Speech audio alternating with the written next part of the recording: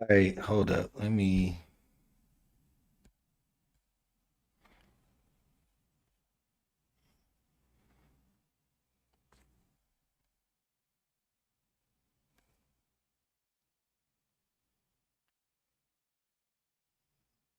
Is is that shit working? Let me see.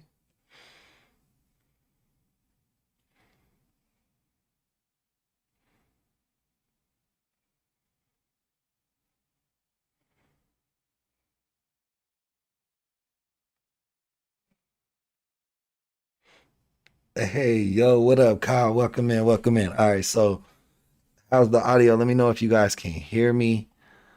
I don't know what's going on with my OBS right now. All right, there we go. All right, so it looks like my audio's picking up. Cool, cool, cool, cool. Then I got that going on. What up, Marcus? Yeah, we back, man. Sorry, we was having some issues. Um, I'm actually on vacation. I'm in a hotel right now in Vegas, and I tried. I'm streaming off my Steam Deck. I don't know if you guys know what a Steam Deck is, but it's like a PC version of like a Switch. I usually when I'm on the road use my laptop, but I didn't bring it because we had the kids and we were traveling so heavy already. I just figured I'd give it a try like this. Let me know how the audio sounds for you guys, how the microphone sounds. Yeah, I'm really curious how this works out. So if the setup looks a little different, like I don't have a green screen or like some of the software I use on Windows, because I'm using Steam OS. But needless to say, man, shout it out. Yeah, man, hey, we gotta get it in, man. It's the holiday. Gotta get it in, man. Hopefully it's a lot of people that tune in tonight. Hopefully we have a good stream. Um, I think you can actually see the fucking sphere in the background. I don't know. Uh, yeah, you can. You can see the sphere in the background right now. That's dope. Yeah. What is it? I use OBS, but usually there's a plugin. Well, I use NVIDIA Broadcast back at home, but usually there's a plugin that I use. That's what I use. But there's supposed to be a plugin that I can use for OBS now natively, but I don't know how to install it because it's not Windows. This is like Arch Linux. It kind of uses Steam OS is Linux, really. That's what it is. It's Linux with like Steam baked into the code in like a terrible way to explain. If you're a real processor, you probably hate that, but that's what I'm gonna tell the public. But yeah, man. Hopefully you guys having a good show, bro. What up, Snoop? So I don't have sound effects tonight, guys. So sorry about that.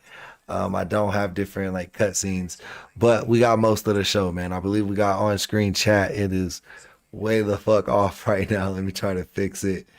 And then we also have we should have alerts and stuff.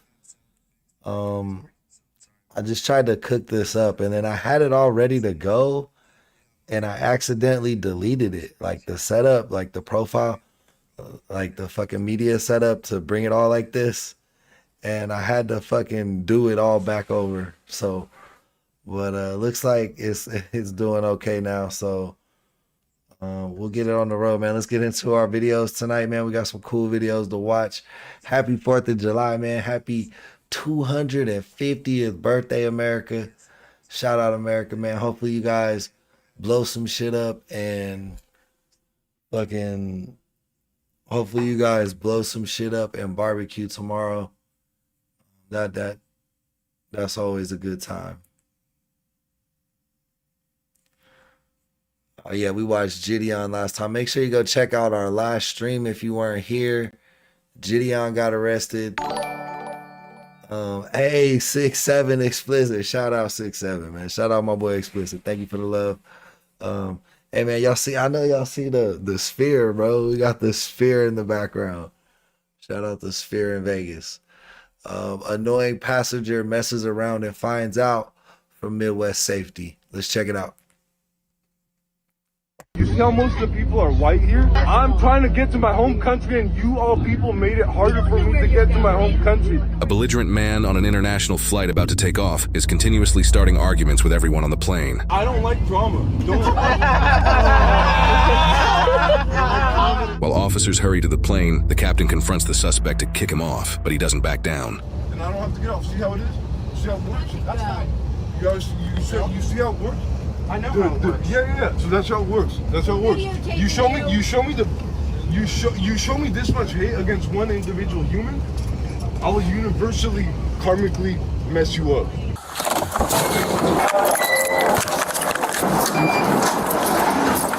So show me the badge if you want me off. No, you have to show me the name. Oh, you're lying, dude. So I can sit right back there. Do you have a bag you want to grab or anything before you get off?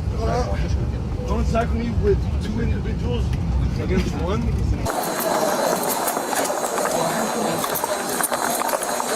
I'll see about it with you. With what? You as a human, and it's because I'm sitting down and I'm lower than you.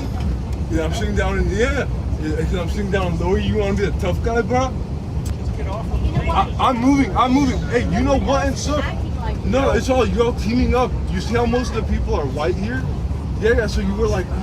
Get him off the plane, Jesus God. I'm trying to get to my home country, and you all people made it harder for me to get to my home country. Another passenger who's sick of the man, as well as a flight attendant, now approach him to attempt to get him off the plane. Go up to the front. Go upstairs. Come on. Hold on, let me But he's a big guy. Hey. Okay. Come on. Let's go. Are you gonna chuck me? No, we're not gonna she's have getting that fight. We're gonna go here. Hey, I didn't get in your face. Daniel, you told me to get out. 311. I have a ticket. Yeah, I have a ticket. Let's go. Go ahead. No. Hey, cuz. Hey, he's Go. let's go. You Hey, talk to me first. 311. You took me first. Now let's go. Okay. 311. Police emergency. 311. Whoa. Hey. Right now. You got it, cuz? You got it? All right, guys. Now put your hands down and don't touch anybody.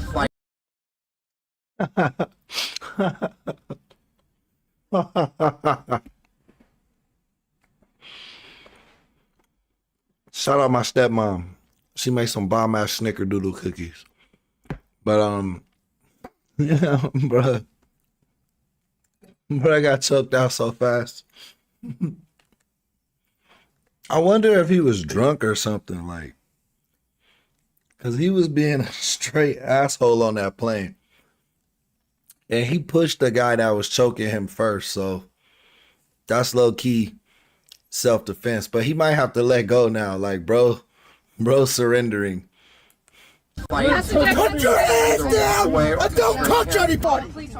Touch. You got it? You took me first. Now let's go. 311. Police emergency. Yeah, I have a ticket. Let's go. Go ahead. No. Hey, let's go. You talk to me first. 311. Oh, I take that back.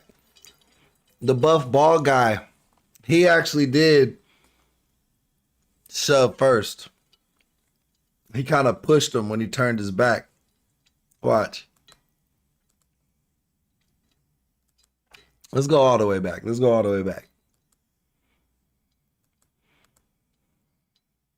So you're all teaming up. You see how most of the people are white here? Yeah. So you were like. Get him off the plane, Jesus God. I'm trying to get to my home country, and you all people made it harder for me to get to my home country.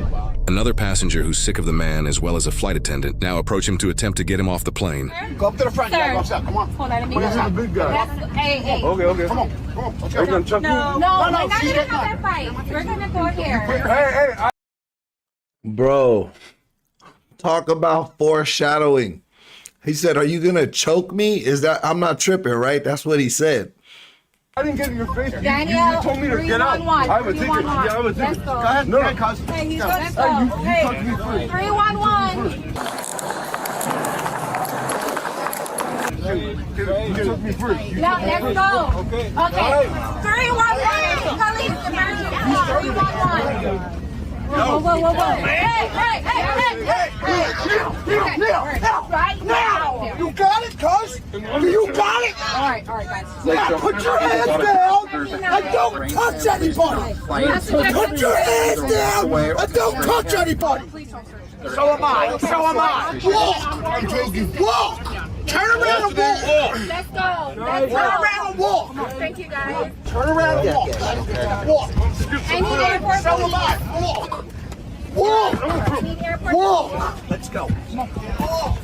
Right, all right, slow down, slow down. Everybody out of the way! Please! Oh my God, I've never seen this in my... As multiple passengers unite to get the man off the plane, officers arrive right as they get him off onto the jet bridge. Have fun, he's a kid.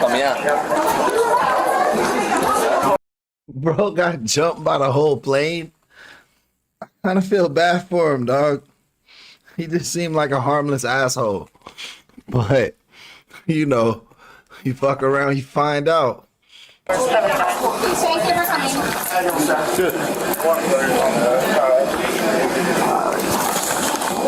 Police are here, so just comply and we'll work it out, all right, my man? As long as there's a lawyer for me. Yo, what up, Alley Cat? Welcome to this chat, man. How's it going tonight? Yo, Marcus, what's up, brother? Thank you for being a member, and thank you for being in the chat. Yo, that's what being legal, sis. Legal act. All right. Hey, stand up. Go over. You can help me. Come over. Bend your knees. Get up. Let's go. Make way. For innocent civilian. I'll remember this. Hi. Kurt, we can't step off. Do you want to step off? No, it doesn't matter. So what exactly happened? So we were standing here boarding. We started yelling down the jet bridge. We can't step off once we have passengers on. So people were like, hey, that guy's screaming back there. He's yelling curse words. He's yelling at some lady, blah, blah, blah. Comes on, angry, gets we don't know who this person is yet. Go. Get out. Go, get out of the way. Get out of the way. Okay. Move. Hold on. Put your shoe on. Lean against the wall. Spread your feet. I want my public defender right now. I want my public defender right now. I said, what? I go, what is that about? I never. Didn't bro say he was foreign? I don't even think he's foreign. Like, bro is probably from America. He was like, I'm trying to go back to my country. Like, but he knows what a public defender is and doesn't really have an accent. So I think he's just drunk, bro. I think he's just on the airport drunk, talking shit. And you know when you go to the airport drunk, you go home with felonies. And he got manhandled by the airplane. That's a bad day, right? That's a terrible day. Yeah. It's always the problem. They treat me differently. They look at me. Skin like you. Your kind of skin. And then he points to the cat, but then your skin. He's pointing to the top of it. He goes, it's always you that you look at me funny, and you this and you that. And then he turned the corner, he goes, and they tell me, they just assume that this is my father. So how do you know him? He's my son. Okay. Do you know what was going on with him? Do you know why he was so angry? I have no idea when we entered.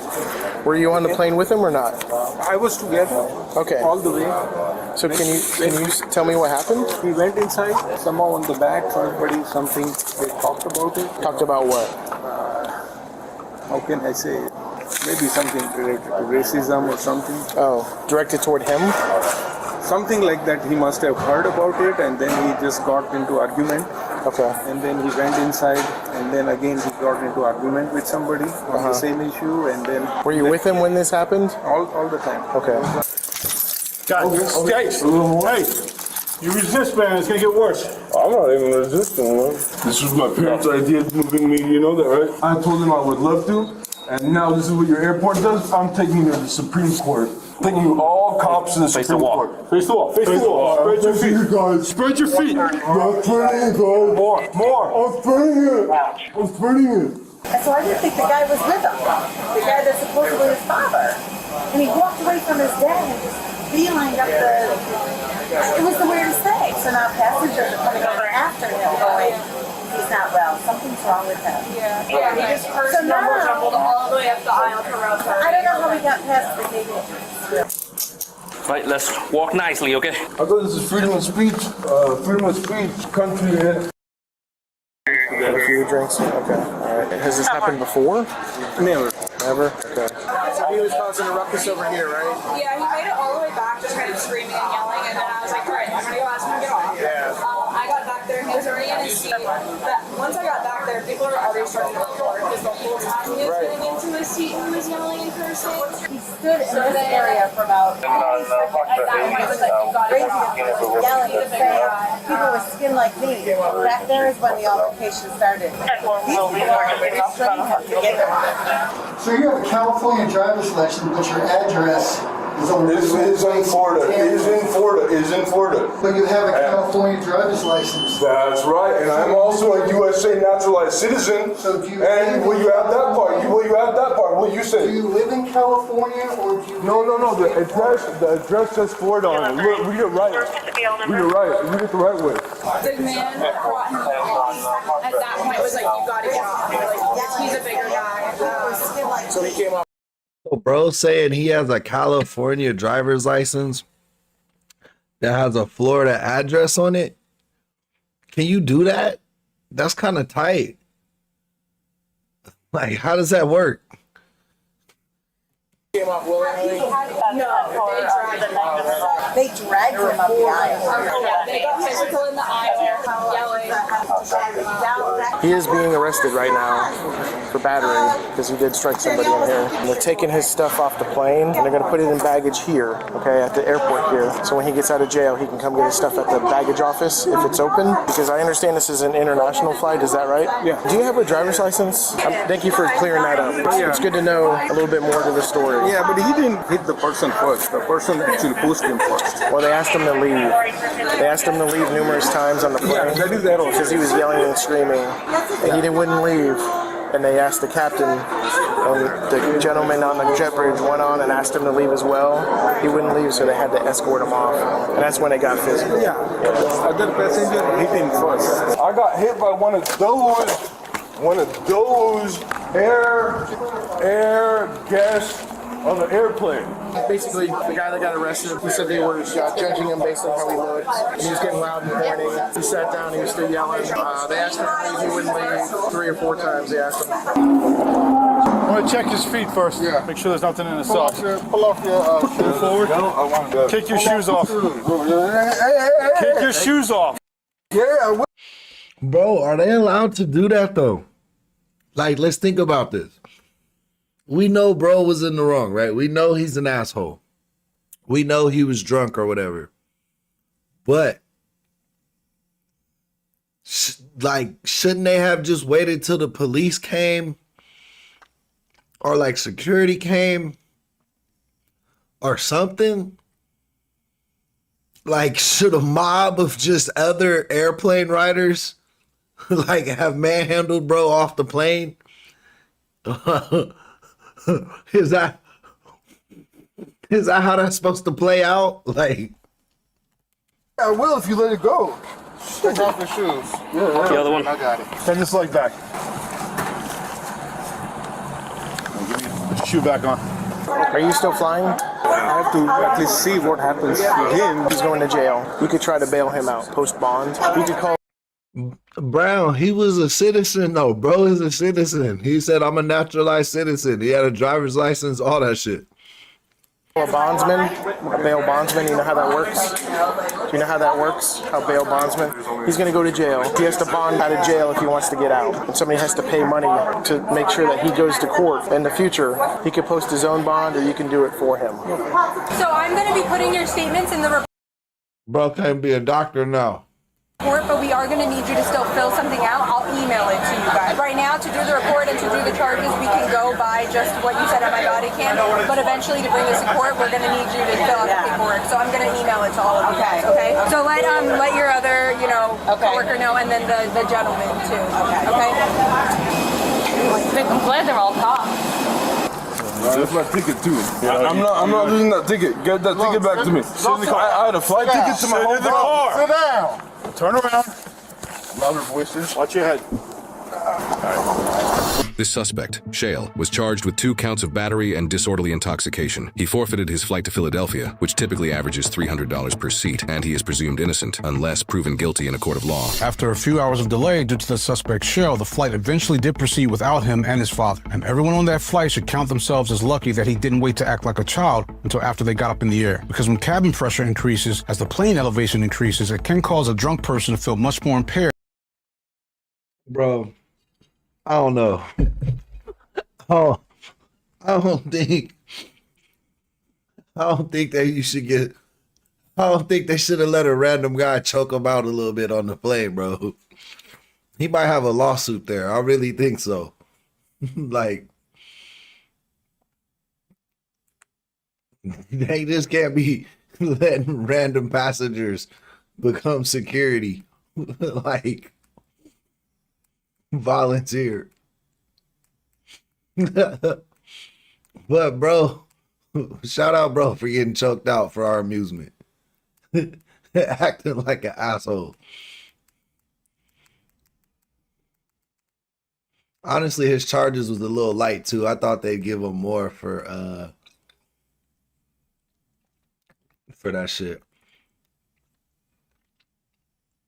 I think I want to watch this about the LA arson. I don't know what this is about exactly, but I be feeling like a lot. Allegedly, this is all right. We get into the conspiracy theory zone right here. Oh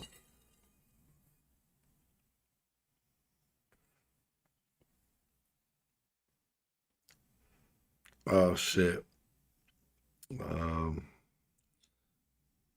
What was bro?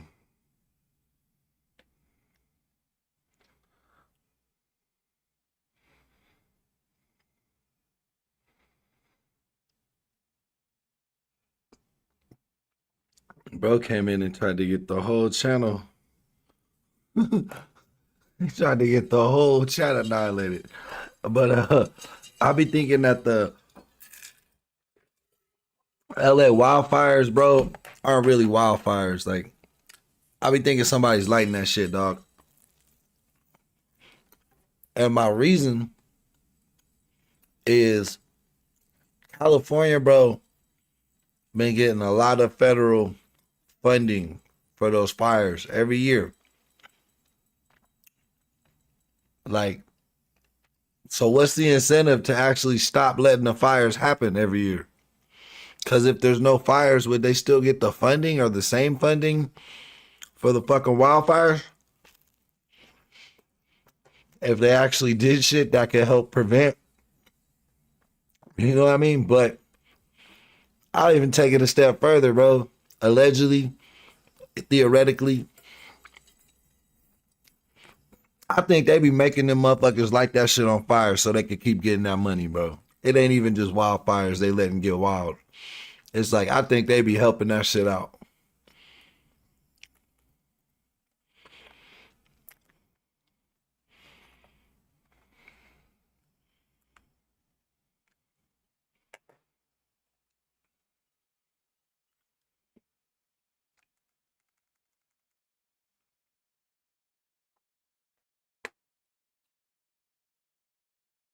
Let's get the video to play.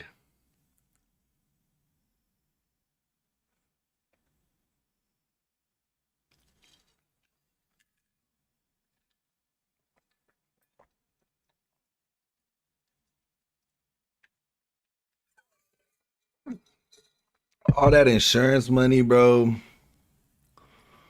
Too, from all those. I didn't take anything. It's heartbreaking. Completely destroyed. Months after.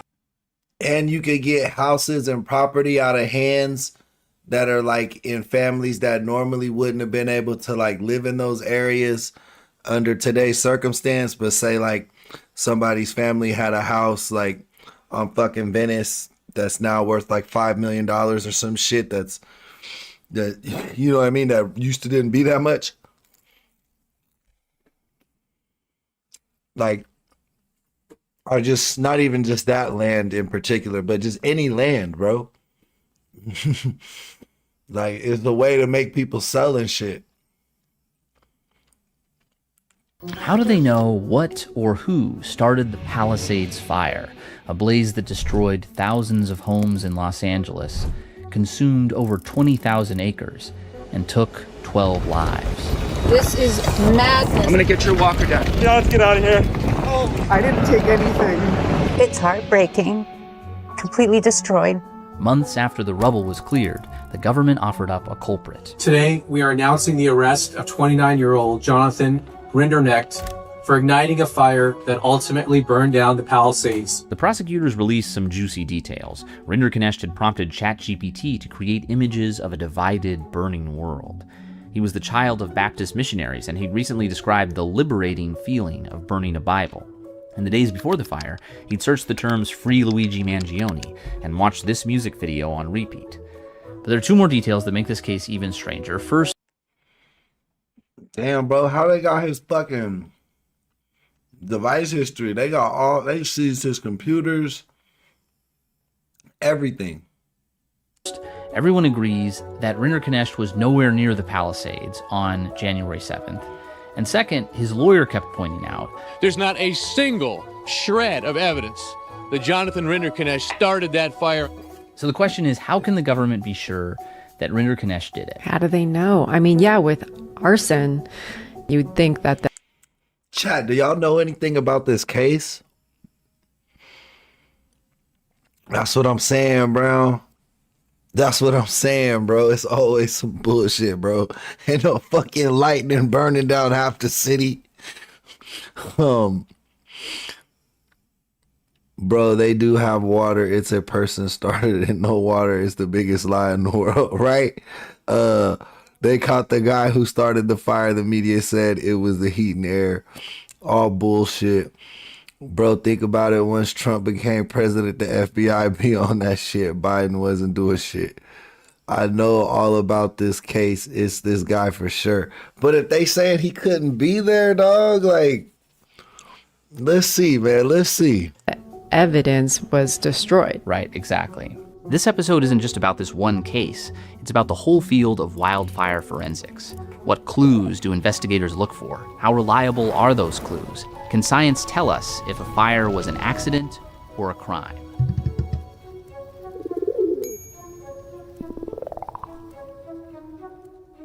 Fire investigators tend to work backwards. To figure out what started a fire, you first have to rewind the clock to find out exactly where it started. So you start with origin determination. Where did the fire start? Hopefully you get that origin down to a very small area, maybe 10 by 10 feet, 100 square feet would be wonderful. A lot of people I talked to for this piece recommended I reach out to Keith Parker. Fire investigators like him use the basics of fire behavior to get a rough sense of how a fire developed. In an extremely simplified scenario, a fire moves uniformly outwards.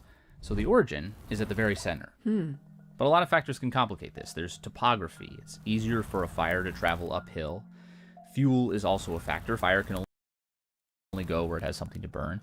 And rain and humidity can make it harder for a fire to spread. And then, of course, there's wind. What you often get is a sort of V or U shape, and the fire tends to be most intense at the leading edge. Advancing fire, they call it. And then the backing fire, that tends to be like sort of a low smolder. Now let's apply all this to the Palisades fire. I pulled this topography data from this cool website by Peter Richardson. Black is sea level, wider equals higher elevations. And in calm conditions, you'd expect fire to travel up to the ridgetop. So if bro for sure did this, that like low-key fits into my theory, dog, that like somebody probably paid him to do this shit. And then they was like, oh shit, he got caught. We gotta let him get off by a technicality or some shit. Tops. I then grabbed some weather data from NOAA. This is the rainfall over the course of an average year in LA, and this is 2024. There was a weird amount of rain in February that led to a lot of foliage springing up, and then after 8 months of basically no rain, you get a bunch of dry kindling. Finally, here's a visualization of the wind the day the Palisades fire started. It's from this really cool project by Cameron Beccario. At midnight, it's calm over land. There's faster winds out at sea. Okay, and these are the Santa Anas coming in? Exactly. So if this wind is the main driver of the fire's spread... It's got to start at the top then, right? It couldn't have gone in the other direction. It's a good guess. That's confirmed by this photo that was snapped by a passing European satellite at 10:45 a.m. Once you have your general origin area, you need to narrow it down. And this guide, this is sort of the Bible of wildland fire investigations, explains the clues that are used to do that. Some of them are kind of surprising. For example, you can look at grass stems. In an advancing fire, flames might shear off the tops of stems at an angle. But with a low backing fire, that would burn the base first and the stems fall over, and so they end up pointing back towards the origin. Here's another clue. Leaves can become pliable in heat and bend in the direction of the wind, and then as they cool, they freeze in place. I don't know, bro. All this science don't seem very fucking definite, right? There's a bunch more. Objects on the ground can protect their leeward side. Like, wouldn't you have to watch that shit to know that that's how it played out? There are distinct char patterns in trees and their canopies, chipping patterns on rocks, soot deposits. The guide lists 11 indicators that reveal the path a fire took. In this photo, each of the little flags represents a place where they found one of these clues. Ah, okay. And so you're going across the landscape in sort of a regular pattern. You begin by collecting data, and you need to do that without bias, and that means... I always thought fire was random. Like, to be honest with you, I always thought the way fire spread was random. Like, just like fucking through oxygen and fuel type shit. Something to burn and oxygen to keep breathing, for lack of a better term. You need to not be expecting anything. And then once you collect all the dots, then you start connecting the dots. And in a perfect world, that leads you back to a specific origin area. And how did they figure all this out? So, fire investigations really started with a focus on fires in houses and buildings, not on wildfires. Structure fire investigation had always been... Bro, Brown, I'm with you, bro, but I don't think Trump gonna save nothing, bro. I think Trump just a part of the same tool. I don't think it's like... I don't think there's any good guys no more, man. I don't think there's any, like, good politicians. There's no Democrat or Republican, man. It's just the elite versus the working class, man. That's really what it is. Based on, oh, this person has done it for the past 20 years. They know it, everything, and they taught me, so I know everything. You couldn't open up a book or go to a study and find where that come from. In 1990, there was a landmark case that changed everything. Investigators found patterns that were supposed to only happen when an arsonist poured gasoline on the floor. Pour patterns, they called them. But an outside researcher decided to test that conventional wisdom. The house next door had been condemned, but it had an identical layout, and they got permission to burn it down. And during the mock fire, just airflows managed to create these exact same pour patterns, even though the researchers had not poured any type of accelerant. But I wouldn't deny you, though, that I really don't see. I don't think they don't like each other, but I think that does play into the storyline, bro, of the Democrats and the Republicans. Like, Donald Trump.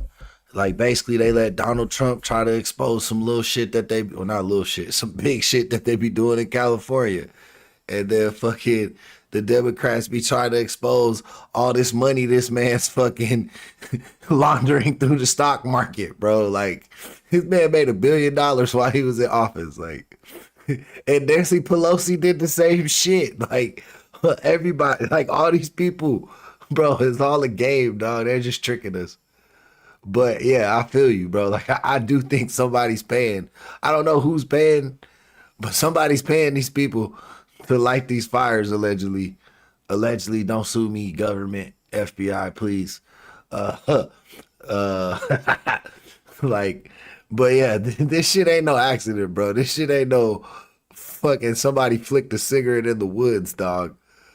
In this case, the charges were dropped, but in another case, a suspect got the death penalty based partly on the same type of discredited evidence. And unfortunately, we executed a man in Texas based on bad science. They didn't even know what they didn't know because they didn't do science. Right. I covered forensic science before, and I was really shocked by how much the system encouraged these kinds of overconfident, because they're basically getting paid to testify in court. And so you would go to the investigators who can kind of deliver that opinion most persuasively. Oftentimes, there's a desire for a strong, definitive answer with somebody who has very deep pockets to blame.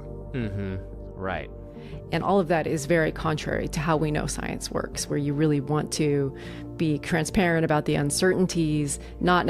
These cases were kind of a wake-up call for structural fire investigators, and they started rigorously testing all these clues that they had taken as gospel.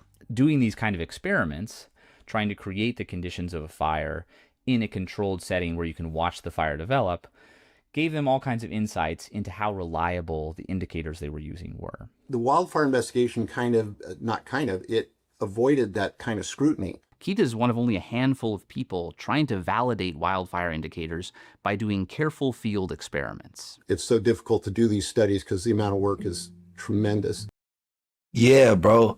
Marcus, that's where I get my idea of fires, because I don't know if I'm making this up in my brain or something, but I remember there being like fires in Hawaii or something, like in the 90s, bro, and even in California too, like house fires, like in neighborhoods, and then they were like saying on the news like shit was contained, and then it would jump to another house, and I was like, what the fuck?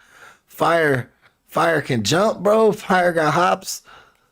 We went down to Fort San Luis and we set up these plots, and we started a fire in a center point, covered it by drones. They could see the direction the fire was actually traveling at every point in the plot. And after the fire, they took pictures of different artifacts from every angle.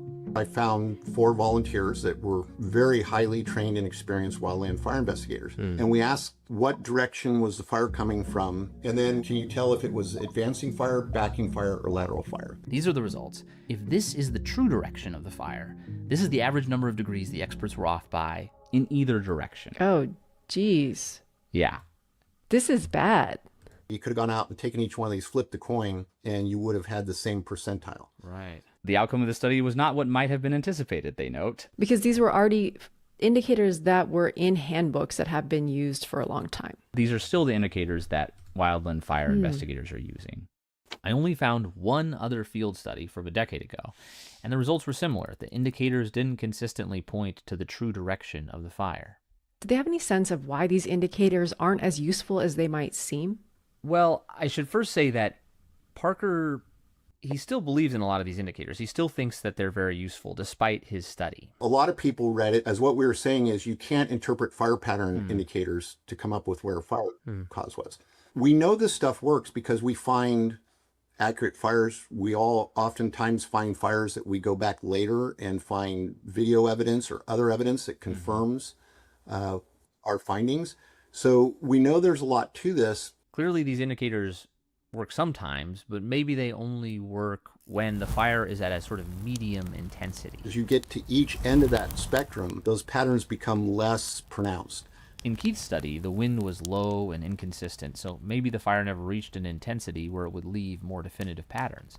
And in the older study, the fire was very intense. The fuel in the advancing fire and the fuel in the backing fire all consume 100%. Bro, I told you, it's all bullshit, bro. These are just people who like fire, bro. They just guessing. They just fucking guessing. And all you're left with is ash. Another study I found from just last year didn't go out in the field. It simulated wildfires in a wind tunnel. Some indicators showed up as expected. Some varied a lot depending on the starting conditions. These studies show that the clues just aren't always that reliable or clear. Investigators go out and it's very difficult. You're not seeing the fire pattern indicators that you've been taught to look for, and you start assigning patterns to things that really aren't valid. So in the Palisades fire, investigators had a tough job. Good morning.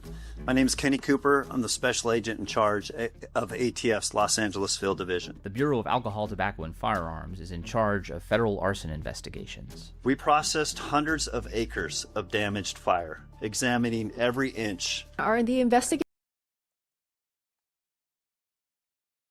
trying to find the origin as immediately, or do they wait until it kind of runs its course and then go in and try to figure out how it started? Ideally, you want to look for it as soon as humanly possible, because the more time that passes, the more evidence can be destroyed. Wind or rain could come up and destroy things. People. I mean, wouldn't you try to find the origin of the fire like as soon as it's safe to fucking look at it? Because You know, you let too much time go away, you're not gonna be able to tell what the fuck happened. It's just gonna like weather away. I don't know. Can visit. Luckily, UC San Diego deployed all the. Fortunately, they didn't get to this for another 5 days. People can visit and tramp all over the area. Unfortunately, they didn't get to this for another 5 days. So they didn't get to the scene for 5 days, bro. You didn't get to the scene of the fire for 5 days. After it was put out, you don't know what the fuck happened, bro. Luckily, UC San Diego deployed all these cameras that are specifically looking for fire. There you go. Now they got flock cameras for fires, bro. They gonna have a camera for everything. They gonna have cameras for our faces, cameras for our fucking license plates, cameras for fires, cameras for our phones. Everything gonna have a flock camera, bro. Everything. Governments, religion, fucking culture, countries. None of that shit gonna matter, bro. We all just inputs to the flock camera, to the flock gods. Hey man, I said it first, bro. Hail the flock gods. Flock gods, when y'all come take over all this shit, when y'all turn off the button or turn on the button, whatever, remember, Faye King said hail the flock gods. We're starting out. Oh, okay. So there was one less than a mile away on a water tower, and this is like the first puffs of smoke. And so they could narrow in on a pretty small area. We literally had agents on their hands and knees crawling through fire debris. They're observing fire behavior patterns. You can see, again, the advancing fire, the lateral fire, and the backing fire. The yellow circle is where they say the fire started. The defense in this case is already trying to call that into question. You follow the arrows back to the origin. So if these red arrows indicate the advancing fire, why are they over there? But the ATF was satisfied that they narrowed in on the specific origin area where they could start looking for. Yeah, they just fucked up. The defense fucked their whole case up right there with one sentence. Y'all lost. California loses again, bro. They paid all this money to try this man. He probably not gonna get in trouble for this. Evidence of what exactly ignited the Palisades fire.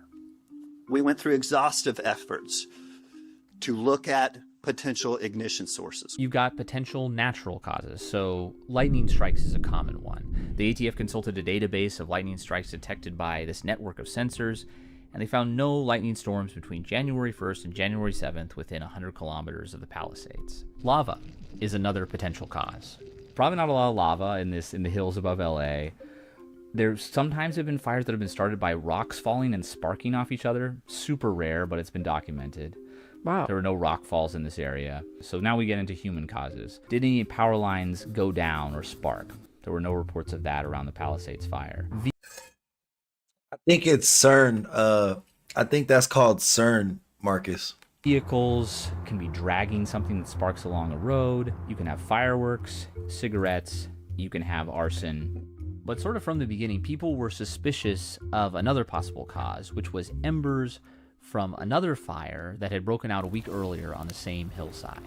The Lockman fire, was that a big one? Or is that like a little one that they put out quickly? It was a little one. It was just about 8 to 10 acres. This water tower up at the top, that's where these cameras from UCSD were.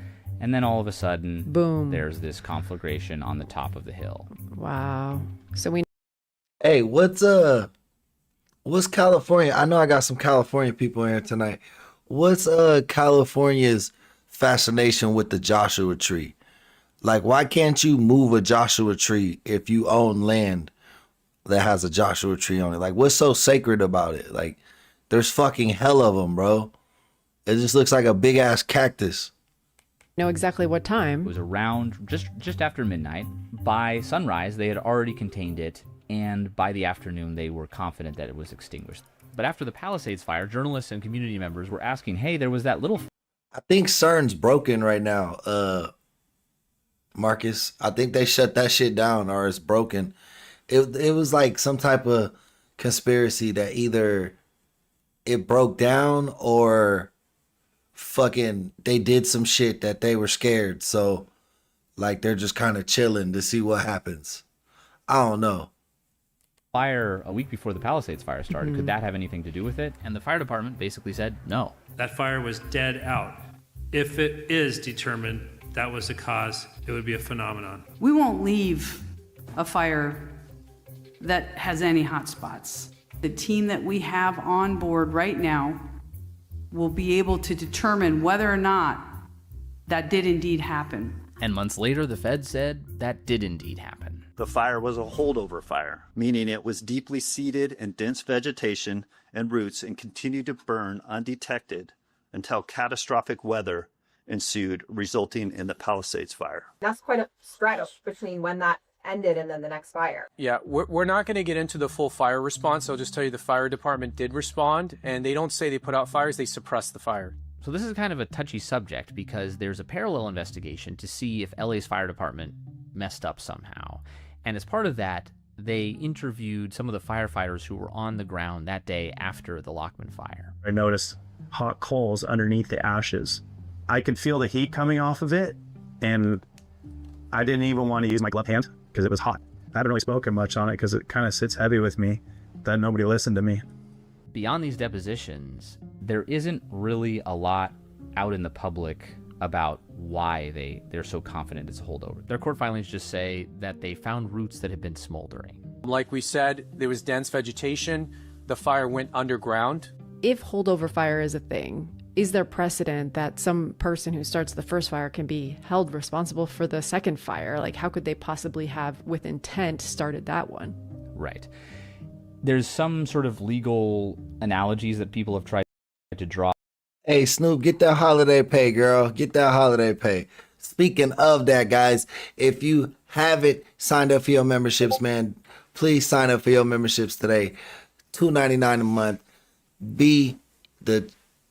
For cheaper than a cheeseburger, you can support your favorite YouTube channel. So definitely think about that. Also, who's going to be our first sponsor of today's episode, man? Let's check that out. We waiting, gonna see. Happy 4th of July to everybody. That if you, for example, stab a person and they're brought to the hospital and their wound was one that could have been, properly sewn up, repaired, but the doctor in the ER botches that operation, you're still on the hook for murdering them. It's not like the doctor takes the responsibility because you were the proximate cause. You did the stabbing.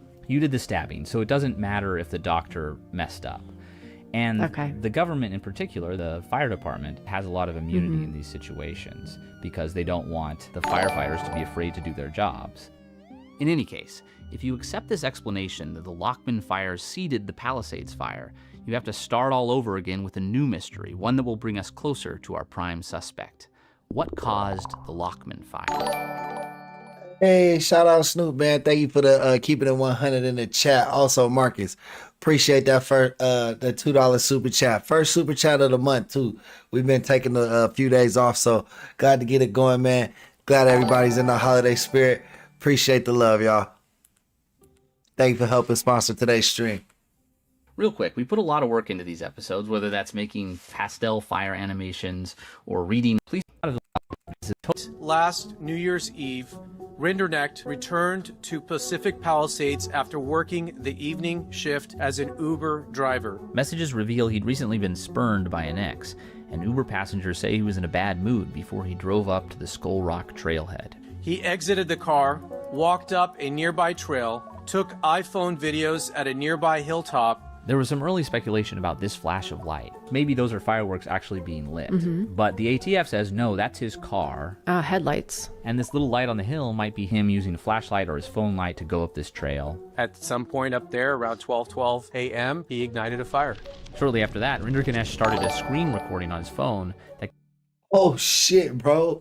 That video makes it look like he did that shit, dog.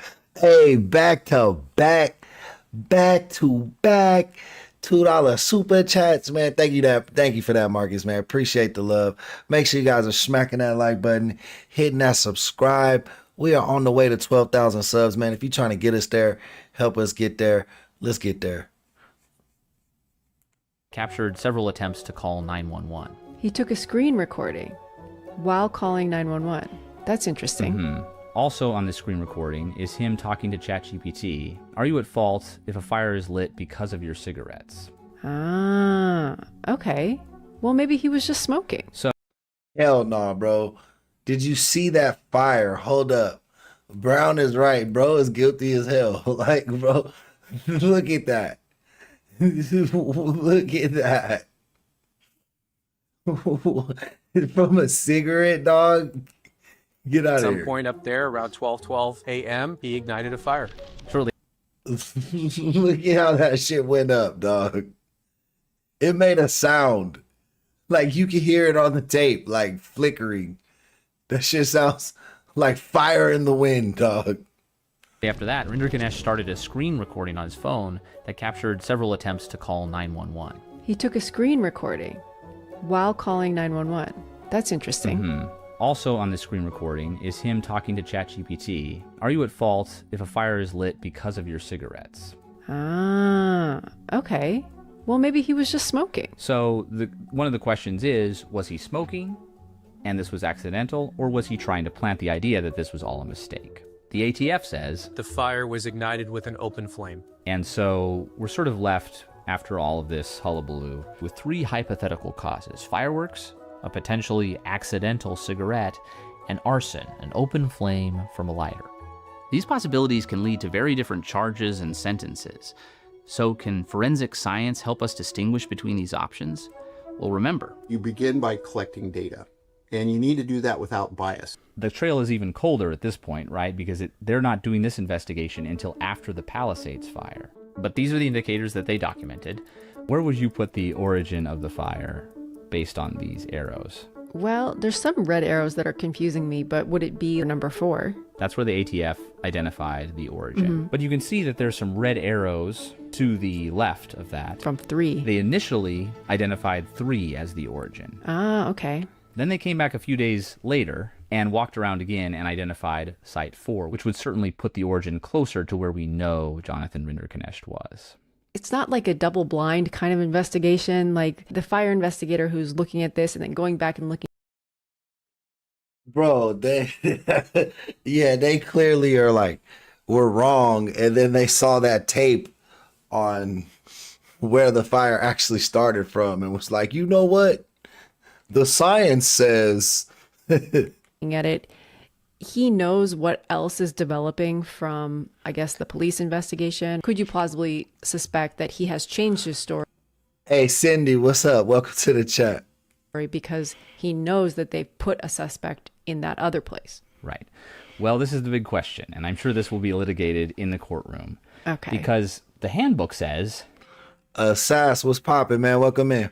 Don't make any predeterminations about what the cause is. I do a lot of casework now on the private side, and as I review the reports, it becomes generally very apparent when an investigator went out looking for a cause. You start looking for a cause and then develop your origin around it. And that is a totally invalid methodology and almost always leads to inaccurate conclusions. The ATF's full investigation is not currently public, so it's hard to evaluate exactly how they came to their conclusions. I just want to assure everyone, ATF did not identify this suspect and focus specifically on this suspect.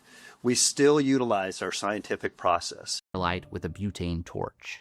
ATF will be conducting a controlled fire testing Tuesday, April 29th through Thursday, May 1st. And see how fixed surveillance points saw that fire as it developed in the exact lunar time that the fire started. They're trying to recreate the security cam footage. Right. We're going to go out, start a fire where we think the fire started. Is it at least consistent with what was seen on the cameras? And apparently it was. The ATF was satisfied they'd found the specific origin, so they were back to searching for ignition clues. If you're lucky, you might find cigarettes or matches or firework casing. Bro, I don't. Their science. What's the saying? Your math ain't mathin', bro. I don't even think they should be leaning into the fucking fire science. Bro literally has a screen recording saying that he did that shit. Just take his fucking word for it, bro. Yeah, he burnt it from a cigarette. that's got to be some charges, right? Like, there's got to be something.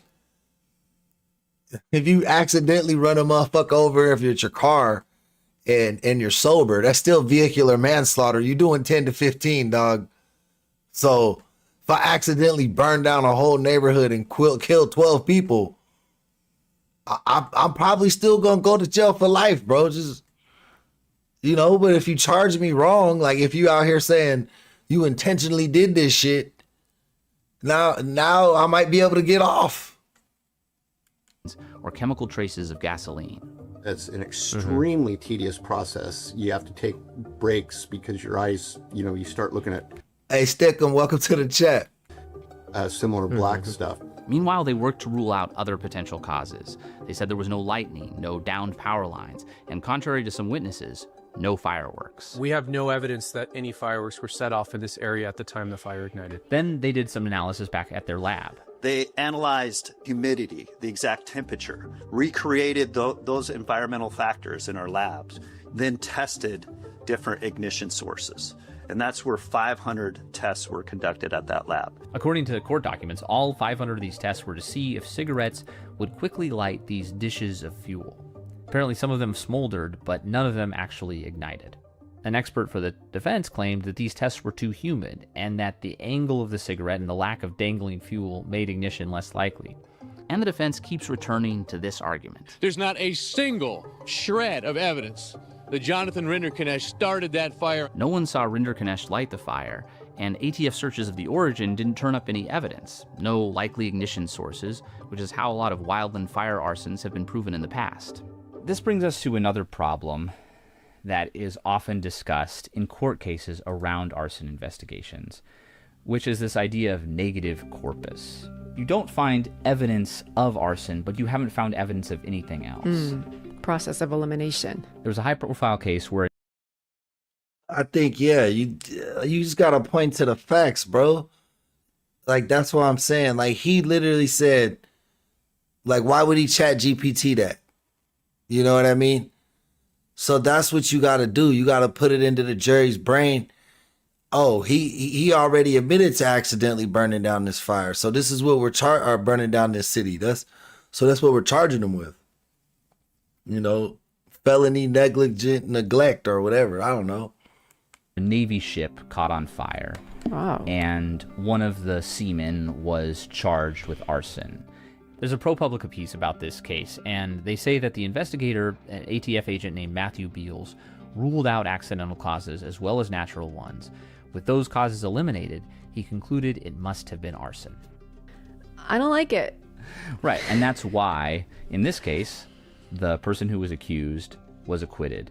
Significantly, the lead investigator on that case is one of the lead investigators of the Palisades fire. It's also worth noting, though, that it's easy to start a wildfire without leaving a trace. Typically, wildland fires, they start them in light fuels where you can, as we used to say, click your Bic. You could just reach down and apply a flame. Bro, honestly, if you just light a tree on fire, that shit goes like,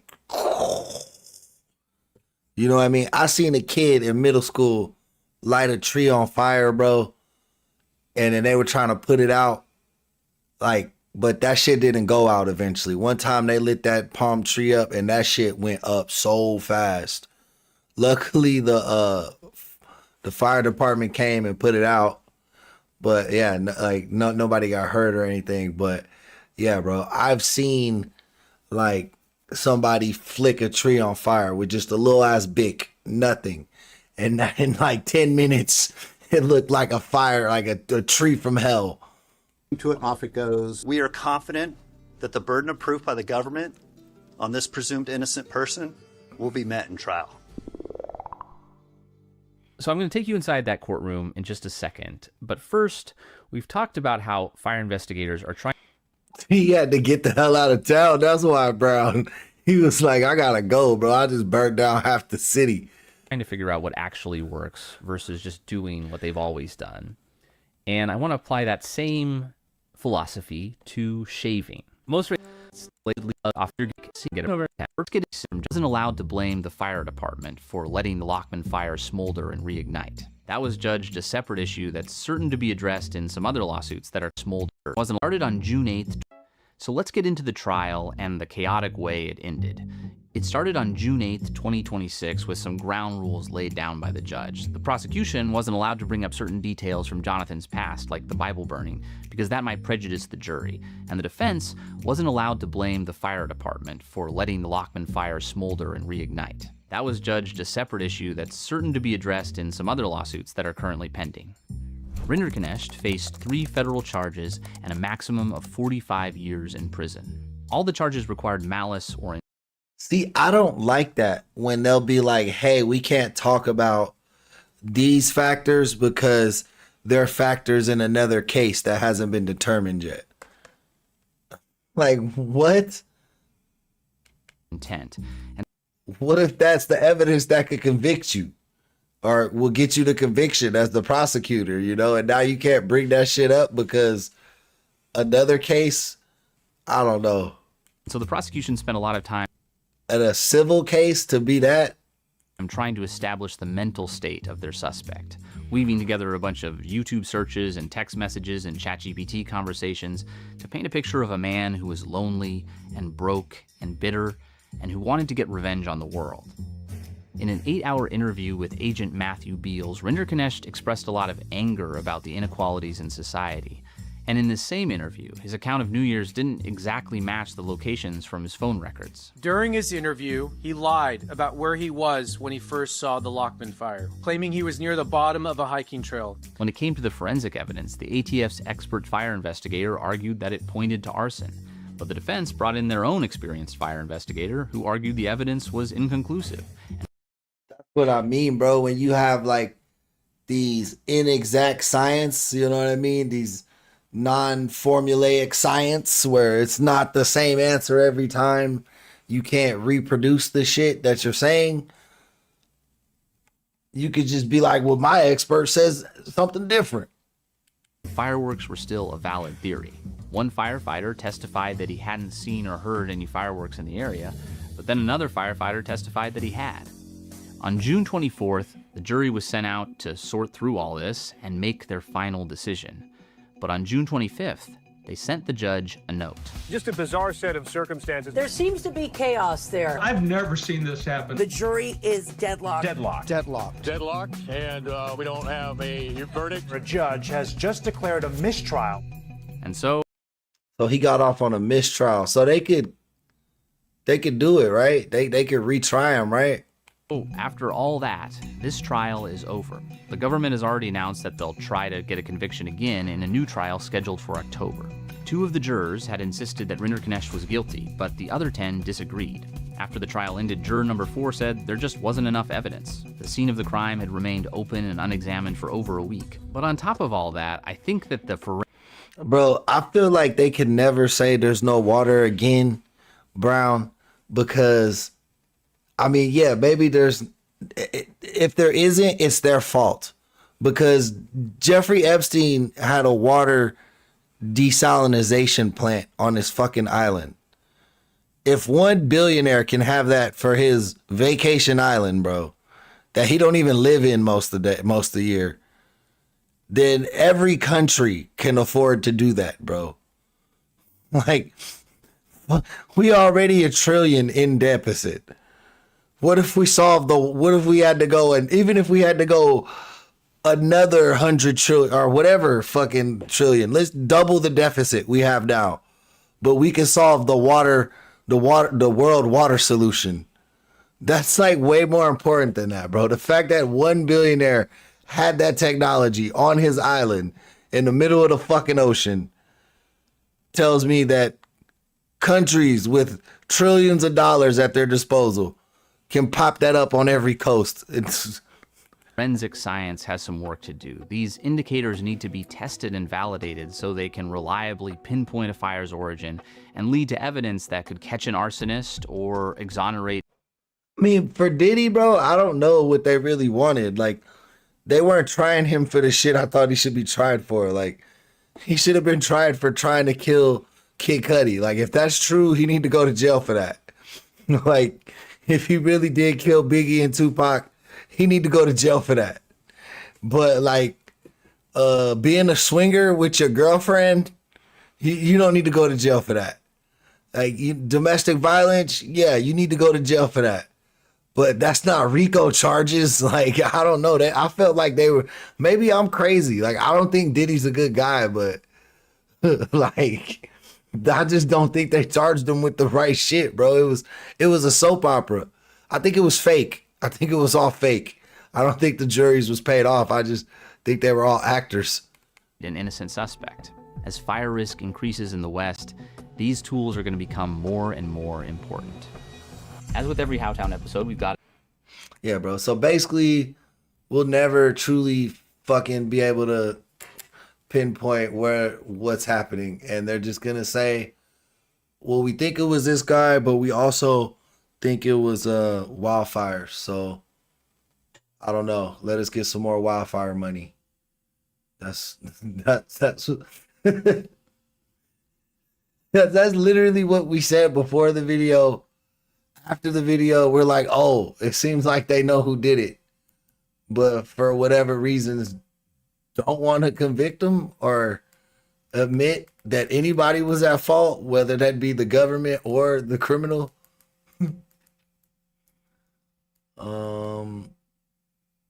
Let's go to man realizes he's been caught exposing himself. EWU body cam. He had rolled down his window and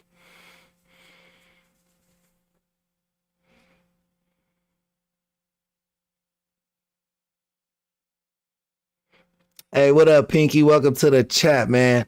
Hopefully you're having a swell morning.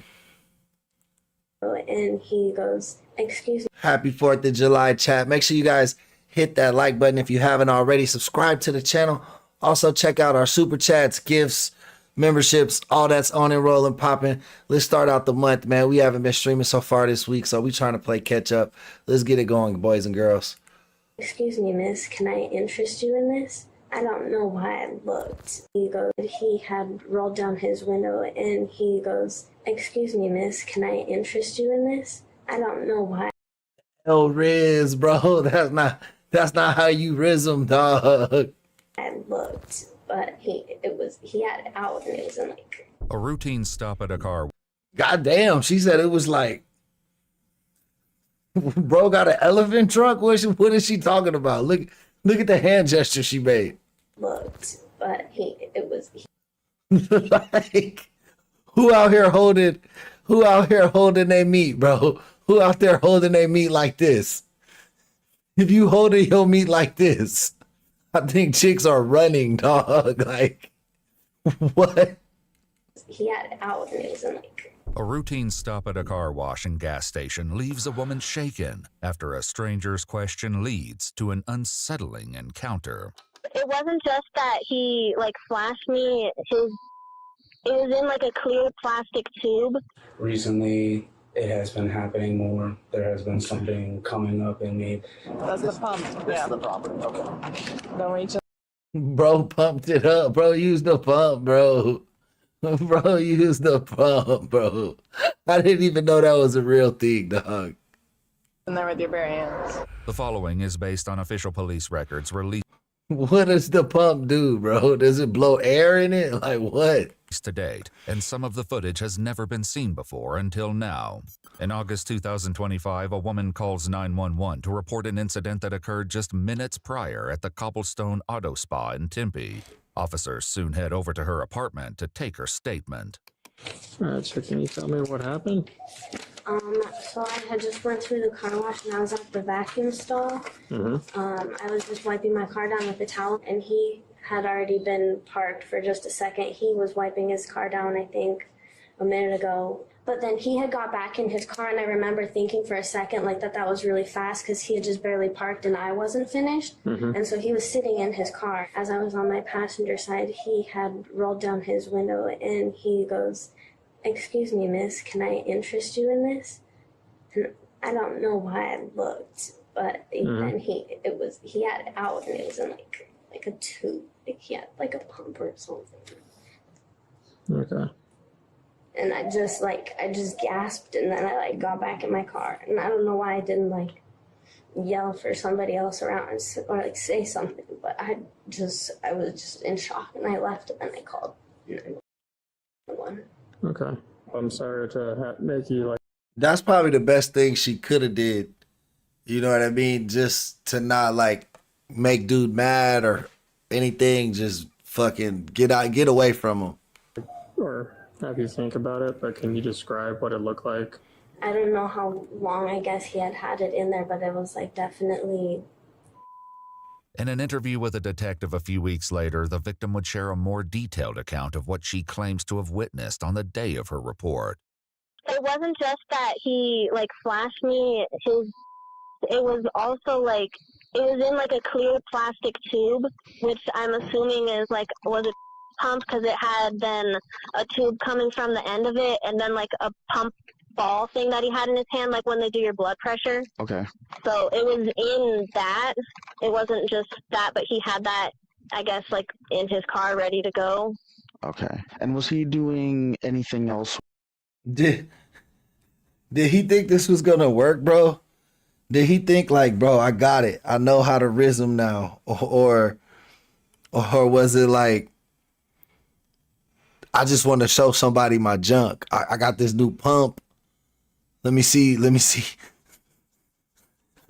the world thinks. Else with his manipulating them or anything like that? No, I think he might have shaken it a little bit, from the base. When I looked in, he moved it a little, but It didn't seem like he was I don't know, off or anything. Okay. And you said that the ball that led to the pump was in his right hand. His right hand. Do you know what his left hand was doing? His left hand was at the base of his. Okay. So he's holding it. Okay, there. that makes sense. Police soon obtained security footage from the cobblestone car wash. In it, the suspect is seen pulling into the empty vacuum bay to the victim's right while she's wiping. He pulled in who? Her car down. He exits and re-enters his vehicle multiple times before finally sitting in the driver's seat. The victim appears to move toward the suspect's window before backing away abruptly. She then seemingly leaves in a hurry, stopping for a few seconds to take a picture of the suspect's license plate. The suspect then exits his vehicle and appears to readjust his shorts before driving away. The victim describes the suspect as a white male of medium build, approximately 35 years old, with shoulder-length ginger hair. While she isn't sure about other details regarding his appearance, she is able to recall some key details about his car. And what specifically do you remember about the vehicle? It was a silver Honda Civic, and I remember seeing the stickers on it. He had a sticker on the back that says Chief Stalker, and then he had one on the driver's side and two on the back that say Fight Ready, which is a gym. The detective is soon able to locate the car's registered. Bro out here with identifiable bumper stickers exclusive to his gym that he goes to work out at, committing crimes on CCTV. Registered owner and works on putting together a clearer picture of the suspect through a photo lineup. According to police reports, the victim didn't appear to Hey, for sure, it was the usual suspect. Recognize any of the men in the photos. The detective soon learns why after the vehicle's owner returns his call. I understand that this might be a bit of a weird phone call, but I have a report that came across my desk and it involves your Honda Civic. Oh, okay. That actually belonging to my older brother. What's going on, though? I could probably relay a message. I'm not allowed to give too much information about it. Bro, lying, talk. He know exactly what that officer about to ask him wanted to call him to talk about. Oh, that's my brother car, bro. I don't know nothing about that. Over the phone, but basically there was an incident involving the vehicle. We're just trying to find out who was driving it at the time, just so we can contact them, ask any questions. Nobody's in any trouble or anything like that. What's your brother's name? It would be Joshua Curtis. And do you have a good phone number for Joshua? See, this is where it gets kind of weird too. I actually don't. We've actually been trying to locate him for years now as well. These are my half brothers. Had an abusive other side of the family, so he's kind of been struggling with trauma from that for years and years. Wait, did bro just say the dude who was driving the car is someone they haven't talked to in years. Hold up.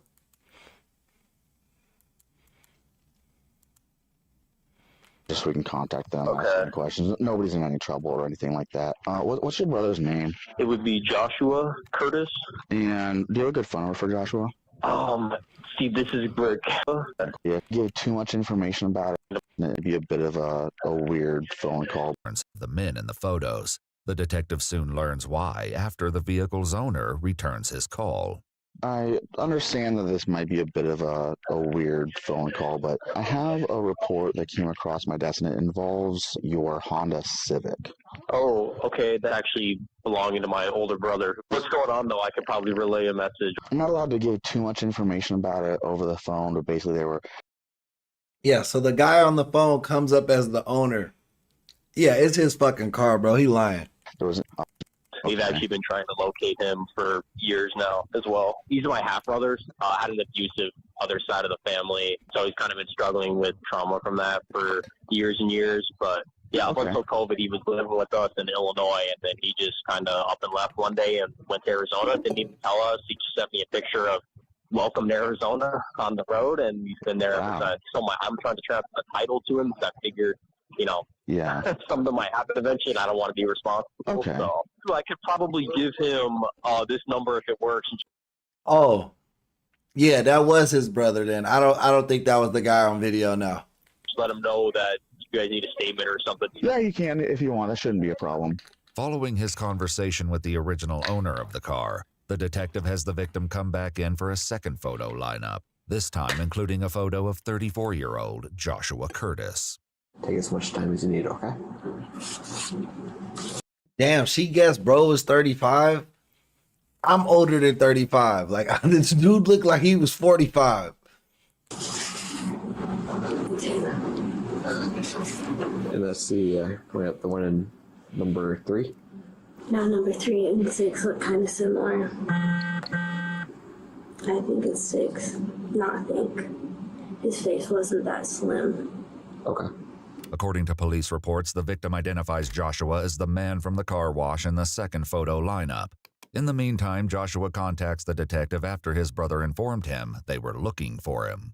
I'm not allowed to give a lot of information about over the phone because of the nature of the investigation, but there was something that happened here in Tempe, and based off of some video canvassing we did, we believe that you may have witnessed what happened.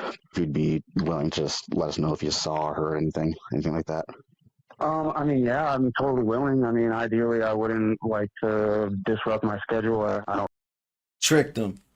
Bro just wanted attention, so he was like they gave him a chance to be a witness, and he was like, yeah, I'd help out. He dumb as fuck. I don't remember witnessing anything. What was the time? What's the circumstances? I'll be happy to offer up any info. It would have been a few weeks ago. Like I said, I'm not, because of the nature of the investigation, I'm not allowed to give a lot over the phone. But once we talk in person, I can do that. Is it legal to decline? I mean, yeah. Not beneficial to me in some sort of way. You know what I mean? Yeah. I mean, you're just considered a witness. I mean, it's not like we can't force you to say anything or anything like that. While initially reluctant, Joshua eventually agrees to meet with detectives. He told them on the witness. He was like, man, you know what? I think I'm going to be a witness today. They make their way over to Joshua's apartment to finally chat with him. Hello. So, you can sit down, make yourself comfortable, or whatever. However you want. For you guys. Yeah. So, where do you guys want to stand, or? We can probably sit. Cool. So, just hang out right there. Yeah, I'm fine. That works for me. So, basically, the thing that happened, I want to try to keep it a little bit vague, just to get Bro be sitting in a litter box. He just chilling in a litter box at his house. The most neutral recollection of your memory and everything before you went to things. So this would have been on August 2nd, around 8 in the morning, over by the area of. Or was that a Wednesday, Thursday, or Friday? I believe that was a Saturday, actually. Do you remember where you were at that time in the The morning? only reason that I travel through Tempe is to get to Chandler to clean fridges at a public storage container. And any place I'm liable to stop in Tempe but I don't have any business in Tempe. I don't know anyone in Tempe. I don't go to Tempe for any social reasons. And I don't involve myself in any nefarious activities.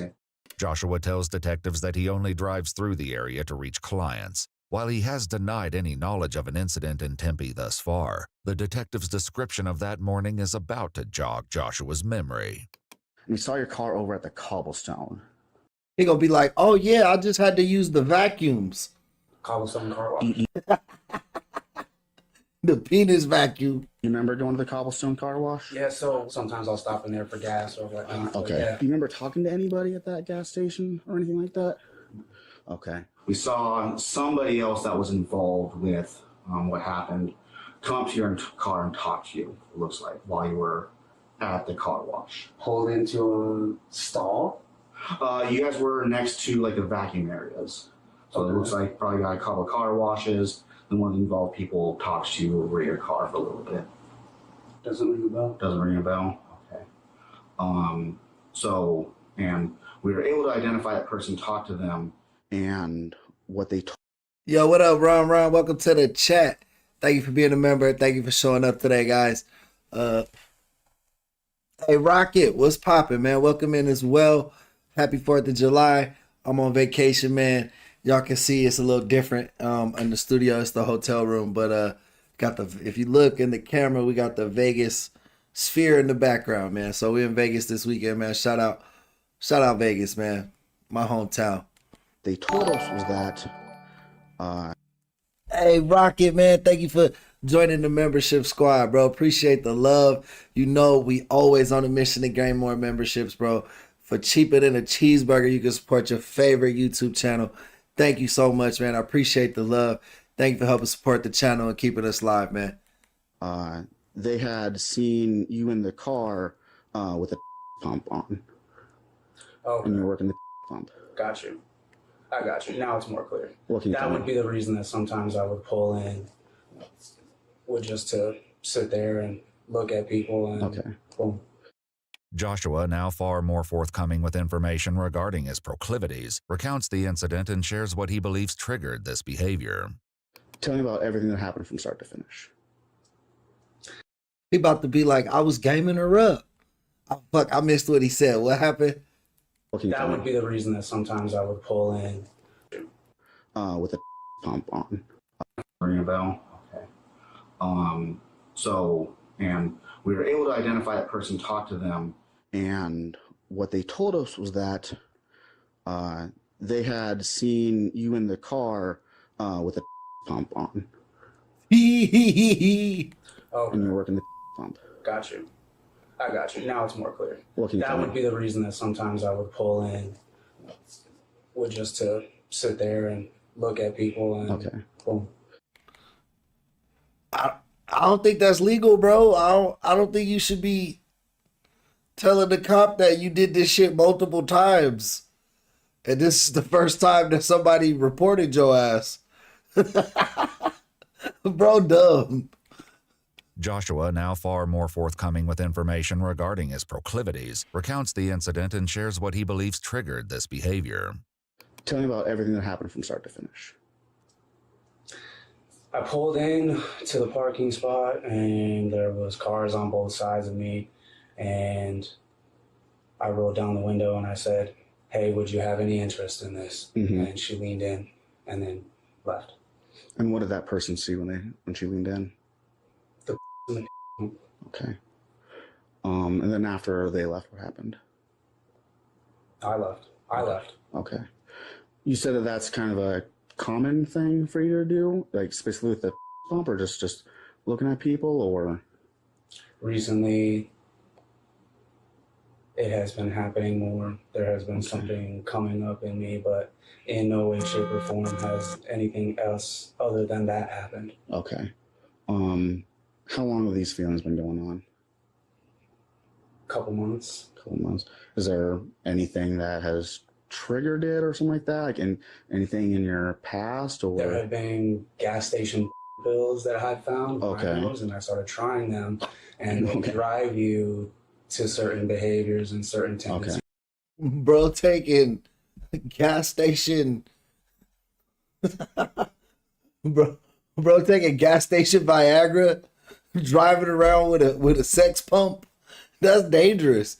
And he's an MMA fighter, bro. Like, he sound like a Jeffrey Dahmer in the making, or what was the other dude? Ted Bundy, bro. Like, it sounds like Tim Bundy unfolding in front of our eyes right now. I'm glad this girl called the police, bro. Bro was just gonna be driving around fucking Arizona, getting weirder and weirder every month. Okay. And it's something that I'm analyzing and going over in myself. Trust me, I knew that this was in some way, shape, or form connected to that. Yeah. I figured you knew. That's why I kind of got things. So I apologize for a little bit of misdirection, but you don't have to apologize. Yeah, I appreciate you being honest with us now. So what now? What do we do?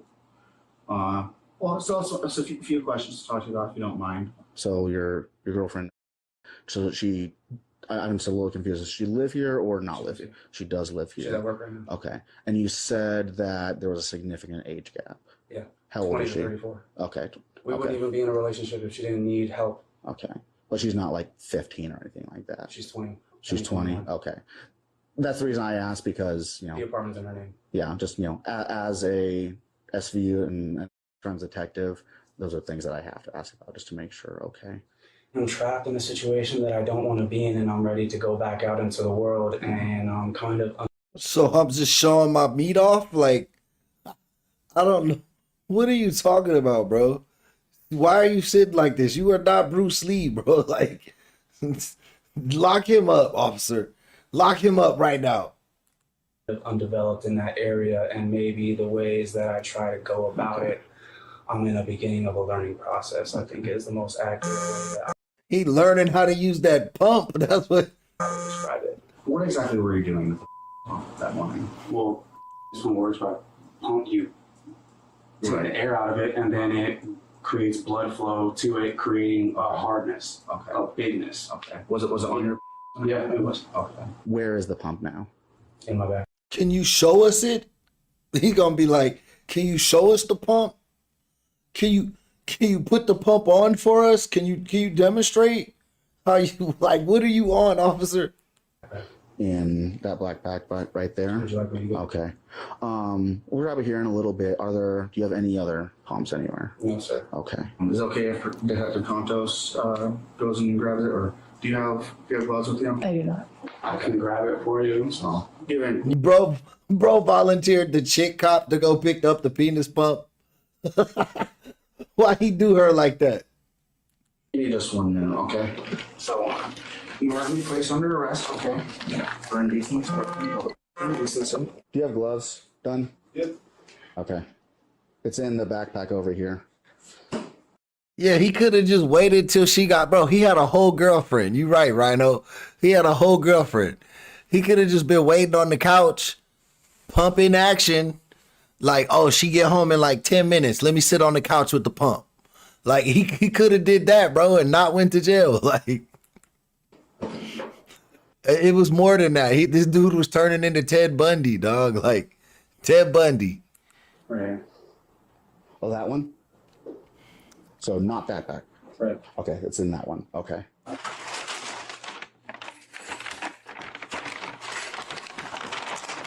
Do you have any of those pills still? No, sir. I just buy one a day, pretty much. Okay. All right. Do you know like what brand they are or anything like that? What's that? Rhino. Rhino is what they're called? Okay. Somebody called that in the chat. They said bro is using Blue Rhino. That's how y'all know, bro. Y'all better chill out with them honey packs and shit. Blue Rhinos. Y'all gonna be like this dude. And how many do you normally take? One. One. That's it? Okay. Cool. The detectives drive Joshua and his pump to the Tempe City Jail. That's the pump. This is the property. Okay. Don't reach in there with your bare hands. Before taking him in, they ask him one last thing. All right, Josh. So before I go in there real quick, again, I just want. The cop was like, "This the pump." The dude cop wanted to touch that pump hella fast. He didn't even put gloves on. I want to really thank you for being cooperative, open and honest with everything. That says a lot about you, that you're actually able to own up to those things. Okay, I know it can be pretty tough. Nothing about that. Right? With that in mind, you know, the girl was pretty shooken up about all of this. It sounds like you're, you know, taking responsibility, pretty apologetic guy. Is there anything that you would want to say to her or anything like that? It won't happen to another. Okay. Anything else you'd want to say to her? It wasn't right to invade her experience that way or anyone else's experience that way, and that's what I'm in the process of learning, and it won't happen again. Would you be willing to write that down so we can give that to her? Okay. Why y'all trying to let bro not seem like no? Like what? Joshua takes the detective up on his suggestion. This man needs to go to jail for a year or two, and then he need to sit his ass down in a mental hospital for a long fucking time. And pins a letter to the victim, opening with the statement, "I write this message to you from the shame of a jail cell." He tells her there have been others before you, expressing remorse and even gratitude for the victim's choice to take action. According to court documents, Joshua Curtis was charged with it. Hold up. He didn't read all that shit. For some reason, I think it was always going to come down to a wake-up call or a call for a corrective action. And now we are here. I see a judge in the morning. I will be decided what happens going forward. Gratitude for the victim's choice to take action. According to court documents, Joshua Curtis was charged with indecent exposure and public indecency. He pled guilty to both counts. Joshua was given a 30-day suspended jail sentence and placed on probation until February 2027. He was also prohibited from initiating contact with the victim and barred from returning to the cobblestone car wash. So bro gonna be off paperwork in a few months now. It's fucking summer 2026. Yeah, that's way too light, bro, because that type of behavior, bro, is serial killer mentality, bro. I'm telling you. Hopefully he gets the help he needs for real, because he looked like the type that was going to hurt somebody.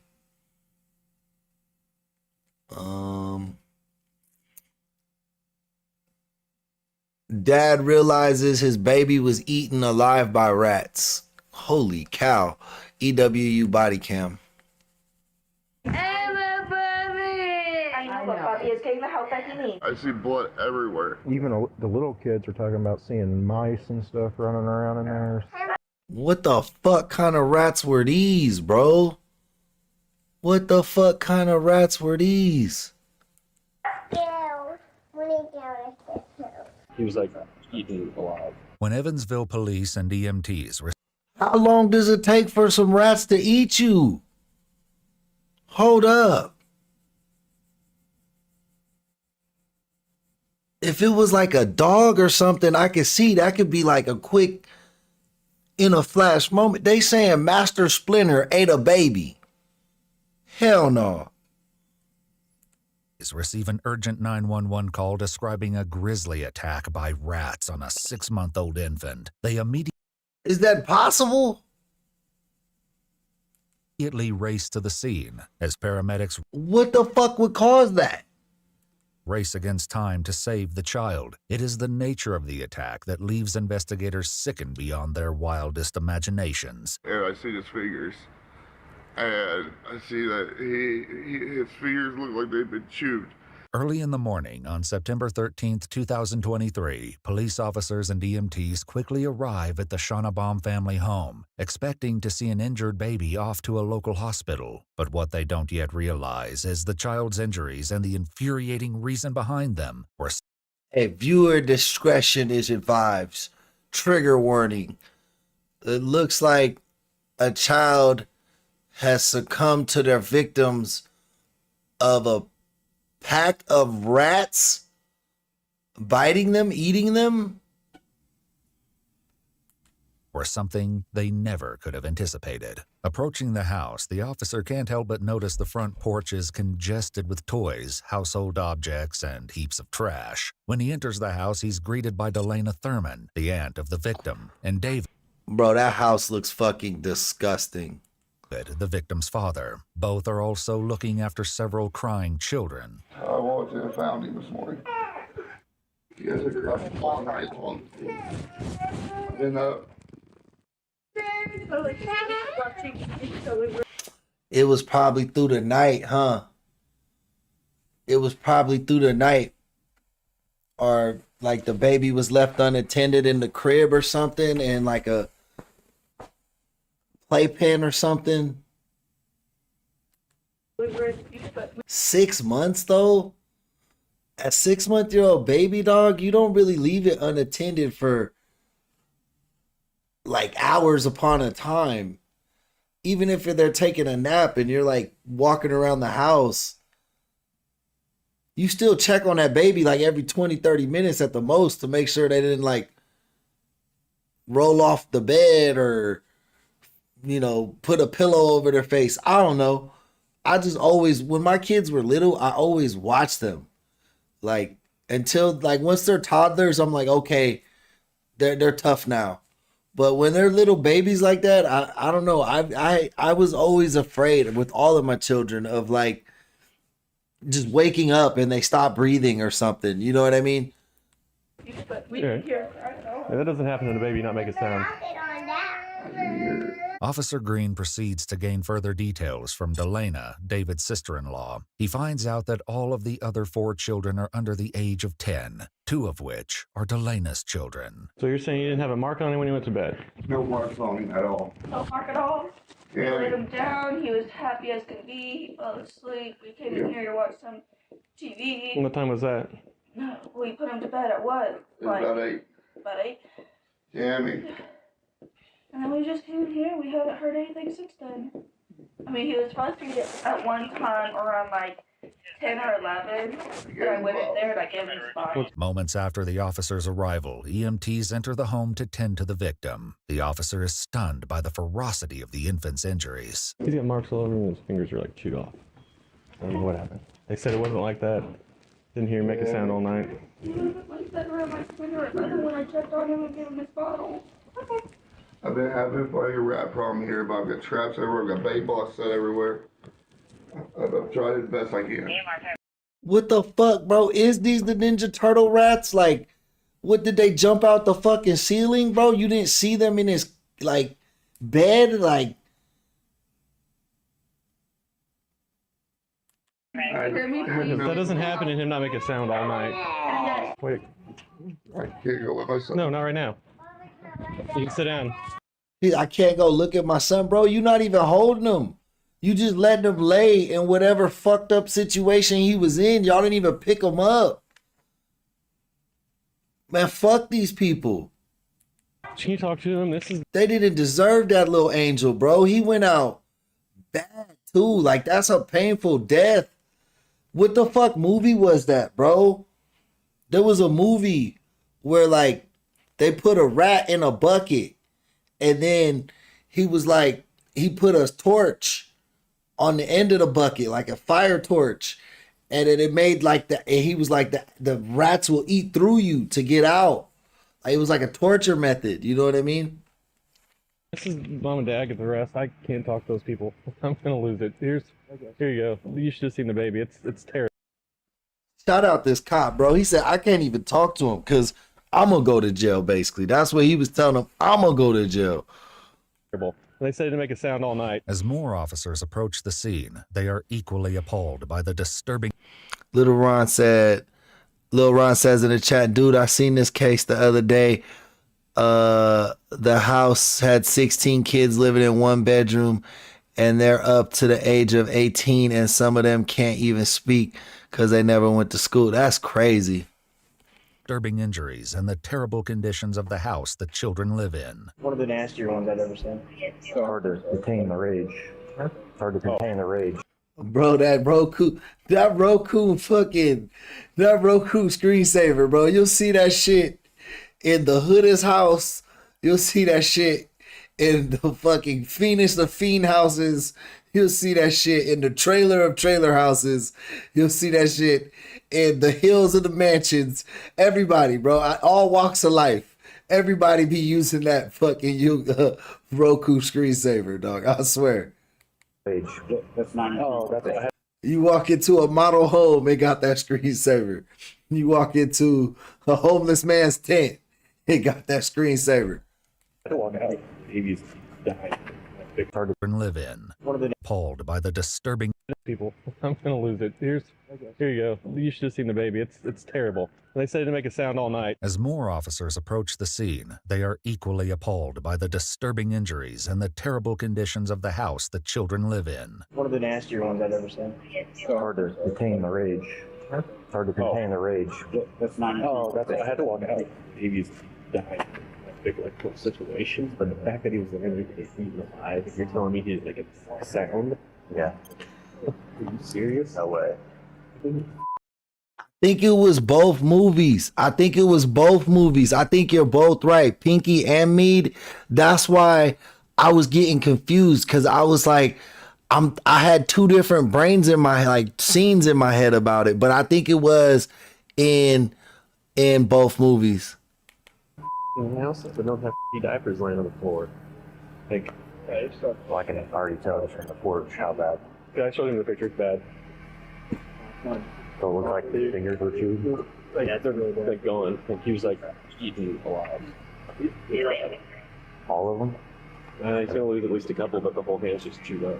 With the baby finally receiving treatment in the ambulance, it was time to dig deeper into how such a grotesque attack on the child went unnoticed. The suspects are clearly being less than truthful, and officers must get to the bottom of it. Police isolate the victim's father, David, for questioning. You just want to take a seat. Bro, they sacrificed their kid to the rat lords, bro. That's fucked up. These people deserve the firing squad for sure. Look, listen, just listen. What state is this in? I'm sure they said, but I didn't pick it up. I have no idea what's going on. I just got here, but I want to talk to you, but you're not under arrest. Hey, let me know how the audio sounds, guys, because this is like a experiment. I think I really like this setup for traveling as opposed to my laptop. I think the Steam Deck is super dope. It lets me game on the road and fucking work on the road. Like, how fire is that? But I just want to know, like, cause does everything look and sound okay tonight? Does it seem much different than when we're in our normal setup? Besides, like, the fuck my camera being just ass tonight. Arrest or anything, but I'm gonna read you your rights before I talk to you. Okay? I was getting all the kids up ready for school this morning. Okay. I went in there like I've been doing. Went in there to get him up, and I see blood everywhere. So I got him up. I was like, okay, where's the blood coming from? I worked for AMR for a while. Okay. I was like, where's the blood coming from? You know, so we're like, I have no idea what's going on. I just got here, but I want to talk to you, but you're not under arrest or anything, but I'm going to read you your rights before I talk to you, okay? I was getting all the kids up ready for school this morning. Okay. I went in there like I've been doing. Went in there to get him up, and I see blood everywhere. So I got him up. I was like, okay, where's the blood coming from? I worked for AMR for a while. Okay. I was like, where's the blood coming from? You know, said, did he have a nosebleed? Did he have an ear bleed? I noticed amount of blood, and I see his fingers. And I see that his fingers look like they've been chewed. All right. And But even then, bro, could you die from your finger getting chewed off?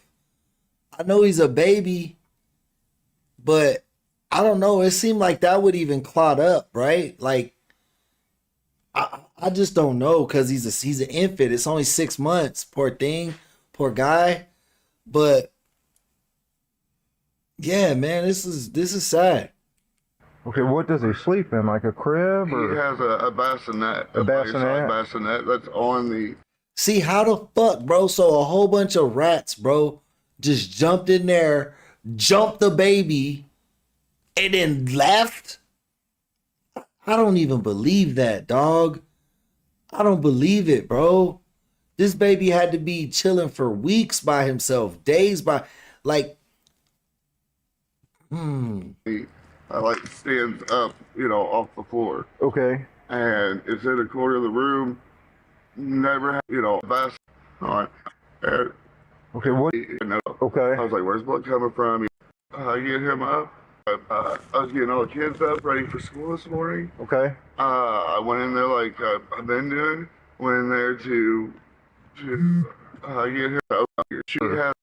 I wanted to see, my bad. I just jumped back and forth a little bit. I was just trying to make out what he was saying. He's saying he just went in there to wake the kids up for school and he saw all the blood in the bed and the baby's fingers were missing. But I was trying to see something else. Up, off the floor. Okay. And it's in a corner of the room. Never had any issues. So you think the dog was chewing on his fingers? No. We have a rat problem here. I've been trying to get rid of them. I've got Terminex here. I've got bait blocks. I've got traps. Okay. All set. And it's like. Okay. The baby's mother, Angel Schaunebaum, was reportedly staying in a nearby mental health facility and wasn't present during the attack on the infant. David brings the officer to his son's room, where the incident occurred. You need to get out of If you don't want to look in there, it's fine. You got a 6-month-old baby in a room with his brother, like in a bassinet in the corner, bro.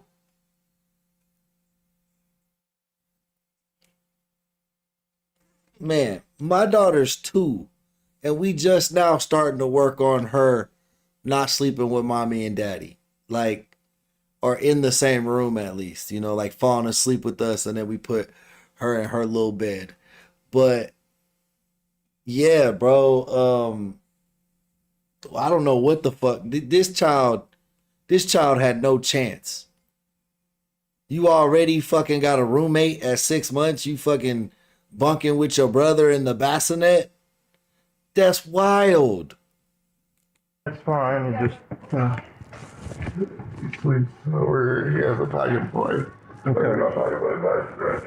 The blood-soaked bassinet and boppy pillow create a scene like something out of a horror movie. A defenseless infant would not have stood a chance fending for himself against what was likely a multiple rodent attack. The officer only has time for a brief look before David becomes overwhelmed. I'm surprised they wasn't there still, like the rats just eating them or whatever. Like I don't know. Like what made them get off of him?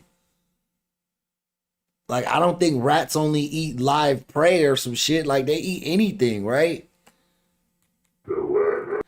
That makes me think he might have been dead, but I think the baby was dead before the rats started eating him, bro. Like, I don't know. Because how would he not be screaming and stuff? Okay. It's all right. It's all right. Let's get you some. Let's get you some cigarettes. That's my baby, I know. They're gonna help him, okay?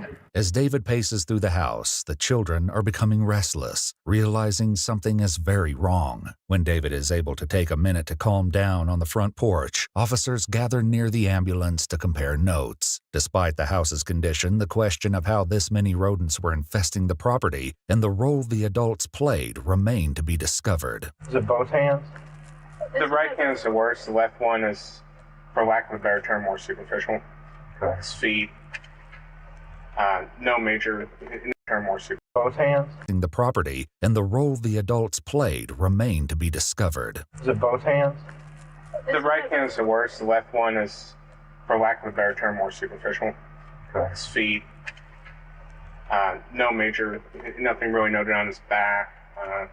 Groin area looks okay, a little bruising in the perineum. According to the police incident report, the baby had over 50 rat bites all over his body. Despite the terrifying wounds on his left hand, it was his right hand, however, that had the EMTs deeply concerned about the child's well-being. He would need a blood transfusion when he arrived at the hospital.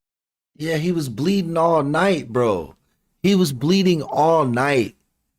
That's what I'm saying. Even a multiple rat attack, Like there was ample time to save this little kid, this little guy, bro. You didn't. I think he was just bleeding man. Hospital as the wounds were nearly fatal. We'll get him buckled up before, All right. or if us get angry enough to take a load to the parents.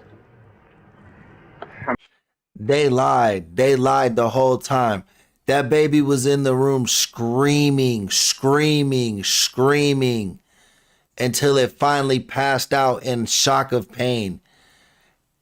And they thought the baby was just throwing a tantrum. So they told all the kids not to go in there, leave them alone, yada, yada, yada. When the baby finally went to sleep, the dad was like, see, I told you. Then he woke up in the morning and found out what the baby was really crying for. That's my guess. That's my assumption, allegedly. I'm assuming they're not coming to the hospital. No. Absolutely not. All right. I don't know how you wouldn't hear it. This has to be excruciating. And if he wasn't screaming, then something else. Yeah. While the officer continues to speak with David, the children are growing restless inside as an officer tries to calm them down. Hey, bud, it's okay. Here. Here, come over here. They're all girls. Yeah, the little boy. You want to sit down so we can talk to you? A call from DCS, their person, to see if they're going to want the kids to stay. Okay. So we'll wait just a little bit, and then if so, we can talk here in a minute. I know you two want to go to school, but we're going to wait until one other person comes, and then maybe we'll get to go to school, okay? I know, but Bobby is getting the house. What the fuck is that mom talking about? That kid ain't talking shit about school. He like, fuck school, bro. My little brother is in the hospital. He the only one acting how you should act. If a family member is fucking hurt like this. The house that he needs.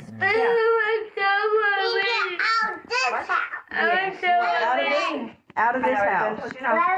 Please do not ask again. Well, let me show you these things. Can you hand by him? I'll give him all this. Hey, bud. Can I give you a hug? Bro, this is one of them circumstances. Them kids are better off in the system. All right, bud. I know. I'm scared. Yeah. I'm scared. Oh. I'm bad bleeding. I'm bad got bleed all the day. Yeah. Baby gone. You get the hospital, okay? He comes right back. Yeah, he comes right back. Just that down there. He's big. He coming right back. He coming right back from that doctor. I love watching little kids talk to each other, bro. Like their language be cracking me up. Like my little daughter, bro, when I used to ask her name, she'd be like, R.A. R.A. That don't sound nothing like her name. Her name is Lotus. She be R.A., but she don't say it no more. She say Otis. But like you get sad when they learn how to say words that they used to say something that didn't sound nothing like that. It didn't sound nothing like that, but that's what they called it. Suddenly, without provocation, one of the children says something alarming. I saw the mouse go all day. You did? Yeah. Not me. I just find it in my room wanted Okay. and bite me. Yeah. Mommy. Yeah. And I'm just scared. Yeah. Baby got a mouse in his bed Yeah. and bite. And bite his feet. Very, very quick. We got this house. And on his head. When he gets out of this house. Mommy. When he gets out of this house. Hearing Them babies got more sense than any of them adults in that house. She like, we need to get out of this house. It's fucking killer rats in this house. This is the origin of a fucking horror movie. the child's haunting plea to leave is heartbreaking. They clearly recognize the danger they're all in. After a few minutes, the officers take them outside to play, hoping some activity would lighten their moods and ease their stress. Want blue? There you go. What's your favorite thing to draw? Ooh, that's a triangle. Yeah, I You like triangle. What color chalk would you like to use? Can you draw me a flower? In a minute. In a minute. Draw a flower. I'll make you some more room. Oh, if I can bend down. Around this time, officers discussed their horrifying observations, planning a way to rescue the remaining children. I told Dad that we're going to keep all the kids here. Okay. Really. Because they all need to be checked out. I looked and I asked him if Well, anybody there's had boo-boos. Nobody had boo-boos. they're all even the little kids are talking about seeing mice and stuff running around in there. Officers and DCS. Bro, that ain't no fucking mice. That is a New York City rat, bro. That is a carnivore rat is wild. Guide David back inside to gain a better idea of the recent conditions of the house. In stark contrast to the serenity in the yard, the house is in a state of chaotic disrepair. Used diapers are littered across the floor along with garbage and clutter. The house was reportedly smelling foul, and there were a number of visible rat traps. Despite the disturbing state of the living room and the bloody nightmare in the baby's bassinet, officers still don't know that they've only scratched the surface. The kitchen is a mess. So I've been remodeling and I pulled the stove out and got everything swept out and trying to get the kitchen worked out. So Hey, yo, Noob, welcome to the chat, baby. Happy 4th of July. Thank you for being a member and thank you for showing up today. I will let y'all know that's a mess in there. In the bedroom, the team of officers photographed the mess, blood stains, and rat tracks, processing the scene and taking pictures of the area for evidence. With DCS and police investigating the bedroom together, an official from the DCS has a moment to share some interesting information. You guys have pictures? Of the home, like previous pictures, we should, yes. That's right, the DCS is very familiar with the Schonnebaum family. In fact, there have been 3 ongoing cases and 1 decided case attached to David specifically. Beginning in December of 2022, there was 1 claim of neglect and 1 claim of lack of supervision. Finally, in January of 2018, David was charged with neglect of a dependent with endangerment, a level 6 felony, but the court withheld judgment, sentencing him to suspended probation, providing very little recourse for his actions. In February 2021, David was charged with possession of substance, for which he received 1 year of a suspended probation sentence. While a case manager visited the home once a week, it was clearly not enough to prevent the unspeakable attack on the baby, nor did it prevent the other 4 children from potentially being exposed to serious diseases due to the animal feces and rodents. In the kitchen, the mess goes from bad to nauseating. In the police report, David stated he believed there was a dead rat behind the stove and decided to replace the appliance. Delana adds that this renovation caused garbage to pile up in the kitchen, making the trash situation far worse. Rats scampered away when they opened the door to the kitchen, forcing David and Delana to lock the door to prevent the children from going inside. Is this a closet over here? Where? I'm sorry. The door that's next to. Bro was so afraid of the rats, he just trapped them in a fucking closet. He barricaded them in a closet. That don't even make sense. That's like somebody seeing a spider in their house, so they sold the fucking house. Next to the back door. Oh, no, that goes to the basement. You want to go down there? Want me to go down there first and we'll see? Guess I should. I'm pretty sure the baby survived because he said near fatal injuries. He said near fatal injuries. But yeah, this is fucking disgusting, bro. If I can even open it.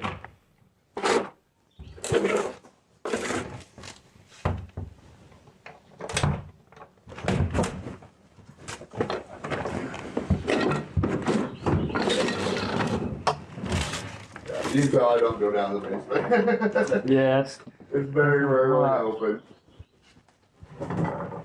Yeah, there's tons of rat down here. There's blood in the kitchen in there too. You working in there? Or? No. Old blood? I don't know. I know Bruno's been in there. As investigators move through the house, they Hey, hey, noob, have you heard from Hate? I haven't seen him this week really that much because I wasn't streaming, bro. I was sick as a dog, fucking for like 4 days, bro. I don't think I streamed from like the 29th. It was like 4 or 5 days there I didn't stream, bro. Like, hey, that's a long hiatus for me, but I was sick as a dog, bro. Like, I'm just so glad I'm not sick no more, bro. That belly ache, I thought I was gonna die, bro. They notice one of the family dogs has a scratch on his nose. Officers photograph the dog and begin confronting David further about his use of rat traps. Dog got it. Scratch on his nose too. Dog? Yeah, I don't know what from unless it found that rat or something. I put dog food on usually, and Can I see that? It's okay. but How many of those you got around? But so yeah, I was making sure he all right. He'll pop around. There's one there. There's one behind the couch. I have one in the bathroom. But they're all gone now, right? Yeah, that's the thing. I lived here for 4 years, and I didn't have a rat issue till last year. Your sister said your dog got one last time? He had one. All right. And Hey, thank you, Ron, man. Boy, I was dead, bro. little dog likes to get rats.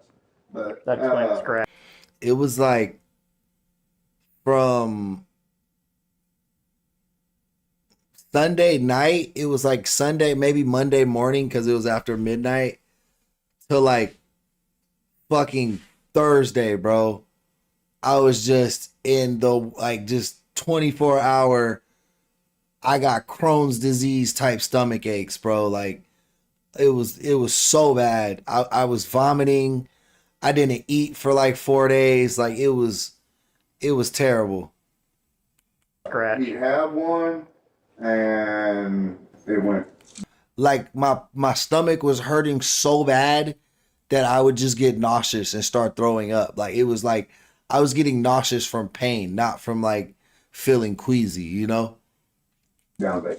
So just fighting it? Yeah. Little dog hates rats. This is a good thing. According to the police report in a follow-up interview at the station, Delana additionally states that there has never been a rat in the children's room. However, in the weeks prior to the attack on the baby, 2 of the children told a school teacher they'd been bitten by mice on their toes. Delana suggested these marks were made by the children's bed frames. Unfortunately, the school nurse could not conclusively confirm the source of the marks. As the inspection comes to a close, David tries to justify his actions once again, but the officers aren't willing to allow him any more chances. I would never guess this issue. I mean, mice eat cheese and yeah, that's my thing. No, I don't know anything about them. No, I don't either. No, I'm not saying I wouldn't have guessed. Like I said, I've never. I mean, if I've seen one, if I saw one, I'm just saying, everyone's got their own. Obviously, you can't. Bro, you know, bro, the dad's making fucking mice jokes right now. I'm starting to think they fucking let the rats in the bassinet on him. Just up and move or whatever. This starting to look like premeditated murder to me, or attempted murder. So, I mean, you see a rat, you might not think it might happen, but I'm just saying, I mean, rats are rats, so. David was in fact able to secure housing that same day for his family, but it was too late. DCS removed all 5 children from their parents' care soon after. Delana Thurman was charged with 2 counts of neglect on a dependent, which places the dependent in a situation that endangers them. On January 17, 2024, Delana accepted a plea agreement for both counts of her indictment and received a 2-year suspended sentence on probation. David Schonnebaum was charged with 1 count of neglect on a dependent.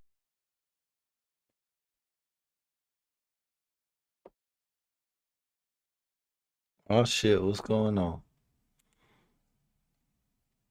What's going on? Let me know if y'all can still hear me. Am I having internet issues right now?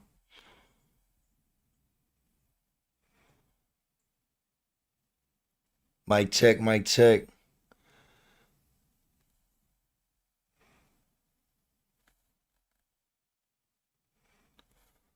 looks like we're still connected.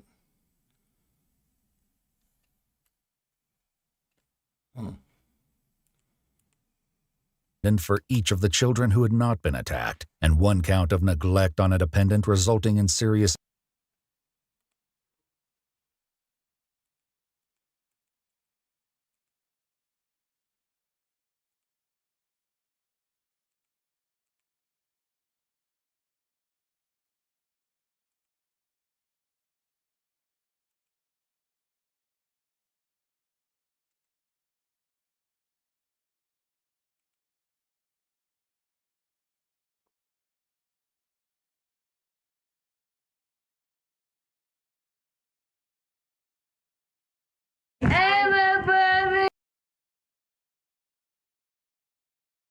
You obviously can't just up and move or whatever. So I mean, if you see a rat, you might not think it might happen, but I'm just saying. I mean, rats are rats. So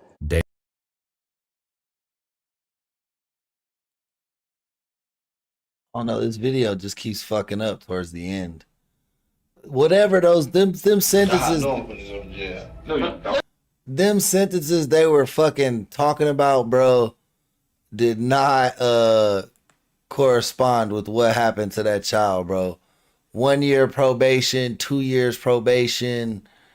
Nah, dog. Them kids need to be taken away from them house, from them people ASAP. ASAP.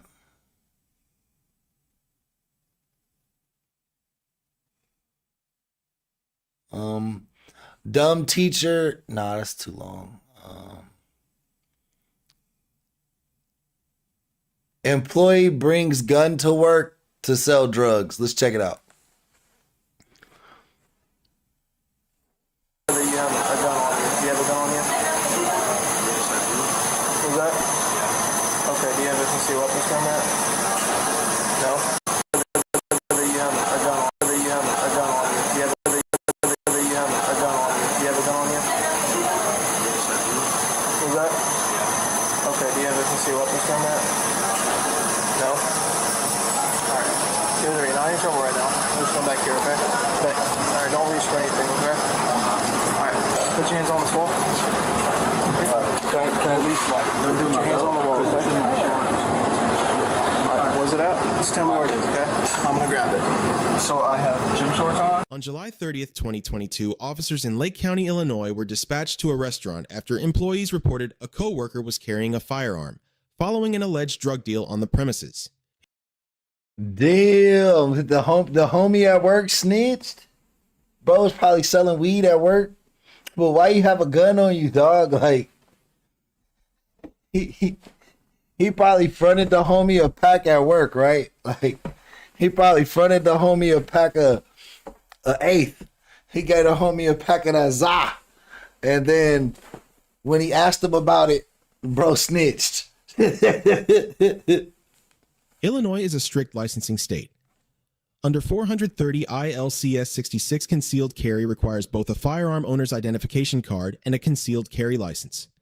Without a valid CCL, a concealed loaded firearm constitutes aggravated unlawful use of a weapon under 720 I. Then just do it, noob. If you want to do it, brother. Do it. It ain't nobody stopping you, man. I know you got the knowledge, you got the personality and the drive, man. Just find some time and start chipping away. LCS 5/24-1.6 A Class 4 felony. Hello, how you doing? Sir, what's going on? So, from hearsay from employees, we heard there was a drug deal that went down with one of our dishwashers in Salad Prep. Sold them like $150 worth of fake meth. And then, This is all hearsay. Yeah. This is all coming from employees. But again, Just word of mouth? Yes. But again, somebody uttered the phrase that the one guy had a gun. And if he's got a gun on his person, I really don't want to address the situation. Normally, I'd be like, you guys are doing a drug deal in my parking lot. What the fuck's wrong with you? I'm going to fire your boat. If he's got a gun, I really don't want to address a situation like that at all. which we were just about to pull one of those gentlemen into the office to write him up for something that happened the other day. If you want, we can go back there. I can just ask a few lines if I've had enough weapons. Check him out that way. If he's good to go, then you guys can handle your business there. Is that what you want? Yeah. Yeah, bro, taking cigarette breaks to sell packs by the dumpster and shit. Sounds good. Okay. here's the deal. There's a bunch of hearsay saying this guy's selling drugs back there, this washer guy. They said he's got a gun on him, supposedly. Approach him, just, they tell him not to reach for anything, make sure he doesn't grab or anything like that. Ask me if I must have enough weapons. This is a consensual encounter. Pretty much, yeah. And again, restaurant, hearsay, but... Yeah. But this is like helpful.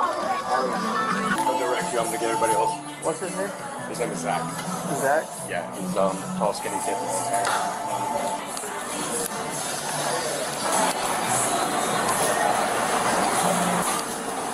Hello. Hey, Zach. Is it? Your name's Zach? Okay.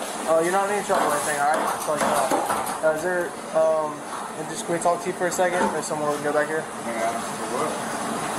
I just want to talk to you. Okay, so I'll be honest with you. Someone said that you have a gun on you. Do you have a gun on you? Was that? Okay, do you have a concealed weapons permit? No? Alright. You're not in trouble right now. I'm just going back here, okay? Thanks. Alright, don't reach for anything, okay? Alright, put your hands on the wall. Can I at least put your hands on the wall, okay? Alright, where's it at? Dude, he got a roach on him? That's wild. Hold up. Oh, fuck. I don't got the draw. I don't have my draw feature. Or do I? Hold up. Let me check. Fuck, bro. That looks like a roach right here, right? You can see my mouse. Can y'all see my mouse? There's a roach on his fucking shoulder.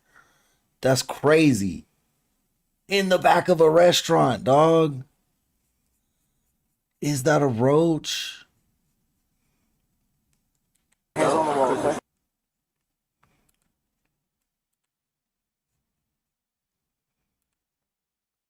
Nah, I don't have draw. Fuck. I gotta set my plugins up on this fucking device. But yeah, bro, for sure. That looks like a roach to me, dog. I don't know if y'all can see my mouse.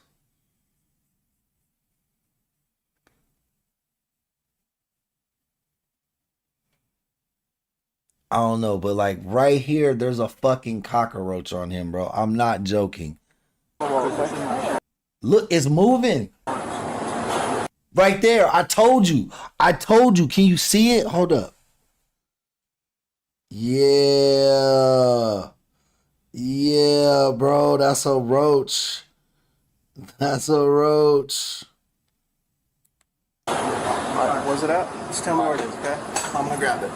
So I have gym shorts on, but they have a zipper. It's in the right side. On the right side? The right side, sir. But you're not arrested. I'm just detained. They expired on your back. Hold on. You're just detained, right? Yeah, but I know what this means. Can I at least make a phone call? 1 second, alright? You're not under arrest. That's what I'm trying to tell you. This is just for safety. At least step outside so they don't see. Yeah. Is this outside?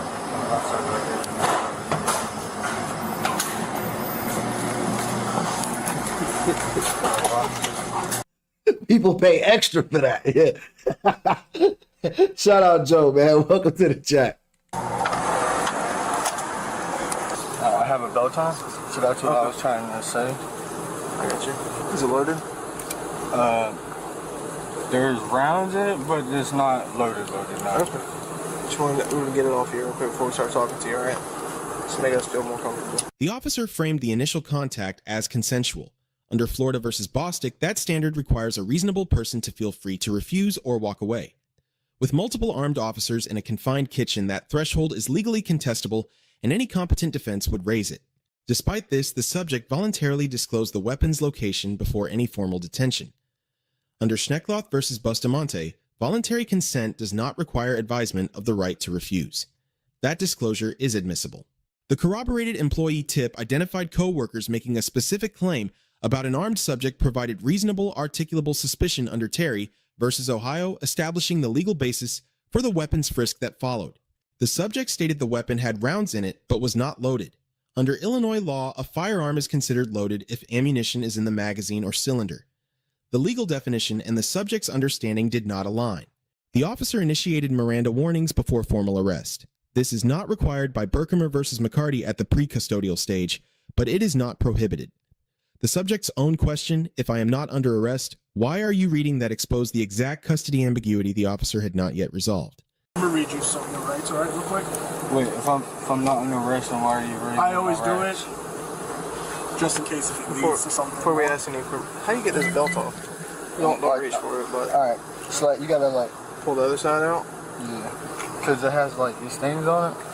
Oh, I remember these belts. Having these rights in mind, do you wish to talk to us now? All right, man. This is your chance to either walk away.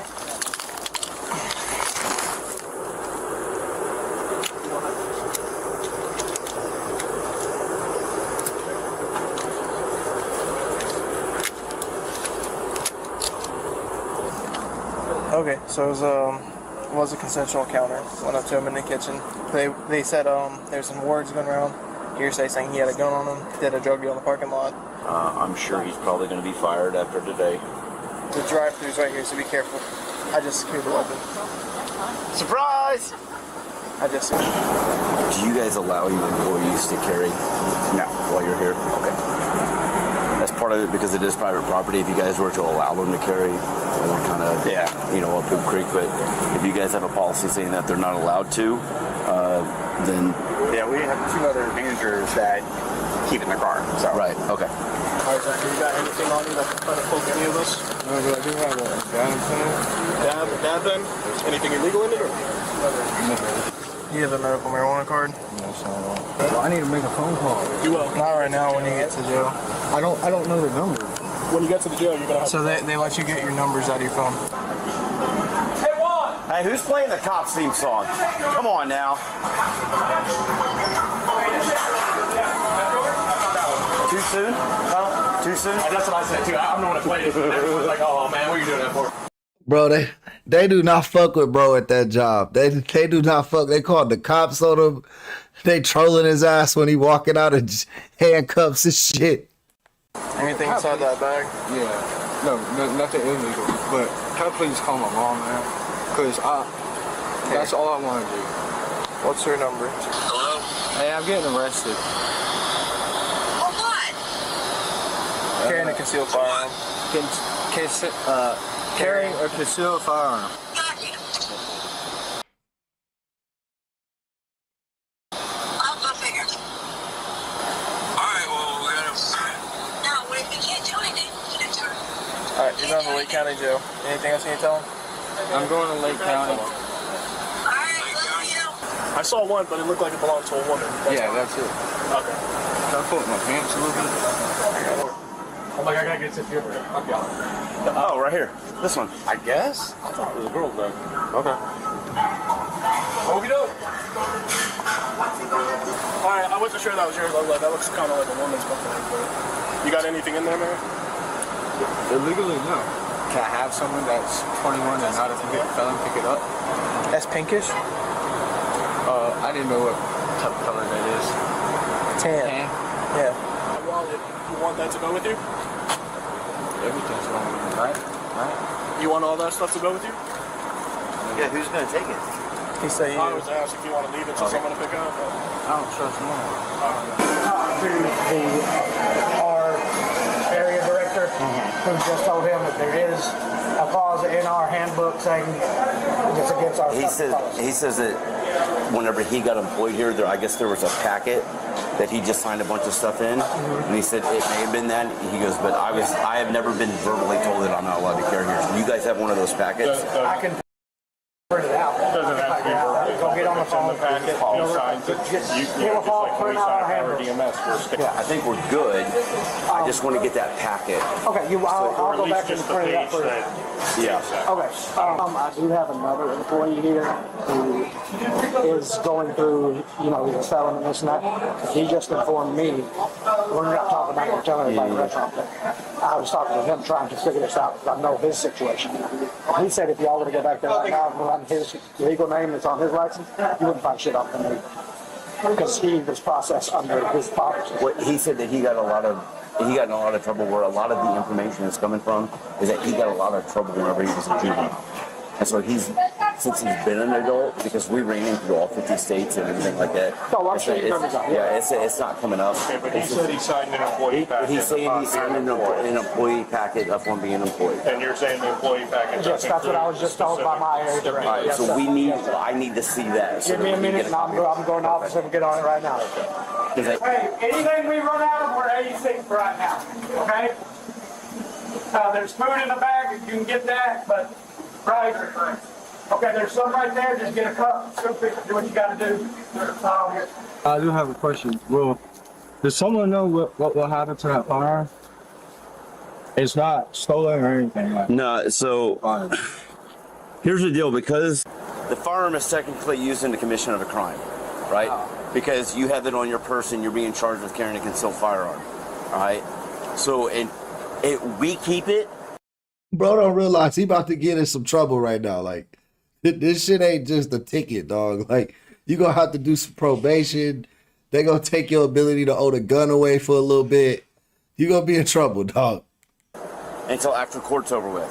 You guys keep it. because I'm facing felony charges. Well, then if that's the case, and if you get convicted with it, then you don't get the gun back. That's right. I said, have you done any online training? He was like, what do you mean? I just so like, whenever you get employed at Walmart, before they put you out on the sales floor, you have to go through a whole online. Nah, hell nah. Bro is the dishwasher. His first day, they just throw him in the back and said, wash dishes. Ain't no fucking online employee handbook. But it's common sense, dog. You can't be concealed carrier without a license at a fucking restaurant without your managers being knowledgeable of this shit. Online training thing, did you have to do that here? He goes, I don't think so. And I said, well, it's a pretty knowledgeable answer. It's either yes you did or no you didn't. She goes, well, there was a packet that we signed. I said, did you see it? They said it's an employee and packet. he said it's in the employee packet. So, and I just signed it so that I could start a job. And I get it. We all do that. I mean, okay. When you go buy a mortgage, you don't read all those papers. I get it. But ignorance doesn't support the hypothesis. It's not a loophole of Now, here's the other situation we're in now. Possibly moving forward. How did you find out about this call? It was from another employee? So, employees have stated that, the rumor going around was that he was selling dope out of the back of the business and that he possibly had a gun on him. Do we have proof that he's doing it today while having the gun?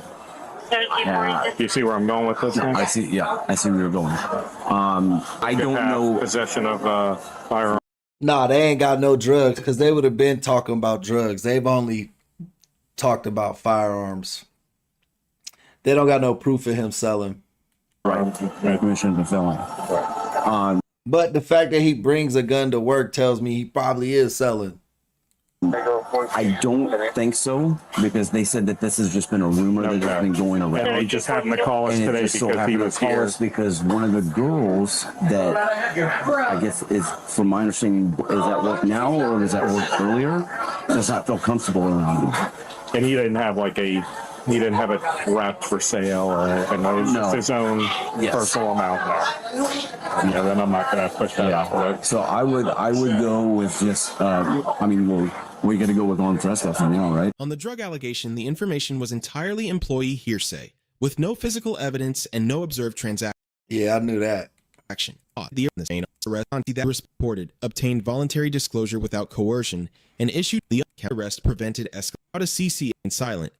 Restaurant management receives a ILCS 66/65 requires employers who prohibit appear in a free law. Thank you for watching. That's what Adam said. Yeah. Trespassing. So that's well, you're trespass in violation. You're fired in violation of your first offense of a policy. Therefore, he's no longer welcomed on these premises. Yeah, they broke. You may have to have these cut off, man. There's a piece of metal. Yeah, they broke. Out of panties. It's not you. I ain't running. If I was going to run out of panties.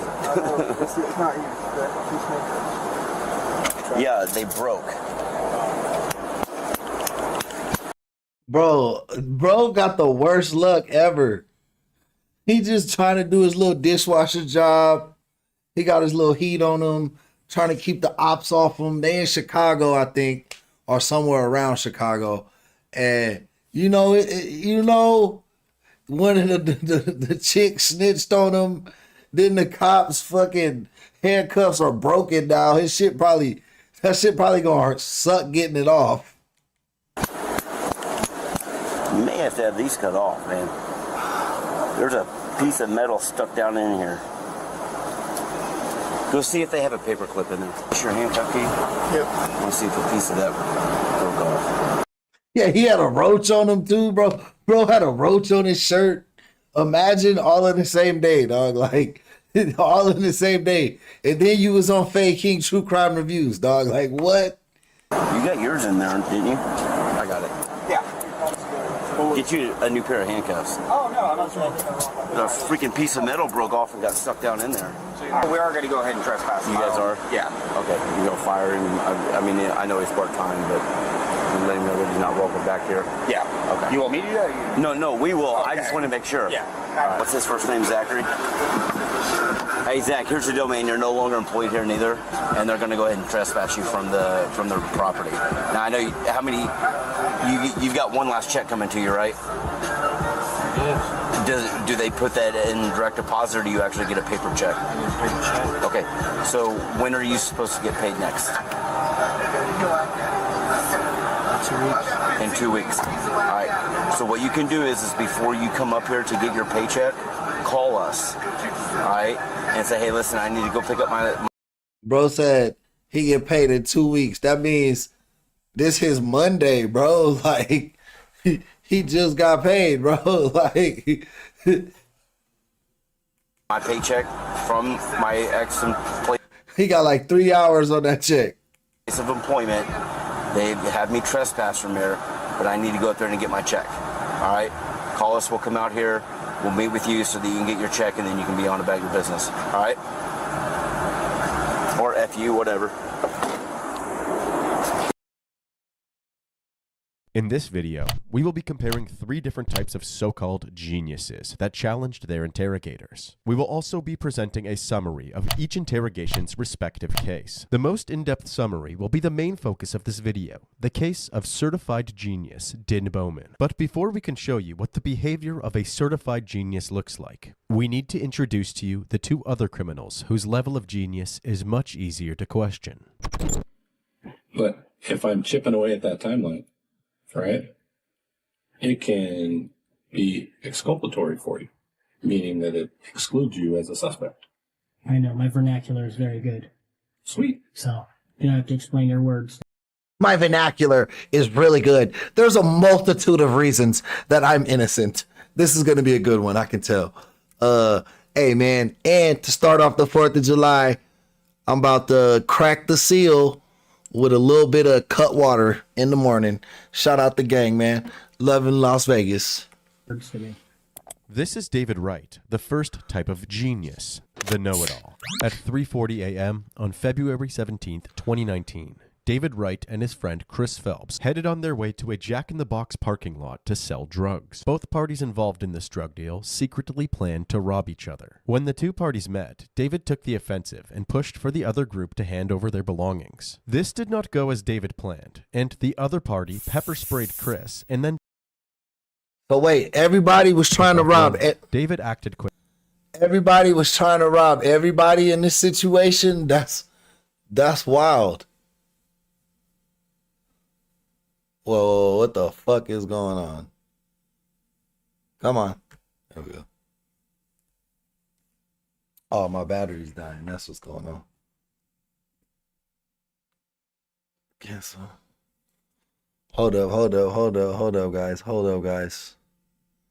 Give me a second to get things fixed on my end.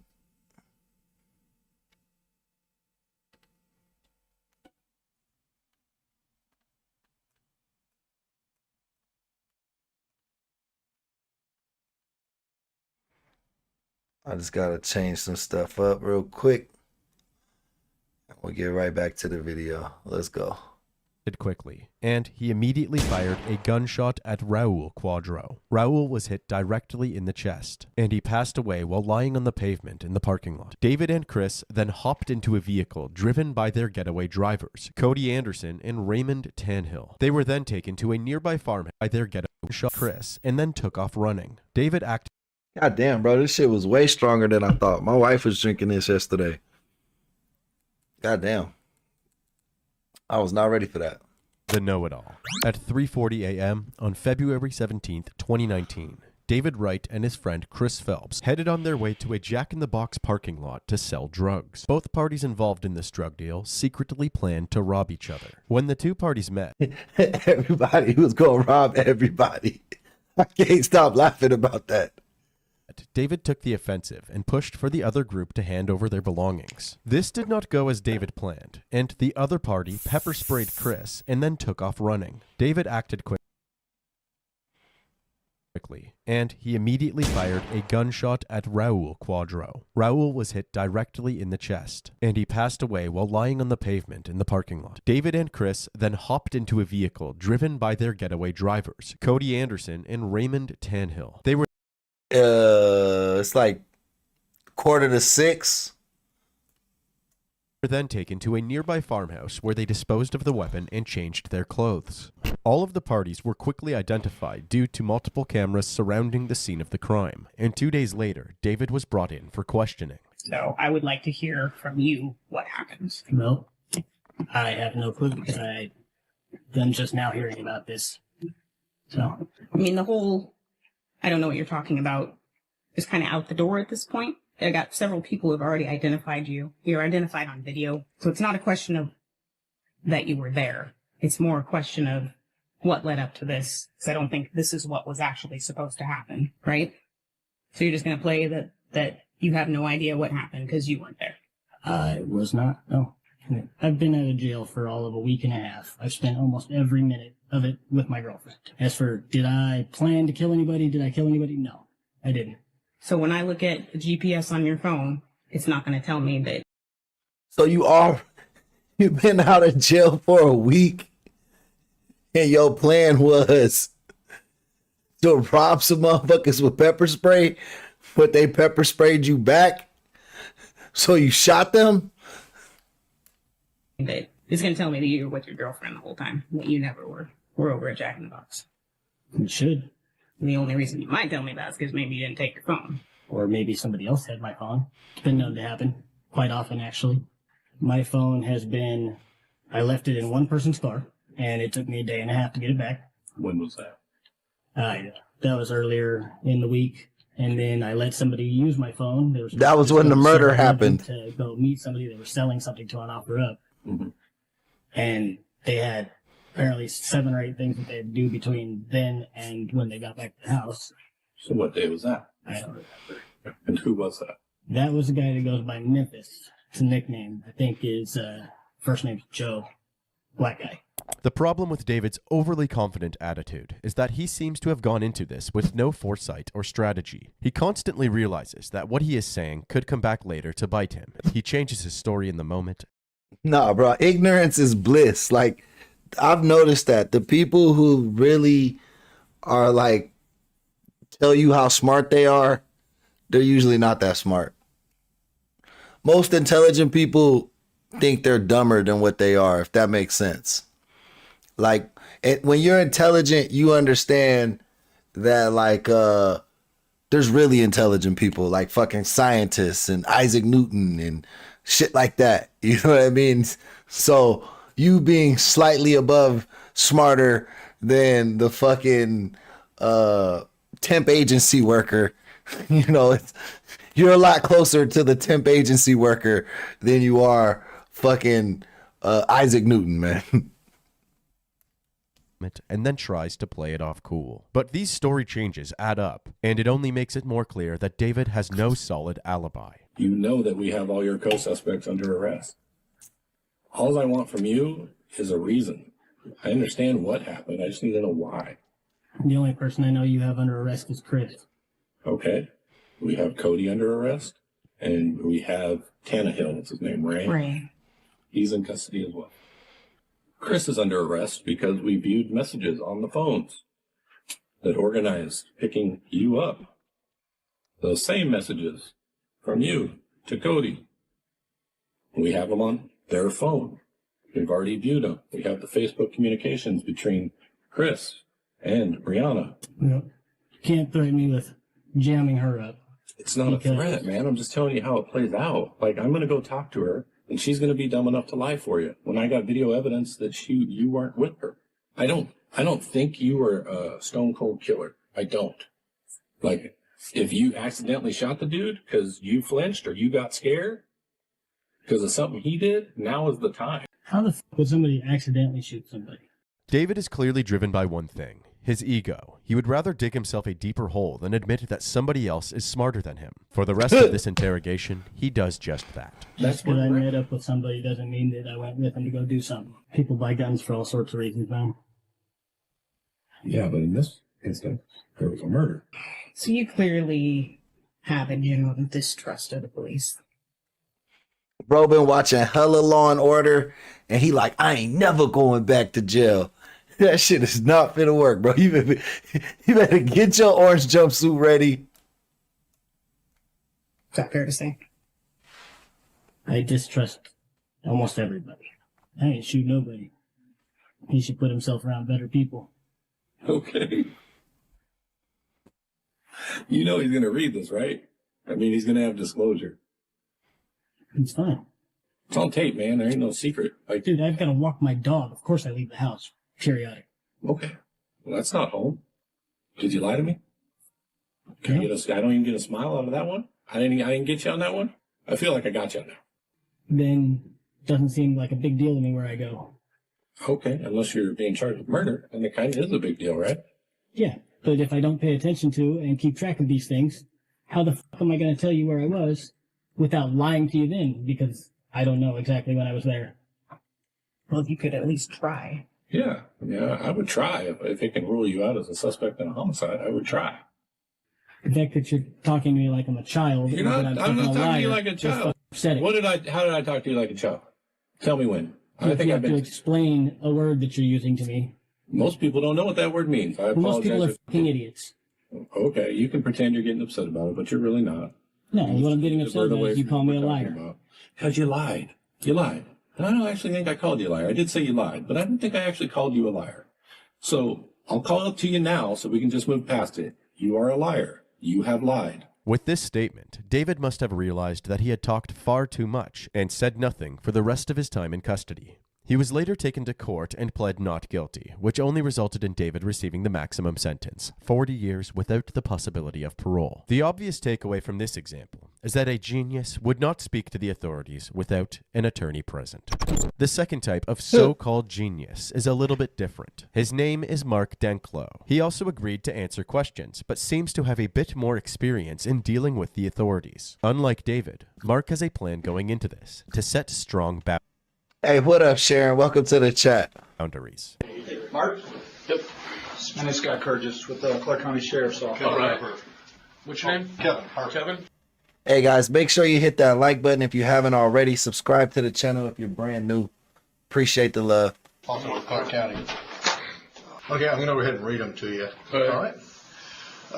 Before you are asked any questions, you must understand your rights. You have the right to remain silent. Anything you say can be used against you in court. You have the right to talk to a lawyer before we ask you any questions and have him present with you while you're being questioned. If you cannot afford a lawyer, the court will appoint one before any questioning. Okay? I have read each of the above rights and understand them. Is that correct, sir? Yep. All right. If I can have you sign right there, please. What's going on, fellas? You're with a motorcycle club. You have some affiliation with one, is that right? I don't have any answers for questions like that. Okay. Well, the reason I'm asking is that a few months back, a gentleman named Jeff Sudan, you know him? He threw your name out in conjunction with kind of a repossession of a car, or collection of a car. Does that sound familiar to you? No. Jeff Sudan almost might. I'm not sure about that. It seems like Sedan rings a bell somewhere, but no collections of a car. No, I don't know what you're talking about. The officers spend the next few moments trying to get general information about Mark and his partner Nicole. Okay, so this last time, how long was she? So there's my background. That's it on Nicole. What else you want to know? Okay. Is Nicole the problem here? I mean, I know that she's had the cops over a few times. Okay. And she's had problems with the hospital and her. Tell me about the hospital. Well, if you don't know about it, then that's not what you're talking to me about. You'd already. Do you know what I'm talking about? Is that what this is about? No. Is it about the other night? It does involve Nicole. So Okay. I don't know what the hospital thing is, so if that's not part of Nicole's issues, then. Okay. So.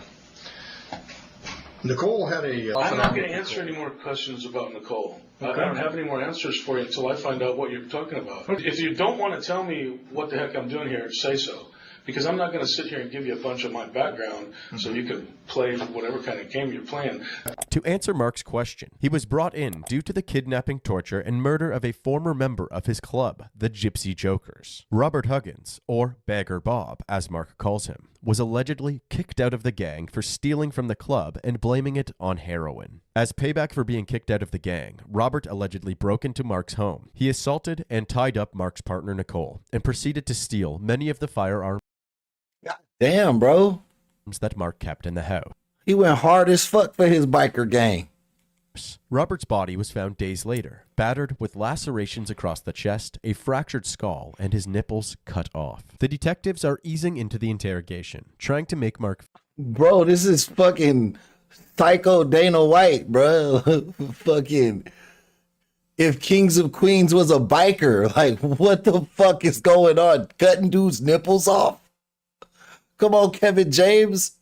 That's wild. He do kind of look like Kevin James, actually.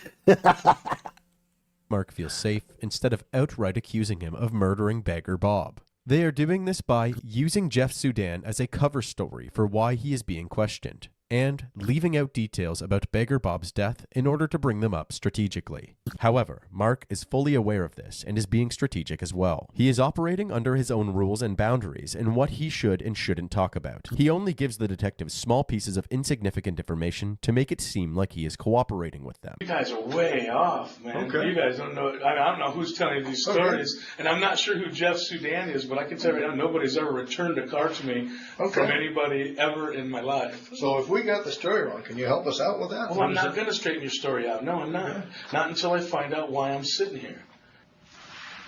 That look familiar to you, sir?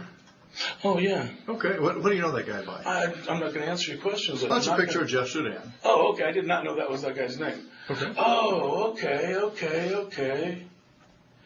All right. Now I'm starting to put it together. Okay. But I thought that those charges were dropped on him and stuff like that. Is Bagger Bob part of that?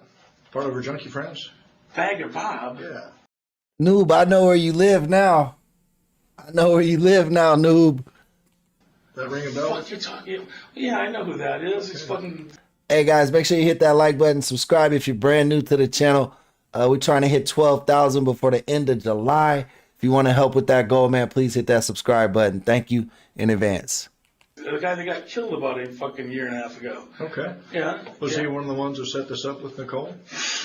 Man, you know, you're going to have to, if you're trying to like tie that into this or But I'm saying, bro, they was gonna kill bro anyway. Like, what the fuck was the point of cutting his nipples off? Like, you just want him to be in pain before he dies, bro? He already finna die. That sucks enough. He just stole some guns because he was a junkie. Like, that's hella extreme, bro. What the fuck biker gang was this? or something like that, you're going to have to talk to Nicole about that. Okay. I don't really understand why this stuff that you're talking about with this dude and the car stuff, why would that get handcuffs put on me? Well, why would those handcuffs go on me? What did I do that was illegal in any of that stuff? What did I even have to do with it? I wasn't even there for any of it. None of it. Okay. Not anything that you've talked about so far. I was a long way away from it. So why would I get handcuffs put around my fucking wrist for it? Do you suspect me of something? Well, help us get this unconfused. Because if you suspect me of doing a crime, let me know so I can get a lawyer. You know what I mean? Okay. I don't think we've accused you of committing a crime. No, you haven't. And that's why I'm still looking at these marks on my wrists and going, man, what a way to treat somebody who's not suspected of doing a crime. So, now what? Well, am I arrested for anything?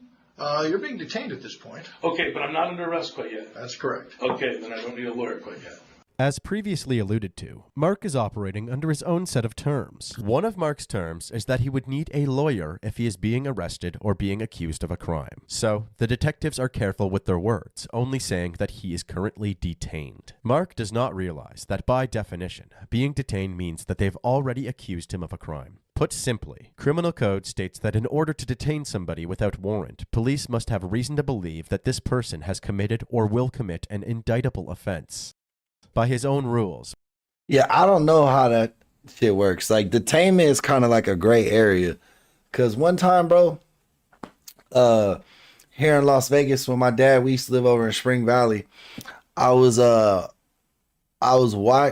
this is in his house, not when I bought my own house over there, but when I was walking from Circle K back home, like I lived with him, I was like 19, 20 maybe, and I was walking home, bro, and these cops pulled me over, and I was like, what the fuck? And they were like, come here, get on the car, get on the ground.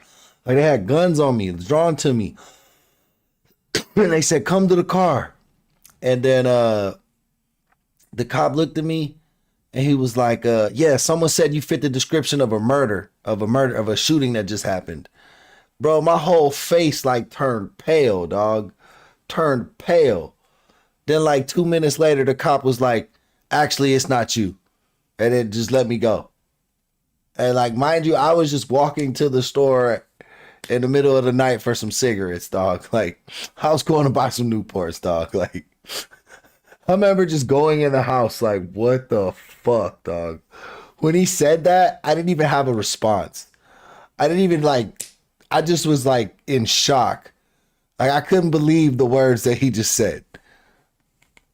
Mark should have already asked for a lawyer. It's not until the end of the interrogation, when the charges are brought up, that Mark finally asks for an attorney. You're not free to leave. You can't leave. Okay. Charges are being figured out right now. All right. In that case, there's going to be charges. So okay. Then in that case, I have nothing else to say, and let me know when I need a lawyer. No problem. Thank you for making me realize that. In that case, I have nothing else. Bro, I love 7-Eleven. Circle K's and 7-Elevens make me feel at home, bro. Like, they always make me feel like I'm in Vegas. Like, we have them on every fucking street light. Absolutely nothing to say, and let me know when I need a lawyer. Okay. All right. It's technical misunderstandings like this that will exemplify why a lawyer is crucial. Boundaries during an interrogation are fortified by legal. Bro, I felt like I was just sunk into the ground, Snoop. Like, I couldn't run, bro. I was like 1,000,000 pounds when he said that. And then he was like, never mind, it wasn't you. Get out of here. And I fucking ran so fast. And mind you, like, my dad lived like across the street from the park. So I had walked like 90% of the way home before I got pulled over. It was a good like mile walk, like maybe like a little bit under a mile, a little bit over a mile, some shit like that. But so I had walked 2 miles because it's up and back.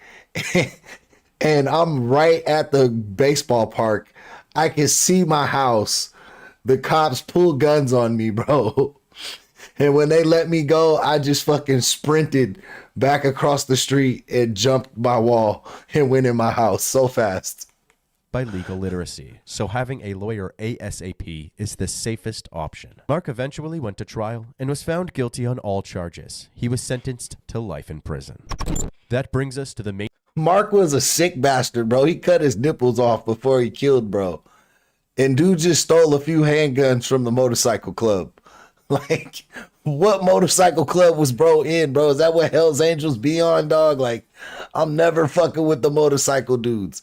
My dad told me a story. He got jumped by some motorcycle dudes when he was in his 20s. They fucked him up real good. Like, I ain't messing with the motorcycle guys, man. They don't fight fair. The main subject of our video. The story begins in Seattle, Washington on the evening of August 31st, 2012. Kevin Watts and his friend Angelo Rama were driving around a quiet suburban neighborhood when they heard 5 pops behind them. The next thing they saw was a BMW speeding past them into oncoming traffic through a red light. When they saw this, they decided to take justice into their own hands, and a brief car chase ensued. But they couldn't manage to catch up. They turned around to investigate where they heard the pops come from. Their intuition was correct. A shooting had taken place. A red Subaru Forester still sat before the intersection with its motor running. Glass from a car window was shattered all over the ground. 911 was called, and when detectives arrived on the scene, they confirmed that the victim was Yancey Knoll. Yancey was an avid outdoorsman who volunteered for Habitat for Humanity. He taught kids how to rock climb and was a course marshal during the Seattle Marathon. He was described as the glue that held together a large group of friends and neighbors. Yancey had just left the QFC store on Capitol Hill, where he worked as a wine steward. He was idling behind a bus, waiting for a red light to change at 15th Avenue Northeast and Northeast 75th Street, when someone pulled alongside him and opened fire. One of the shots fired had actually missed, and 92-year-old Mrs. Schulmeister nearly tripped on a bullet in her house. It was from a 9mm pistol. The bullet went out through the passenger side window of Yancey's car, through a fence, through a window, through a lampshade, into a hallway, and directly impacted a picture of Mrs. Schulmeister's precious kitty cat, Miss BP, before falling to the floor. The other 4 bullets had connected with Yancey, who had 4 gunshot wounds to his face and head. You think this was over a woman, right? This one had to be over a woman. Like, God, like, bro, that's like execution. There was a lot of hate involved. What made this crime scene peculiar was the shattered glass on Yancey's driver's side. It turns out that his window was rolled down and unscathed, meaning the glass was not from his vehicle. The shooter must have shot through his own passenger side window. Fortunately, Kevin and Angela were able to get a good look at the getaway vehicle as it sped past them, and detectives were able to issue a BOLO, aka a Be on the Lookout, notice for a silver BMW Z4 convertible with silver rims and a broken... I think the Hells Angels be up in like Reno, right? Or don't they gather in Nevada or some shit? I don't know. I don't want to say what state I think you live in, Noob. I'm pretty sure what state I think you live in. But if you tell me it's okay for me to guess, then I'll say it. But I'm pretty sure I know what state you live in. Broken passenger side window. Additionally, since the passenger side window was shattered, Kevin Watts got a quick glimpse of the man behind the steering wheel and was able to give a detailed description of him. The police released this sketch to the public, as well as still photos of the vehicle from a nearby security camera. Over the next 2 weeks, they received hundreds of tips and pulled over many BMW Z4s all over the city. However, one anonymous tip in I was going to say Texas. I thought you lived in Texas. particular caught their eye. An address was provided for a man named Din Bowman. However, besides the description, he seemed like the least likely of potential suspects to commit. Hell no, that looked just like him, bro. What the fuck? That looked just like him. That's him, dog. That's him. Such a horrific crime. At age 13, Din was featured in a 1996 Seattle Times story when he was nationally ranked in fencing and already taking computer science courses at the Seattle Pacific University. By age 17, he had started his own successful robotics company, Vague Industries. He has been described by his peers as a brilliant engineer and has the certified IQ of a genius. Police set up a stakeout surrounding the Bowman residence, which was merely 10 blocks away from where Yancey Knoll was gunned down. They monitored him for a week before catching one fateful glimpse into his garage. They spotted a silver BMW Z4. They were able to obtain a search warrant for his house and car, as well as an arrest warrant. He was taken into custody and brought in for an interrogation. So, you know, this is a police facility, and everything's being recorded, okay? Just to let you know that. Din is left waiting for nearly 2 hours. This is a classic technique investigators will use to wear down the suspect before an interrogation begins. Even the most confident suspects can begin to second-guess their story when left alone in the room for prolonged periods of time. However, Din seems as calm and as comfortable as ever, enjoying his coffee and snacks, all while... Oh, I didn't know he assaulted the woman in the motorcycle case. I thought he just tied her up to steal the guns. I didn't know he did weird shit to her. Smirking to himself. He was even bold enough to express how annoyed he was with detectives wasting his time. Were you knocking? Yes, sir. Yes. So, kind of getting a little annoyed at how long this is taking. Do I need to, like, it has to take as long as it takes, okay? Detectives finally enter the interrogation room, but he immediately requests a lawyer. Do you want to talk to a lawyer or you want to talk to us first? No, I guess I'd like to talk to a lawyer. Din is the first of the 3 subjects in this video to make the essential move of asking for an attorney, giving detectives as little information as possible. What Din wasn't prepared for was that the detectives already possessed enough evidence to press charges against him, long before his attorney arrived. You're going to be charged with a crime. Of what? Murder. Of what? Of who? Murder of a human being. Okay. Since Din provided officers with no information at all, he likely remained confident after hearing that he was being charged. Unbeknownst to Din, his wife Jennifer was already in another room and agreed to answer some questions. Din met Jennifer at an education seminar in 2007. She was a success. Damn. So, bro, these are 2 like sciencey, smart, collegey type people. And he shot this man in the car with his wife in the car. This was a road rage thing. I'm taking it back. This was road rage. His wife gonna snitch on him. That's how this plays out. Cause she didn't know he was a psychopath like this.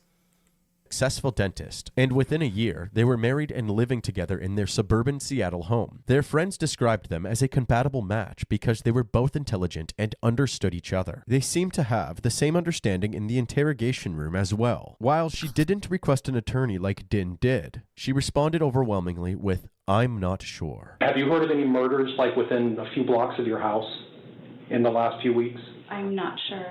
You're not sure? It's a yes or no question. I'm not sure. I'm not sure. I'm not sure. I'm not sure. When the forensics team was investigating the BMW and the garage it sat in, they discovered that the dazzling silver rims had been painted black, and the smell was just additional proof it had been done recently. What about the paint smell that we're smelling in there? He was trying to disguise the car. He was like, well, I have I don't know what the fuck kind of car it was, but I have a 4Runner with black rims. You said it's a 4Runner red with white, silver rims. I'm a genius. I would never have silver rims. Not sure. Do you know anything that goes on in your house? This wasn't the only modification that was made to the vehicle. The couple had made multiple trips to several auto shops following Yancey's death. Yancey was killed on August 31st, and their Portland day trip was the very next day, on September 1st. Their story was that they were having lunch in Portland when a thief broke into their car by shattering the window, and that is why they stopped at a window repair shop nearby. However, the receipts from Jennifer's purse proved that they had gotten the window repaired before getting food at around 7 p.m. Their next trip was 3 weeks later to a tire shop in northern Seattle. They had swapped out the expensive, practically new BMW brand tires with cheaper ones. They later found those same tires hidden away at his company's building. Yeah, he was trying to change his track marks in the car, everything. Why did you get new tires? I'm not sure. She about to crack. Were the other ones wore out? I'm not sure. What if we put you on a polygraph test today? Yo, what up, Amelia? Welcome to the chat. You'd feel it like a sack of potatoes. I mean, I can tell you're lying just looking at you. Jennifer's demeanor throughout this interrogation was deteriorating, dissimilar to the unfaltering confidence of her husband. She seemed nervous, had poor eye contact, and was visibly shaky. The detectives saw this as an opportunity to apply more pressure. You're a good person. Don't let him do this to you. He might be nice to you, but we've gotten tips on him. Why do you think we've been watching your house for the last couple weeks? And for you to say you don't know, it defies any kind of logic I can ever think of. It's absolutely ridiculous. And I'm tired of you sitting there playing dumb. You're a smart woman trying to be the good wife and protecting this guy, okay? When he's out friggin' murdering people, okay? This guy died, okay? He bled all over the frickin' streets of Seattle, okay? He's dead. He's got women, he's got a girlfriend, he's got family, and they all frickin' cry every day. We've had them in this very same room. This very same room. You're gonna sit in here and protect him? That is sick. That is sick. That is disgusting. And I'm disgusted by it. You need to grow up, lady. You need to grow up. Take a... Bro yelling at her like that's like he's her dad. He yelling like he's her dad right now. That shit is working. It's working. You see how she putting her head down? She looked like a defeated child. Hey man, shout out Cutwater, bro. Hey, who came with the super chat? Hey, Broken Benching, man. We ain't seen you in a minute, bro. Thank you for coming back with the super chat. Hell yeah. Hell yeah. We getting started early though, Amelia. We getting started early on this 4th of July, man. We on vacation. You see, we in our hotel right now. The studio looks a little different than normal. I don't have the green screen going. I just don't have the plug-in on this device. But at night, you could see, when we started the stream, you could see the fucking sphere. But right now, you can't see the sphere. But shout out Broken Bencher, man. Thank you for the $1 super chat. Appreciate you helping sponsor today's episode.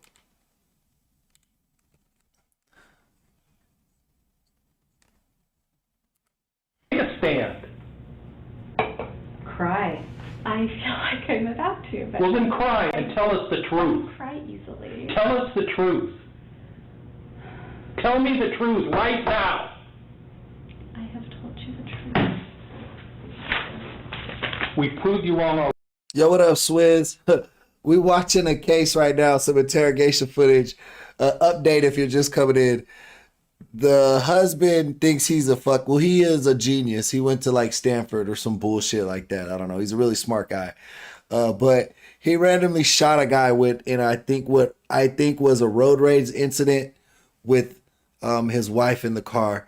The guy that they shot died. They then tried to doctor their car, like spray paint the rims, change the wheels out, switch the tires to make it seem like that wasn't their car. But eventually police were able to put it all together, bring them in for questioning. The husband is just talking bullshit. He not really giving up no information, but the wife looks like she's about to crack. She about to tell. Already, we're going to prove you wrong more.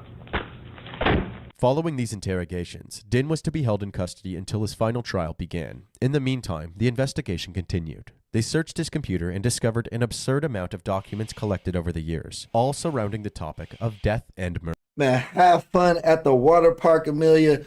Make sure you pack your fucking sunscreen.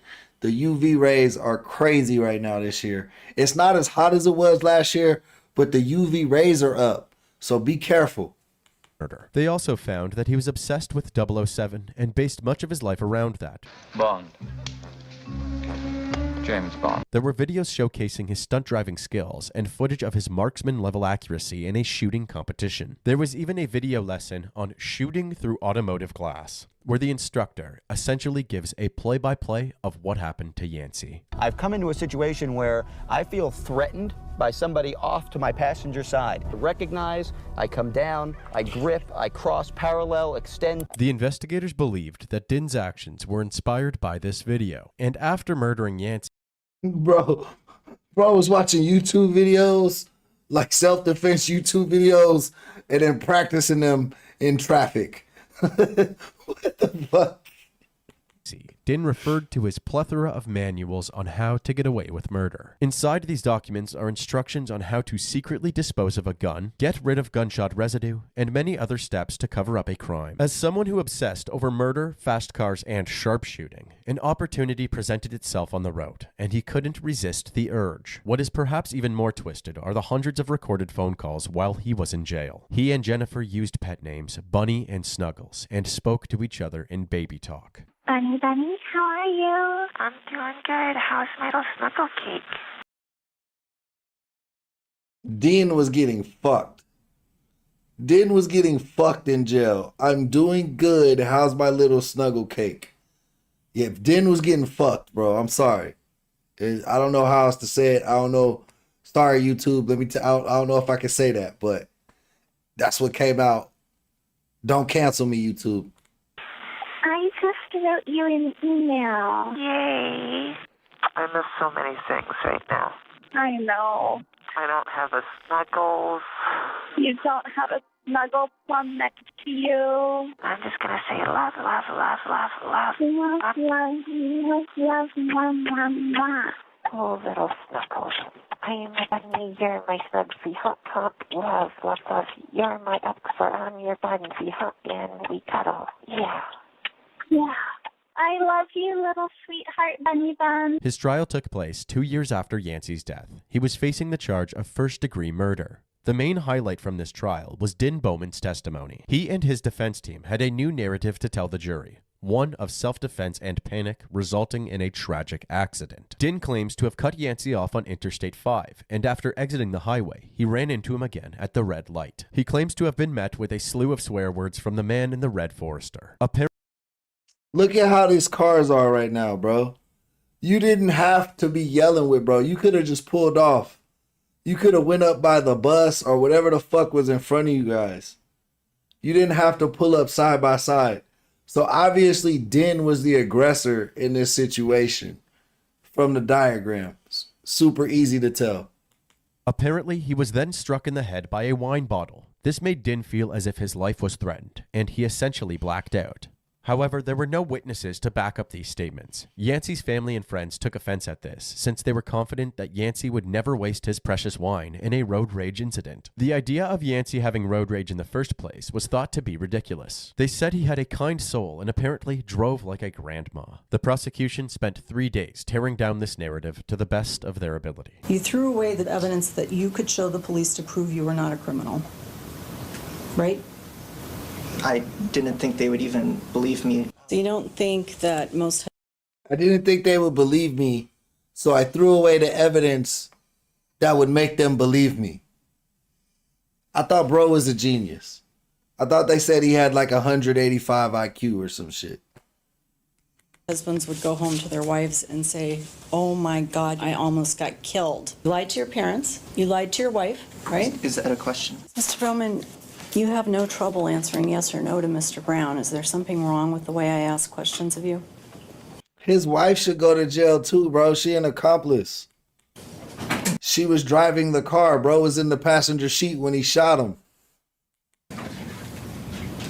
No. That's a strange question. Okay, well, that's the first no I think I've gotten from you, so I guess the point's been made. Din had spent 2 years getting his story straight with the help of his attorney, but whether it would put reasonable doubt in the minds of the jury was uncertain. On December 9th, 2014, Din's 32nd birthday, the jury began deliberations. While they awaited a verdict, Din and Jennifer had more jailhouse phone calls, comforting each other and validating each other's feelings about the trial. This seems ridiculous. It's pretty ridiculous. They can't prove premeditation. Bro kind of sound like Michael Jackson. For real.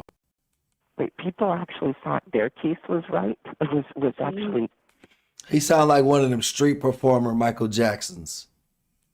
legitimate? I mean, you could take anything that the prosecutor said. I know. The statement was... I know. Fabricated. Here comes a fact.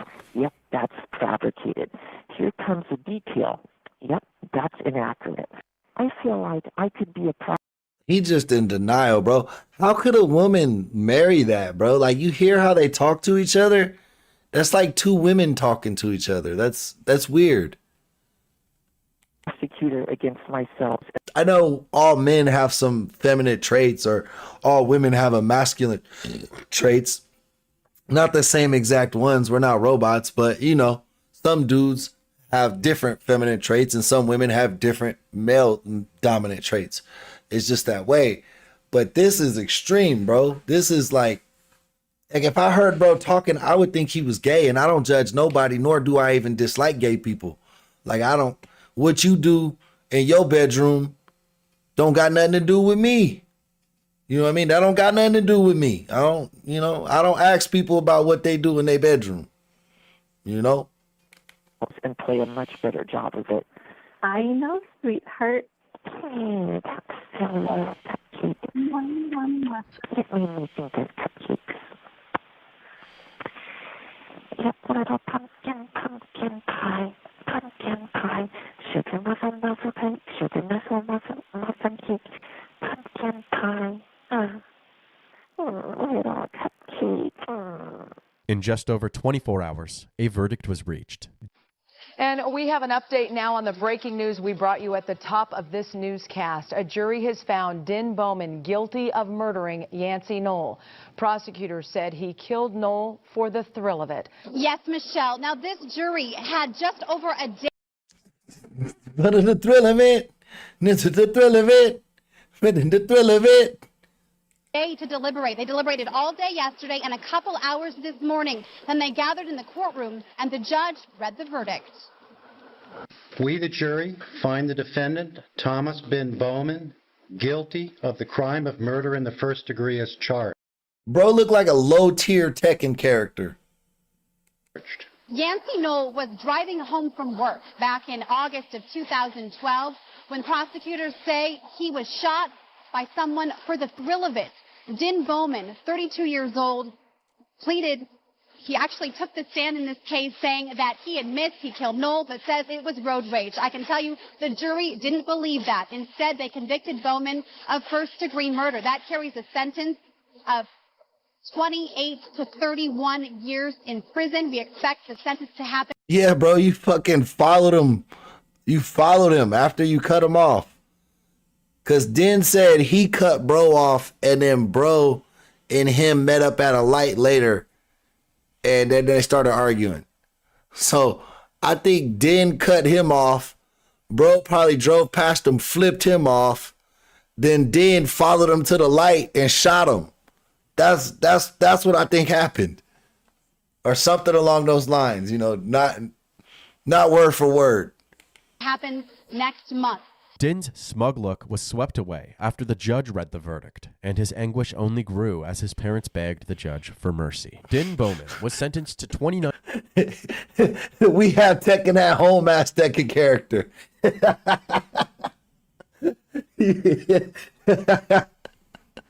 9 years in prison. And just hours later, Bowman attempted to shorten his sentence, and officers found a sharp object in his cell. This attempt was unsuccessful, and he is currently serving out his sentence at the Clallam Bay Correction Center in He was cutting the wrong way. He was cutting the wrong way. Everybody know when you serious, you go vertical. When you playing, you go horizontal. You feel me? Clallam County, Washington.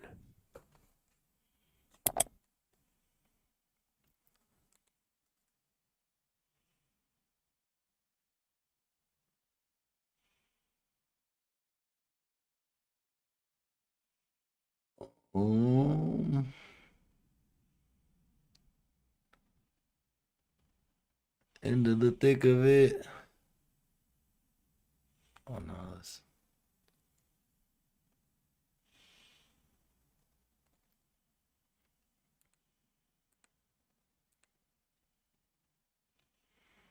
that's in my head. I don't remember where that comes from, but I remember it.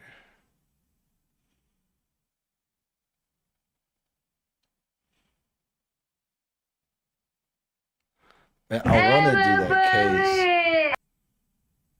Guys, there's a case I want to do, but it's a long video. But I need to go downstairs and smoke. Because I can't smoke weed in the hotel. So, chat, let me know what I should do. Should I leave the stream on for you guys to interact in here until I come back? Or should I shut the stream down, come back and start a new stream? Let me know. Let me know what we should do.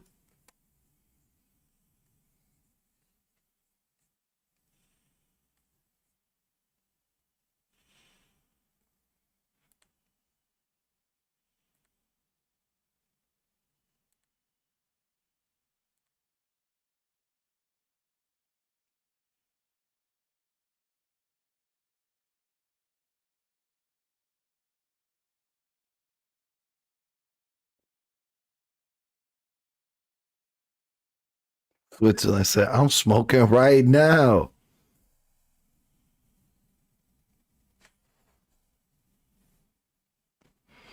All right, I'm going to do that. I'm going to leave it on. I'm going to mute the mic, turn off the cam, but I'll leave the stream up. Hold up, maybe.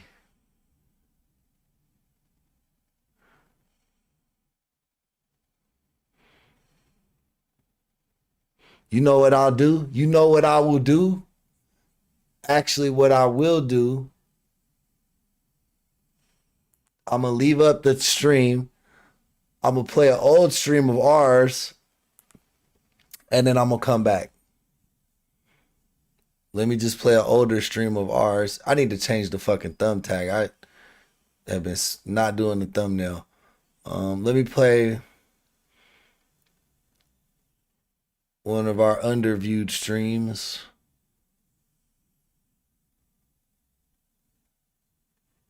I don't know, we've been getting a lot of views lately.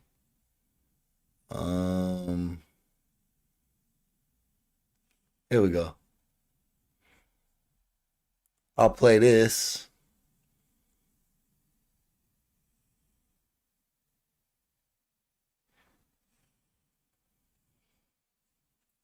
Kev, if he's refusing to cooperate and making... I'll play that. And then I'll be back shortly, y'all. We're not going past the red car, okay, guys? Actually, why don't we stay... Cody! Cody! He doesn't have a weapon. Come here, man.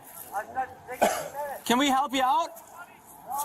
Let's just see if he goes into a house. We don't know. Cody. As officers closed in, Cody fled on foot, digging through his backpack while running. Come here, buddy. Just talk to us. We're not going to hurt you if you just cool off. Cody got a gun or he trying to get rid of the gun. But either way, grabbing in your bag like that can get you popped by the police. This might be a suicide by cop situation. Back up. Can we help? Where are you? Watch his hand. He's running. Anything else that I should... Hold on. I'll be right back, guys.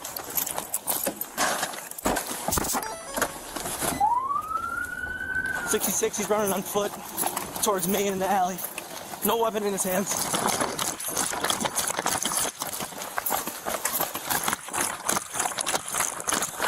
Hey, what I really like is that this cop hasn't showed like mad anger or aggression yet. Like he's had a game plan, been in control, telling his units where to be, how to react, how to respond. W police work, man. W police work. Cody, stop! Cody, stop! Westbound on Main. Go right, Case. Coming up to the pool. No, I don't even live in Nevada no more, bro. But yeah, man, do you ever talk to Philly or anybody from back in the day? Palace. I need somebody to cut him off. 9 to pay. Kev, watch his hands. Put your fucking hands up. Put them up. Show us your hands. Up. Show us your hands. Drop. No, I need to go to hospital. I heard your mom died, man. We're sorry to hear that, but we want to help you, okay? Please. We're here to help. CW cops, bro. They understand that bro wasn't in the best mental state anyway. His mom just passed. He's wilding out on his family members. Like, this guy needs a doctor more than some jail time. He needs to sit down in jail for a little bit. Don't get me wrong. But hopefully that'll lead to him getting the help he needs. You feel me? Help you, please. You hurt? I love you guys. You injured? You good? Hold on, Cody. I'm not good. Hey, hold on, Cody. Help you, bud. My name's Jory. Are you okay? No. What's up? Good? Good. Good. You good? I've been getting extremely taken advantage of. He did drop his bag between the... Can you go back, get my shield? I dropped it by the bag. Yep. Okay. You guys, Against I'm one of the sorry, houses. I'm just here. I need to sit you up, Cody. You don't have a weapon? No. Thank you. We're just gonna sit you up and talk, okay? I'm gonna sit in jail forever, I know. No, you're not gonna sit in jail forever, dude. We're gonna get you some help. But you gotta calm down and work with us, okay? You guys, it's been, as bad as it took you guys to get me, it's not been good. Okay. We're here to help you, man. If you stand up, we're gonna search you. Just can I catch my breath? Sure. Can you let me search your pockets while you sit here? Put your feet straight. It'll be between these ones. We have to get the shield, too. I didn't like this, you guys. I didn't want it. Well, we're done now, so let's just cool off. I'm gonna sit in a cell with a bunch of men forever now, alright? I didn't want to be. I didn't. It's my mom. 66, we can open the channel. It's my mom. It's my. We're all good, no injuries. Hey, be gentle, sir. We won't hurt you. We're done. We had to get you to the ground because we didn't know if you had a gun. That's all. I had to play it like that. No, you didn't. Should be between the yellow and red one here. You guys. We're just glad. Bro, crazy as fuck. I had to play it like that. Don't never pretend like you got a gun to the police. Bro, like that, there's no benefit of the police thinking you have a gun. Like, We didn't hurt you, okay? I've been really deep into some. you get this pocket? There's some stuff going on that I can't explain to you guys. That's it's fair. not a mental problem or anything like that. Hey, everyone's got stuff going on. We understand. hey, well, if you hear from him or you know how to get in contact with him, man, tell him to hit me up sometime. Come on, guys. We understand that, okay? Yeah. So what is it? 7:12 and 7:12 what? This breakfast, lunch, and dinner. Oh, you mean in jail? You just lock it up and leave it? What do you want done with it? Dude, just throw it away.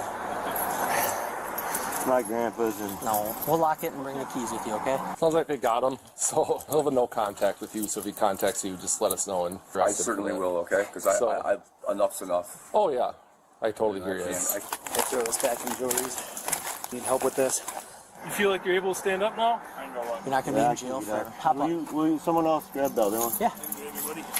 One, bring your feet up. 1, 2, 3. Yep, I'm going to finish searching now. Let's go up against the side of the car here. Spread your feet really wide for me. Thanks. It's all over now, buddy. Just take a deep breath. We'll sort it out. I can't sort it out. You're not hurt though, right? No, That's a good start. Hurt. I'm very hurt. Yo, what up, Hville? Welcome to the chat. Noob, good morning, man. How's it going, y'all? Make sure y'all hitting that like button if you haven't already. Subscribe to the channel. Check out our memberships, man. We over 40 members. Man, let's get the memberships up. Let's keep pushing towards that 100 mark. You know what I'm saying? So if you haven't signed up for your membership yet, check it out. Starts at $2.99 a month. Cheaper than a cheeseburger, man, to support your favorite YouTube channel. Think about it. The truck was smoking. What's up with your truck? Ask John. Ask John. You ain't smoke? Come on, man.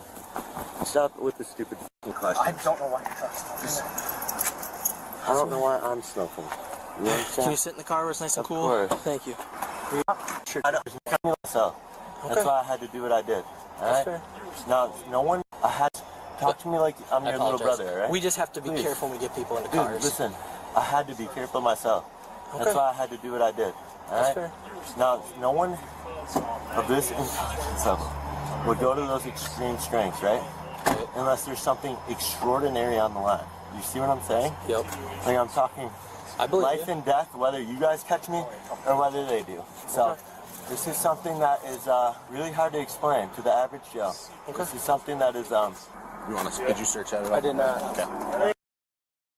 I don't know if he's telling the truth or not, but it seems like he fucked off some drugs or something with this family member. That's why he was like, give me my money, bro.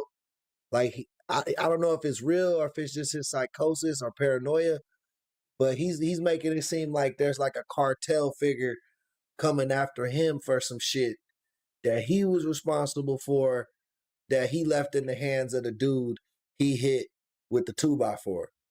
Now, I could just be making this shit up, but that's what it seems like to me. Cartel, all right? Oh, cartel? Yeah, have you heard of them? I'm gonna head back. Sam, let me know where you're going. County? All right, I'll meet you there.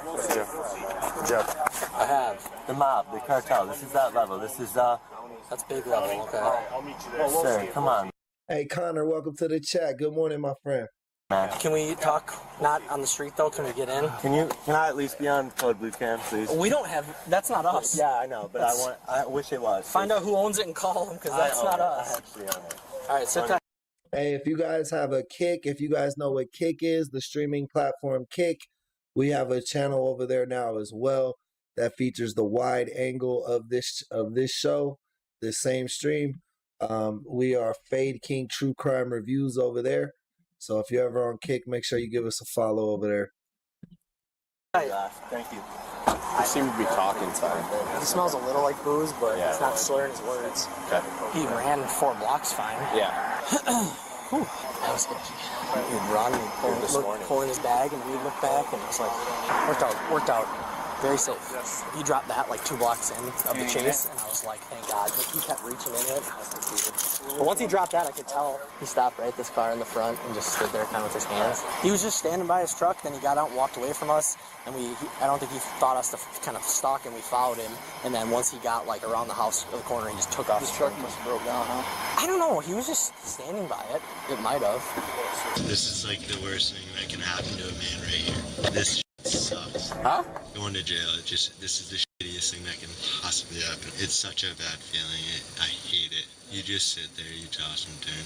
Can't imagine it's fun. A legend is a legend, you know, because, you know, this is just it's a mockery. It really is a shame. It's not supposed to be like, you got a hardworking kid, let's give it everything he's possibly got. Down to the Corvettes and the Bugattis right behind us. It really boils down to that. It's a code blue cam shame. It fucking sucks. It's nothing worse than sitting in a jail with a bunch of fucking losers, real idiots. The ones that don't work their fucking nuts off. The drugs let it in. You're just working on your grandpa's truck one day and someone's like, hey dude, you want to try this? And it's like, no dude, you tell them no and you tell them no and they keep doing it. One day it's like, you don't want to be a pussy, right? And then you try it and boom. I want to say I need to go into the hospital, but that would make me a fucking pussy.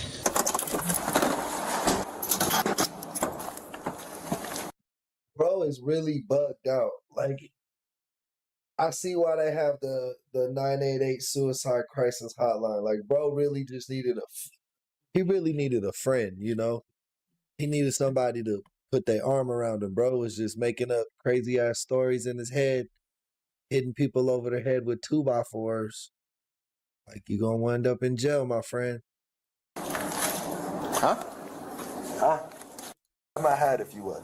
I don't want to grab your head. This is gonna lean down. What the f does it look like I'm doing, sir? You think I can get back up without falling on my f***ing face? This time I actually need help with that. I want to do anything?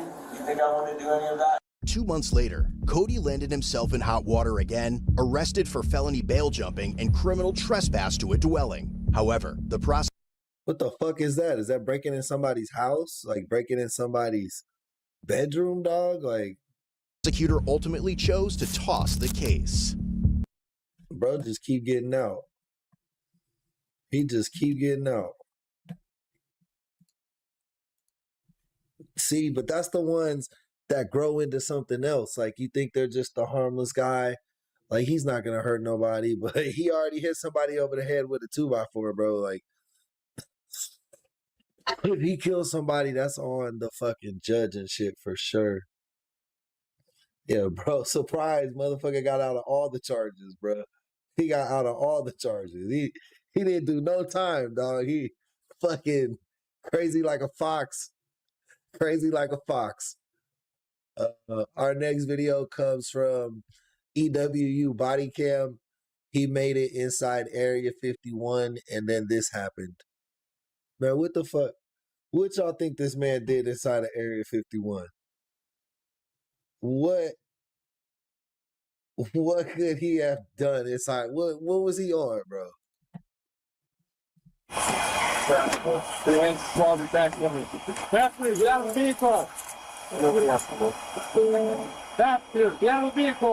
We're here because you're trespassing on a military installation. Who are you trying to speak to tonight? The whole take me to your leader thing. And Yo, Flower, welcome to the chat. Alex, how's it going? Tell me how we ended up here today. It's for the Area 51. Definitely the first time I ever had guns pulled on me. That was a little different. They don't want to speak with you. The military doesn't wish to speak. The military does not wish to speak with you. The Nevada Test and Training Range, or NTTR, lies within more than 4,000 square miles of the most tightly restricted land in the United States. And though the government warns that trespassing can result in fines or imprisonment, that doesn't stop a handful of people every year from trying to get a close-up look at the range's most closely guarded secret, Area 51. Dude, is there a way we can just pull it into the little alien?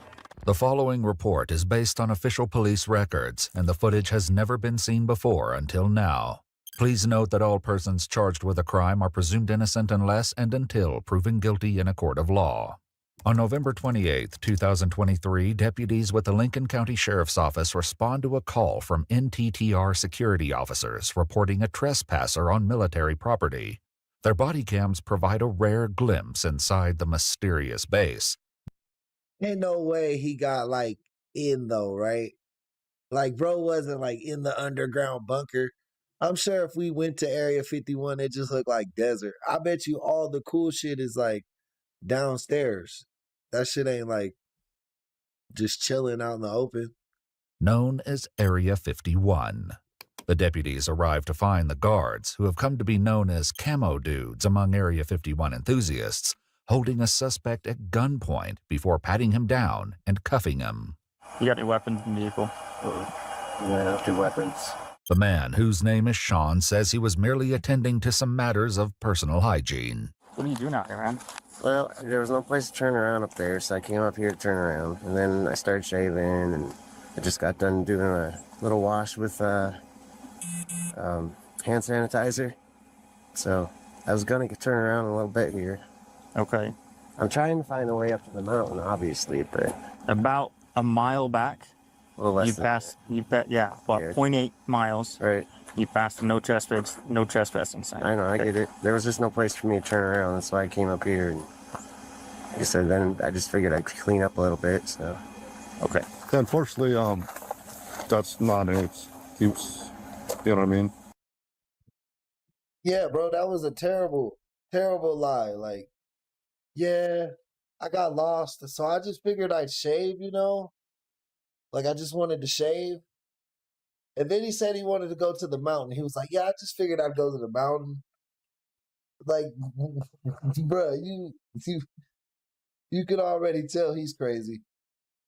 Like, no trespassing means no trespassing. And, you're on a military site.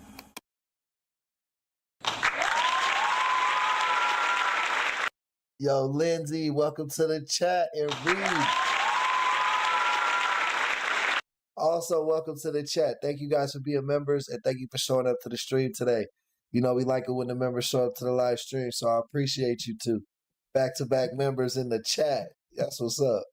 The NTTR is operated by Nellis Air Force Base and occupies a vast swath of the region. But it's this specific stretch of land just outside the Groom Lake Salt Flat that tends to draw interlopers to the mysterious facility, officially named Homey Airport, but known to the public as Area 51.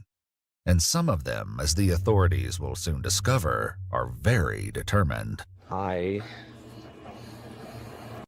1000 HP. Candy, what's poppin'? Shout out New York, my boy King Tweez. Have been dealing with things that most people wouldn't understand. Not even my own family can understand. And so I need to go to the bigger family that is my U.S. government, I guess. As for Sean, the deputy asks for his vehicle registration. Is it okay if I go get it? You want me to show you where? Just in the glove box, right? Well, you see it. Shout out Candy in Boston. It's really messy. Because I lived out of it. But yeah, it's in the glove box. Though a significant percentage of Americans believe that Area 51 contains evidence of alien encounters, the deputy spots a more terrestrial concern in Sean's van. Wonder when he got those. I had a season to get those. They got some nice antlers in there too. Yeah. Yeah, where'd you find those? Let's see. Antlers were in... Davenport, is that Iowa? IA? Is IA Iowa? Am I tripping? Colorado? Really? Yeah. But even without compounding the trouble with out-of-season antlers. Hey, Candy, thank you for the stars. Love it. Love the love. Thank you for helping sponsor today's stream. Sean. I think that was the first one today. Appreciate the love. Back to back. She dropped it 100, keeping it 100. Candy's on fire. Still has the trespassing citation to contend with. There's 2 options, either citation or possibly go to jail. This is a area where you got to really pay attention to the signs. And I get that now. The experience of Area 51 may not have been what Sean envisioned, but it has certainly been one to remember. Definitely the first time I ever had guns pulled on me, that was a little different. 1000 Passenger, get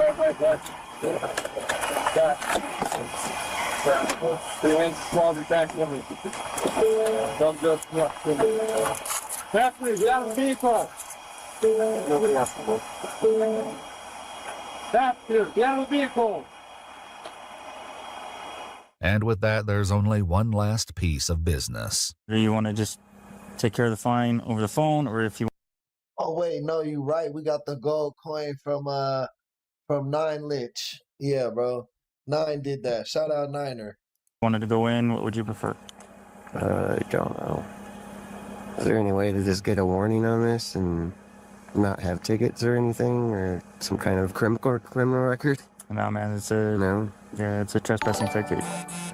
They take this pretty seriously out here. See, my boy Nine came back with another sparkle. Thank you for the love. Indeed, it's taken seriously enough that not everyone is given the option of a fine, as one man would find out the hard way. There are cases of consciousness where people can feel other people non-locally. Okay. See, bro, this just seems like, I know I'll be keeping up with the chat more than I'll be keeping up with the videos sometimes, but I thought we was gonna get to see somebody like get up in there. You know how they ran through the fucking Scientology building, bro? I knew that's not possible, but I just knew it was just gonna be some weirdos out in the desert, bro. It wasn't gonna be like nothing cool. And it poses a national security threat. But before that bizarre encounter, deputies are called out to the base property in May of 2024 to deal with a couple who say they were given some bad directions.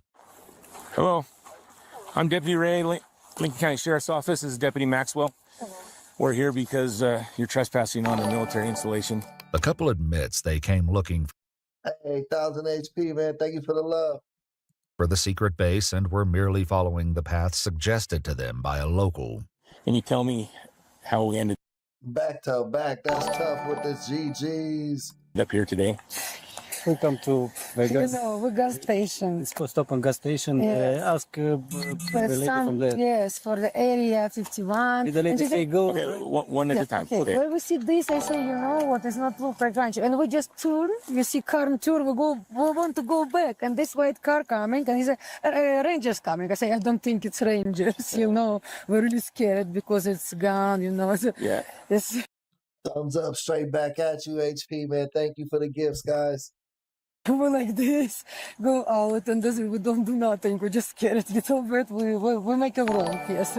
Okay, so they trying to play it off like, hey, shout out the F key. Shout out the Dono, man. Appreciate you guys helping sponsor the stream tonight. But they're just playing the foreign role. You know damn well they're alien enthusiasts from out of the country. And they came here with this fantasy of sneaking around the base, and now they're like, "Oh no, we got some bad directions, no English." So about a half mile back, you cross the boundary. It's clearly marked on both sides of the road with an orange post and a sign that says no trespassing. It's our fault. So what's going to happen today is I'm going to issue you a citation, each of you a citation for trespassing on a military installation, and we'll get you on your way out of here. But the camo dudes aren't quite ready to let the matter go. The only biggest concern we have is this possibility of drones in the vehicle.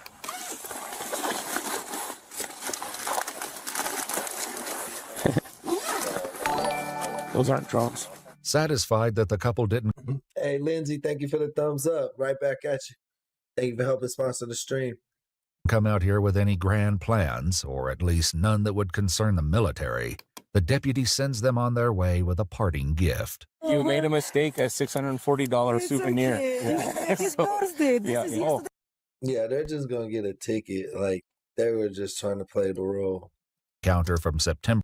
But they're going to go home before they pay that ticket, bro. They're just not going to, they're like, yeah, we can't go back to America now. It's bad. You know, we're from Italy. It's wherever they from, you know, like, fuck that. For 2025, unfold in a much less predictable way. So he was on foot? Yeah. From there to... Yeah, you got to put the car. Yes. Me how far you got? I say they mentioned he was pretty Not really there, or Yeah. kind of maybe. Yeah. Well, first of all, let's get you out of here. I'm gonna place you in my patrol truck, okay?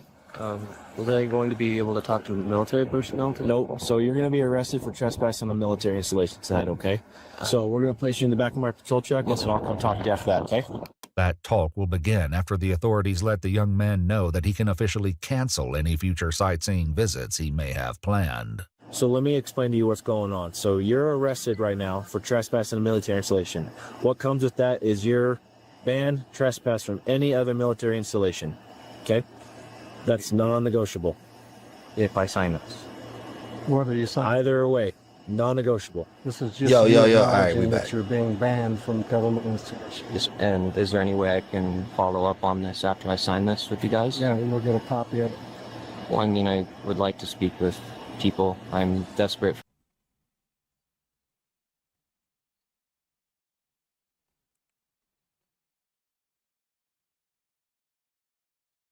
All right, we back, y'all. We back in the building.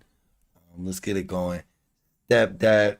Thank you for the. Hey, bro. I actually think that was pretty smooth though for like a holdover screen.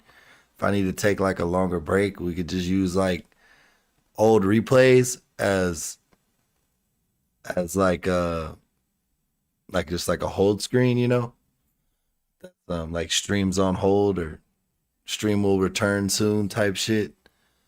That actually played out pretty slick. Also, how would you guys feel about live chat rewatches of old streams? Like if we're just watching an old fade stream like that, where I'm just in the chat instead of being on camera. You know what I mean? Let me know what you guys think about that. Cause that seemed pretty cool too. I was just chilling on the bench and I was able to just smoke. Stepdad kills disabled daughter and thinks he's going home. Red Bear interrogations. Let's check them out. Shows that you're involved in this. How? I never. The evidence shows that you're involved in this. How? I never touched that kid. Okay. Well, I think that at this point, the evidence shows that's not true. Did Investigator Mahaka explain to you the injuries that she had? Yeah, she had some kind of bruising on top So she of her. didn't have some kind of bruising. She was beat to death, Paul. This is Paul Carter, the man at the center of the murder investigation into the death of his girlfriend's disabled daughter, Samantha. I'm a good guy. I've been nothing but good about to her and those kids. And that's the honest to God truth. I've never hurt those kids before. Ever. And as detectives lay out more and more evidence, Paul sticks to the same strategy: deny everything and hope it's enough to get him out of that room. I am not a murderer. On the evening of January 17th, 2020, emergency crews responded to a home in Nakusa, Wisconsin, after a 911 call about a young woman who wasn't breathing. Inside, they found 20-year-old Samantha Roberts, unresponsive. Samantha had cerebral palsy. She couldn't walk or speak and relied entirely on the people around her for care. She lived with her mother and her mother's boyfriend, 43-year-old Paul Carter. When officers asked Paul what had happened, he said he didn't know. But as investigators began reconstructing the timeline, his answer became harder to believe. Samantha's mother said she had checked on her before taking a bath that lasted about an hour. During that time, Paul was the only other adult on the same floor. By the time she came back, Samantha was in critical condition. The more detectives uncovered, the worse it looked. See, bro, I got a son, bro, and he's in a wheelchair. He doesn't have her condition. I don't want to say they have the same condition, but let's just say he don't got like the average days in and days out. You know what I mean? And me and his biological moms, we not together. So like something like this can hit home, bro. Like this isn't her father who's doing this to her. This is like a stepfather, mother's boyfriend type role. Man, my heart kind of sank a little bit for this girl right now. And we not even like, we just into the video. I wish the worst upon this man. I wish the worst upon the worst. Samantha's mother told them Paul admitted he had hit Samantha and pulled her hair, but claimed it happened days earlier. The autopsy ruled that out. The medical examiner concluded her injuries would have caused death within minutes, placing them squarely in the time Paul was alone with her. With the medical evidence, the mother's statements, and Paul's history of violence, detectives brought him into this interrogation room to explain what really happened. During the autopsy, there was massive subdermal damage. So what is that? So the inside or No, how is that? well, here, let me explain. That's like between the skin and the skull. Okay. There was bleeding in there, and then internally in the brain cavity, there was lots of bleeding in there. Okay, so those injuries were caused by something. Okay. What? Well, that's what we're trying to figure out. Because the brain injuries, according to the doctor, were recent. Okay. And same with the bleeding. Okay. It would have been from the 8th, you know, because... Like I said, when she came home from school, she wasn't all there. She wasn't like she was normal, like she did all that. She was just quiet. Some of what I asked too, and I asked you about different things about your past, you know, because I mean we see on CCAP the arrest, and most of them are all listed initially as battery and disorderly conduct. I didn't touch Sam. Okay, but but you gotta understand, that's freaking me out because if my record is gonna look at me like I hurt that kid. Just let me explain things to you. Okay. He interrupts before they finish. The detectives bring up CCAP, and instantly Paul fires back. I didn't touch Sam. Nobody had accused him yet. They were just explaining why they pulled his history. That unsolicited denial tells you more than any answer could. We have to look at a person's history and not knowing you. Remember, one of the first things I said is I want to sit down and get to know you. Right. Okay? This was another reason why that's why I ask questions. Okay. This is another reason why me and Tina wanted to keep secret, because I know I have a bad past with women, and I didn't want the school knowing of my past and then taking her kids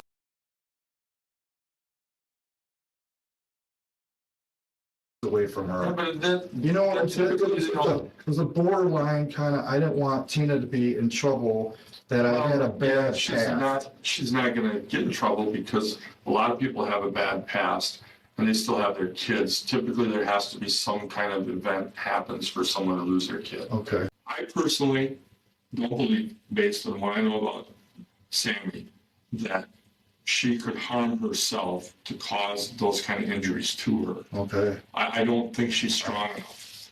I honestly don't. Okay. I mean, the injuries that, and just kind of to put it maybe into a little perspective, those kind of injuries you might see if Mike Tyson came up and punched one of us without gloves on. You gotta be kidding me. That was that. They're severe. Okay. So that kind of gives you an idea where we're coming from. All right. And that's why I was asking you questions about how strong Sandy was.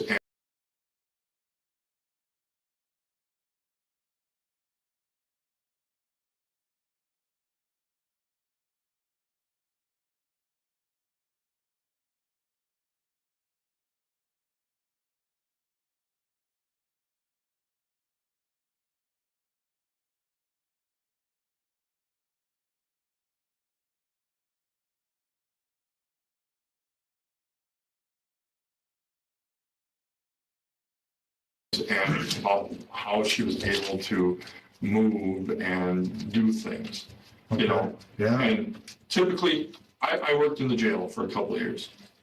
I watched people take off running from here and run their head into a cement wall. And they stand there and then they look at us. They don't get those kind of injuries, and I'm certain that Sammy wasn't able to even inflict that level of injury on herself. Jesus. Okay. The detective doesn't exaggerate when he brings up Mike Tyson. He's trying to make Paul face the reality of the evidence. Samantha weighed only 90 pounds, had cerebral palsy, couldn't straighten her arms, and couldn't speak. The hemorrhaging at the top of her skull required force from above. It wasn't a fall, and it wasn't something she could have done to herself. That left only one person in the house capable of causing those injuries, Paul. There were some other injuries that I just don't think that Sammy could or would have the opportunity to cause. But one of them was an injury to the very top of her head. And I would find that based on what the photos I've looked at and the way her arms were not able to straighten them out, that she wouldn't be able to generate enough force to really hurt herself. Okay. I just can't see that. I wouldn't see how she could do that laying on her bed anyway. No, I couldn't see it. And based on what you told me and the way that she couldn't straighten her arms out and she couldn't do anything. She would get, but I can't see. But she can't come from here. No, she would straight down on top of her head.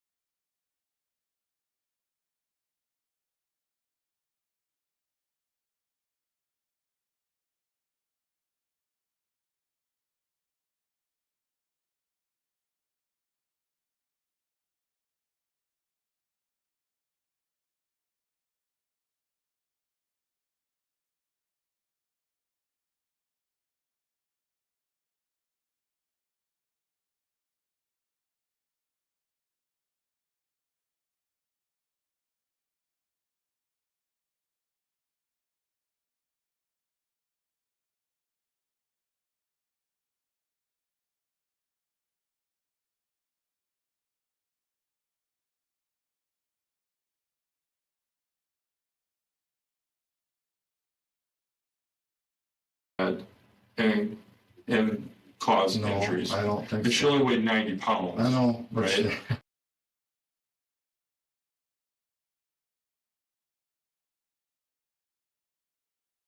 Yeah, and I looked at the photos on Tina's Facebook page, and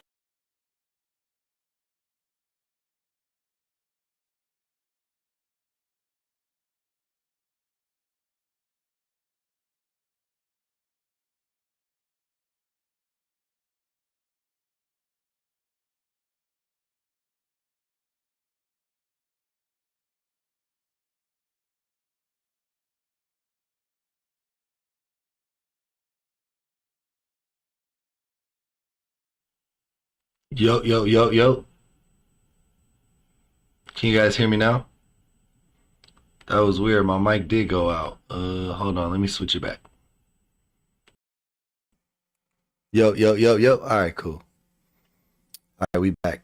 No, I was saying, I didn't want to, yeah, I don't know. The settings flipped out on me, but we're back. We're back. We're back. Thank you for the audio. Thank you for the info in the chat, man, because I thought I was spitting some facts right there. I thought I was spitting a little bit of knowledge. But no, thank you for checking on my state, you know what I mean, on my mental state.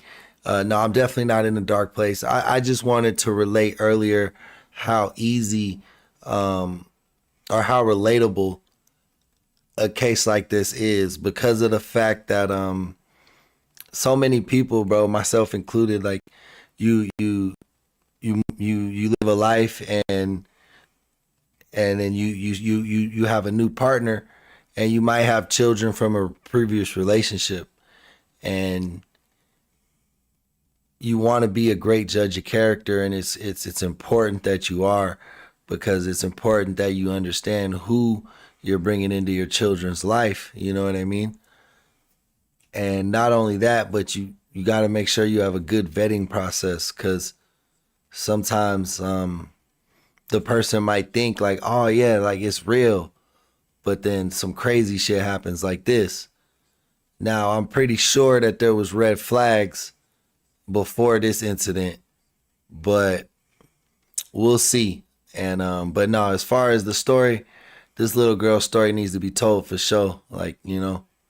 But thank y'all for checking in. But I just wanted to say how relatable this could be. Not that, you know what I mean, I've experienced anything like this.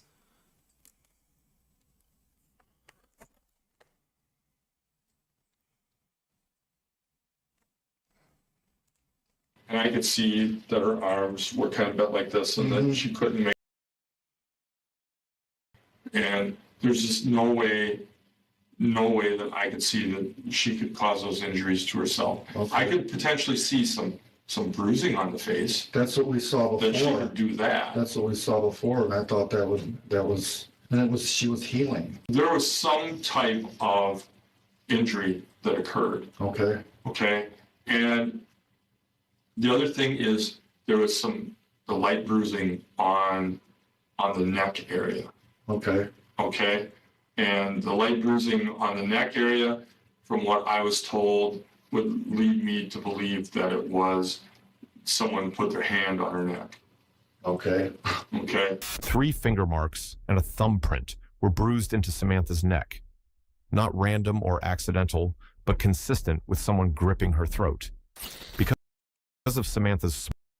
I was just gonna say that. So bro was choking on her and punching her. He was like ground and pounding her, bro.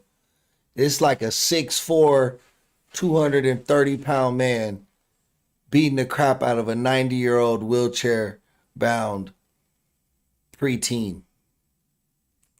Small frame, a full handprint wasn't possible, making the partial pattern even more important. She couldn't have caused those injuries herself, leaving investigators with only one conclusion: someone else did. And she wasn't very big. She was a little dainty girl. A little tiny girl, and you and I both have really big mitts. Yes, so, yeah. I mean, we wouldn't be able to probably put our hands around her neck, the whole hand anyway, because it's just not, she just isn't big enough for that. Right. Okay. So I guess we're trying to figure out exactly what happened. Okay. And I mean, there's also, you're sure you weren't investigated for anything else? Ever? That's it. Anything involving children, other adults, other male, female, anything else? Ever? Jesus. Regina's kids told her dad in the cross that he said I touched them, and I never did. Never did? No. Okay. No. Did you get questioned about that? Yeah, they came to Lisbon in front of me and Lucinda. It was 13 years later. Her middle daughter, Ashley. 13 years later, when Ashley. Were you with her 13 years before that? Ashley, a girl from Paul's past. Detectives ask about an old allegation that she accused him of inappropriate touching. Paul doesn't hesitate. He says it never happened, it was never proven, and she lied. The detectives don't stay on the topic for long. They simply let it sit there, another part of Paul's past that they believe deserves a closer look. Oh, well, that doesn't make any sense, but... No, they came to me 13 years after that relationship. Oh, they came to you 13 years later? After. Oh, after the relationship. Yeah. Okay, so when the girl said it allegedly happened, you would have been there. Yeah. Okay, but it was 13 years later. Ashley told the cop or something that I rudely touched her in the basement when I was doing laundry. Oh, well. I never hurt that kid. I never touched her rudely at all. Okay. I was never in the basement with her alone. Okay. So there's... All right. That was another investigation. Yeah. Okay. That's all it. I mean... All right. But nothing ever panned because they know I didn't do anything. Yeah, you didn't do anything. Oh, no. Okay. Anytime did you ever lay a hand on Sam? It's like, yeah, you didn't do nothing, man. You didn't do nothing. Well, what about Sammy? No. Never. Did it? No, I was it ever? Always in the room with Tina with her. Okay. Did it ever seem like either one of the girls, and probably especially Sammy, because she probably took more care than Desi? Because Desi's kind of able to take care of herself. She can and walk do her own around and thing, talk. right? Yeah, she can walk and talk and like stuff. tonight, she's upstairs watching. Yeah, she does her YouTube and something that she was watching. Yeah. Okay. You on new YouTube now, brother. You here. You ain't my brother, but you on YouTube here now, dude. Like, you on Fade King True Crime Reviews, bro. Everybody gonna know what you did to Sammy. Okay, but like Sam is like right around the corner from your bedroom. Right. Okay. That's why I'm freaking out, because I should have got to her. Right, but did it? I mean, that must have caused a little bit of stress on a new relationship, huh? After moving in. Are you kidding me? You know, Yeah, this was hard. I'm trying to get used to the kids. You know, I really am. Right. At no time did you ever lay a hand on Sammy. No, you asked Tina. Never. I was always in the room with her, and I was always in the bedroom. Okay. Tina would walk out. I was always stayed in the bedroom. Never by yourself. No, with her. I was never by myself with her. Nothing like that. No. There was no car accidents recently or anything. No. No. Alice, I already cracked open this little. I'm like 80% of the way through this little cut water. I'm starting off 4th of July with a bang. We had a stream and I drank a brew. And I'm a little tipsy right now. I ain't gonna lie to you. I was always in the kitchen or in the bedroom. No, nothing at home that you heard. I heard her throw up a couple times, and I went and grabbed Tina, and Tina went and checked on her. Yeah, but no thumping, like that in the shower or anything else like that, or that you can remember. No, I didn't really hear anything like that. Nothing like that. Never alone with Sam, but tiny cracks appear immediately. Tina would dash across the street for beer, gone 10, 15 minutes. He watched Desiree alone. He peeked into Sam's room from the hall. Each sentence walks back the absolute. He's not lying all at once, just giving ground inch by inch, hoping nobody notices the direction he's moving. I'd ask you. Happy 4th of July, guys. Make sure you blow something up today and eat some meat. Eat a hamburger, get a hot dog. If you fancy, get a brisket or some ribs. I wish I had a brisket today. I ain't got no brisket, man. I ain't got no brisket. Donate to the channel so I can get some brisket, y'all. I want some brisket. About being alone with the kids, and you said you're never alone with the kids or anything else I like watched that. Desi when she took Sam to the hospital. Okay, that's the only time. Yeah. All right. And what about when you go to the grocery store, or does Tina go to the grocery store? I've been going to the grocery store most of the time, yeah. Okay, but Tina doesn't go? You seen how expensive brisket is now? It's so damn expensive. Tina will walk across the street and come right back. Okay, she's never gone at all? No, she'll walk across the street, she'll come right back home, and I'm always... Across the street to where? She'll go and get me beer or something. Oh, okay, she'll go get beer, but she's not ever gone, what is it? She's walking, that'd probably take 10, 15 minutes. Not even, man. That girl runs across the street, she comes... Hey, I bet your stomach loves you. When I was vegetarian for a year, I lost 40 pounds and had no stomach problems.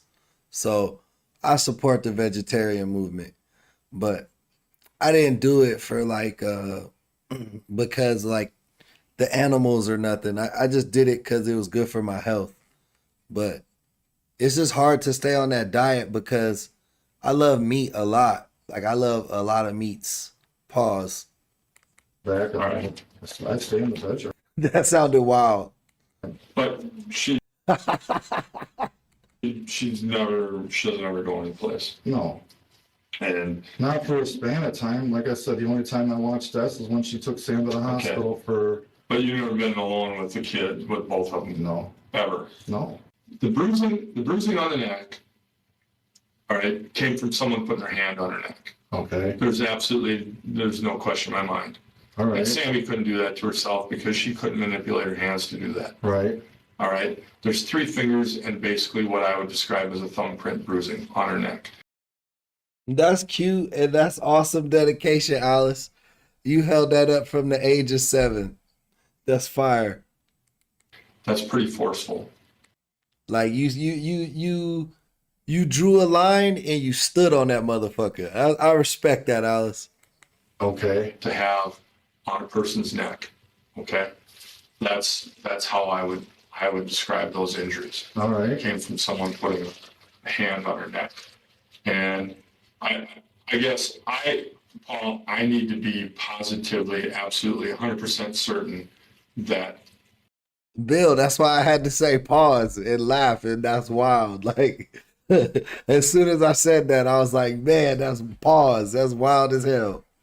You did not lay a hand on Sammy out of frustration, or maybe you got drunk and things got out of hand because she was flailing and you tried to stop her from flailing around when Tina was gone.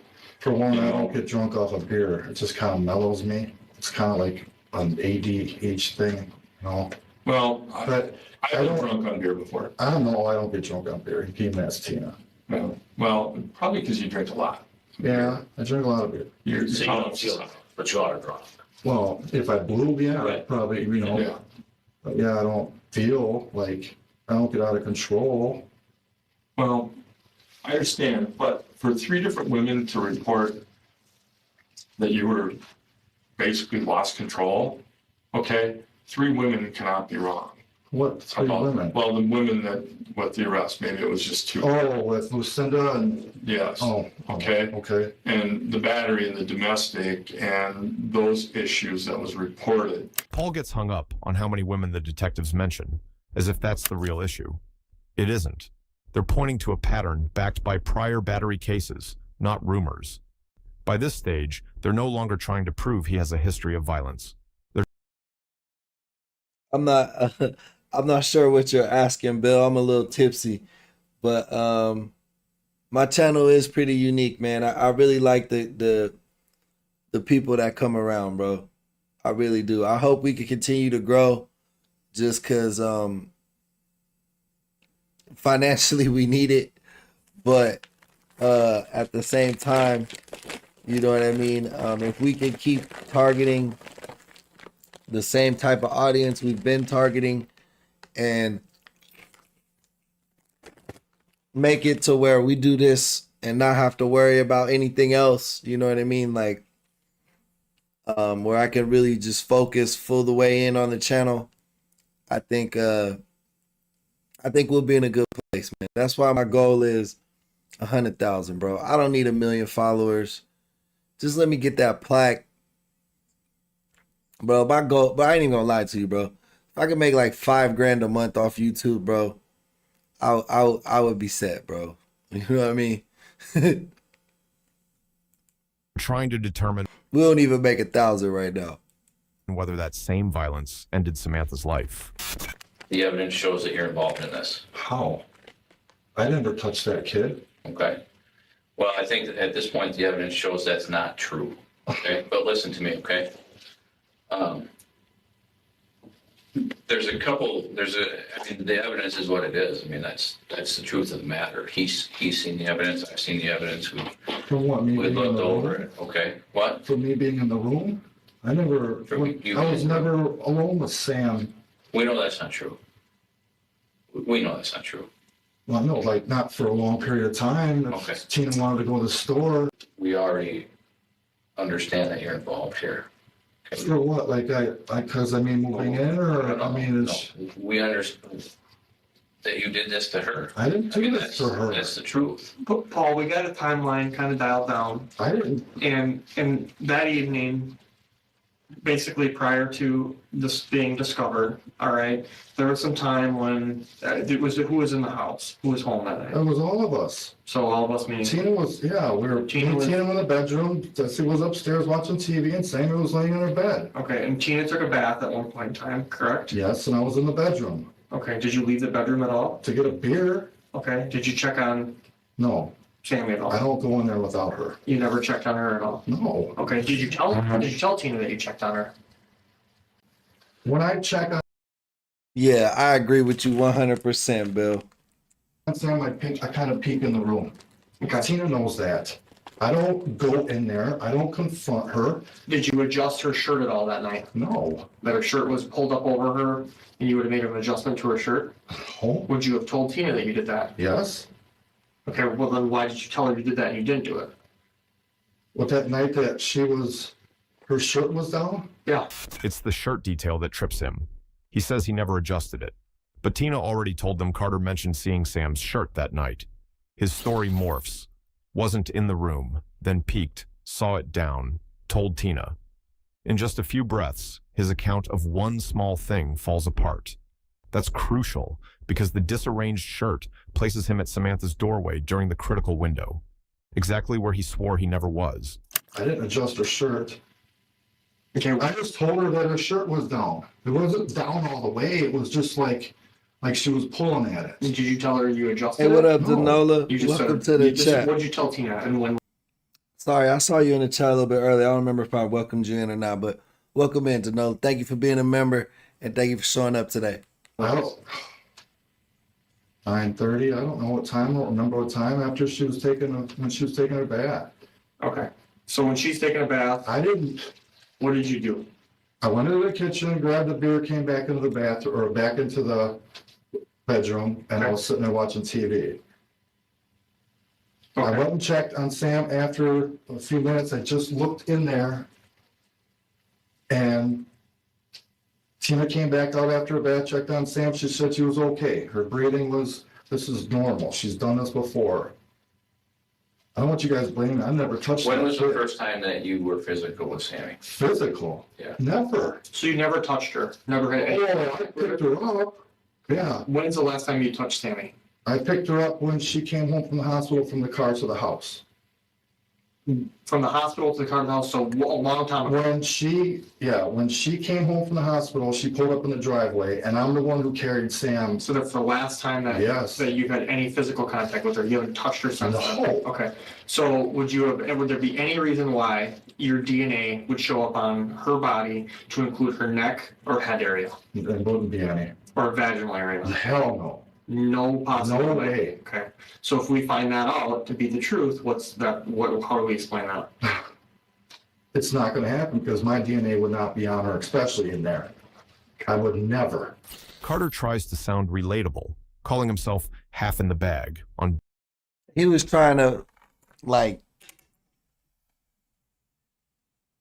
enunciate his words to make it seem like I could never do this, but we all know he's fucking lying. Hey, Alice, thank you for the star. Appreciate you helping sponsor today's stream. Beer, hiding in the bedroom to decompress. But that confession does double damage. He was regularly drunk in a house with a helpless woman who couldn't call for help. Then the detective asks, almost casually, if his DNA might be on Samantha's body. Carter's reaction to the second part is instant. He knows exactly what's being asked. We're really just trying to understand if something happened that night that upset you, Not that upsets that me. triggered you, or if it was a total plan from the beginning to cause this to her. I wouldn't. Because the evidence shows that you're responsible for this. How is it me? Well, because I'm a guy in the house. The time window that would have occurred, that this occurred, you were the only. Hey, Cheryl, how's it going? Only person that was alone with her. The injuries that she sustained, I wasn't she could alone. not. I wasn't alone with Sam. Tina was always in the house with me. She was in the house, but she wasn't in the room. Oh, so that gives me all the time in the world to go hurt this girl? Come on. I'm half in the bag drunk all the time. I don't even want to go in there. I'm always in the bedroom. Okay, what does that mean? Well, because I'm stressed out from not working and not helping the family. We understand that. It's like I drink and then I just sit in the bedroom. I kind of seclude myself. But you said you're half in the bag, and so you don't want to go in there. But if you're half in the bag, why wouldn't you want to go in there? I was always afraid of Sam. You can even ask Tina. I never wanted that. I wouldn't take her for a shower. I wouldn't change her. I wouldn't help with the feeding. that was all Tina. I would never hurt that kid, man. I would never. Bro is the worst actor of all time. That he tried his hardest to muster up some emotion in that sentence of he would never hurt her. But he looked away, had bad body language. He couldn't even look the police in their face when he said that shit. Watch. Look, he's looking at him now. Watch. See how he's looking at him. Now when I push play, and at the point he says, I would never hurt that kid, he starts looking at the wall. That was all Tina. I didn't. See, he can't even look at him. Would never hurt that kid, man. Look. I would never hurt her. The evidence shows different. You were trying to understand why. All right. There was a time you were there, you were alone with her at that time. You even admitted you went and checked on her, and then now you're saying you never would have went even there and looked for her. Well, no, I looked at her, yes. Okay. So the understanding we need to understand is, like Brian said, is this something that when this occurred, was it something that was pre-planned? Was it something that you planned? I didn't plan nothing. I never heard this girl. Was it an accident that something happened? I never heard her. I didn't pick her up and drop her. I didn't. Do you recall telling Tina that you smacked her upside the head and pulled her hair? Yeah. When did that occur? A couple weeks ago, I got her. We were just trying to get her to talk. Okay, explain that. I was like, Sammy, talk, and she'd try and talk, and then I kind of just went like this. Mind you, this girl's got cerebral palsy. He smacked her upside the head just to get her to talk. What the fuck kind of logic is that, bro? Her head, and not hard. It was about that hard. Okay. I didn't. You pulled her hair too? Well, no, it was just kind of, yeah, I might have pulled her hair a little bit, but not like bruises all over her face. That was before all that happened. This is the moment the case cracks open. Asked if he ever told Tina he hit Samantha upside the head and pulled her hair, Carter says, yeah, without a beat. A couple weeks before she died, trying to get her to say chair. A light tap, a little hair pull. He just admitted to using force on a nonverbal disabled woman as a speech exercise, but the autopsy doesn't support his timeline. The fatal injuries were acute, minutes, not weeks. How do we explain the bruises? That I don't know. She could not have caused them. That was not That me. is impossible. Okay. So how did it happen then? I don't know. Well, do you know that for 20 years of Sammy's life, she's never had a bruise on her face like that? Tina said that's not true. She said she's hurt herself before. Well, it's not the medical records. I don't. That's crazy. I thought the daughter was 12. She was 20 years old. That's how small a person she was. She was 90 pounds at 20 years old. And bro was out here physically manhandling her and shit. I don't know. What are we supposed to I do? don't want to get pinned on a fucking murder when I didn't touch that kid like that. I would never hurt her kids. She knows that. And I know it. But the evidence doesn't know that. So we're trying to understand what happened that made you do it. I didn't do it. It wasn't me. I didn't hurt that kid. Take a DNA test. So who was it? I don't know. Did Investigator Mahaka explain to you the injuries that she had? Yeah, she had some kind of bruising on So top if she of didn't her. have some kind of bruising, she was beat to death, Paul. It wasn't by me. She has strangulation marks around her neck. Strangulation marks. I never put my hands on her neck, ever. I never hurt this Bruises kid. there. I never hurt her. And the injuries that she sustained, she could not Hey, what up, Blade Runner, man? Welcome to the chat, my boy. Appreciate you stopping by today. have done herself. Okay, so how would my phantom go from the bedroom over to Sam, beat the hell out of this girl, come back in and not think of, come on. I don't know. You're the only one in the residence that would have the ability to do that. That's what we're trying to figure out. We're trying to figure out why I got from my beard did that. Come on, I don't know. man. You guys can't pick. No, I don't. He calls himself a phantom, sarcastically asking how he could have attacked Sam and slipped back without leaving evidence. It's almost clever, but it shows he's not confused. He's building a counter story. He knows the hallway is the whole case. What he doesn't seem to realize is that most of the case against him was already solid before he walked in. His shifting story is the only thing left standing, and it's wobbling. I've been drinking all day today, and I've been good to you guys, answering all the questions you want to know. I don't know anything.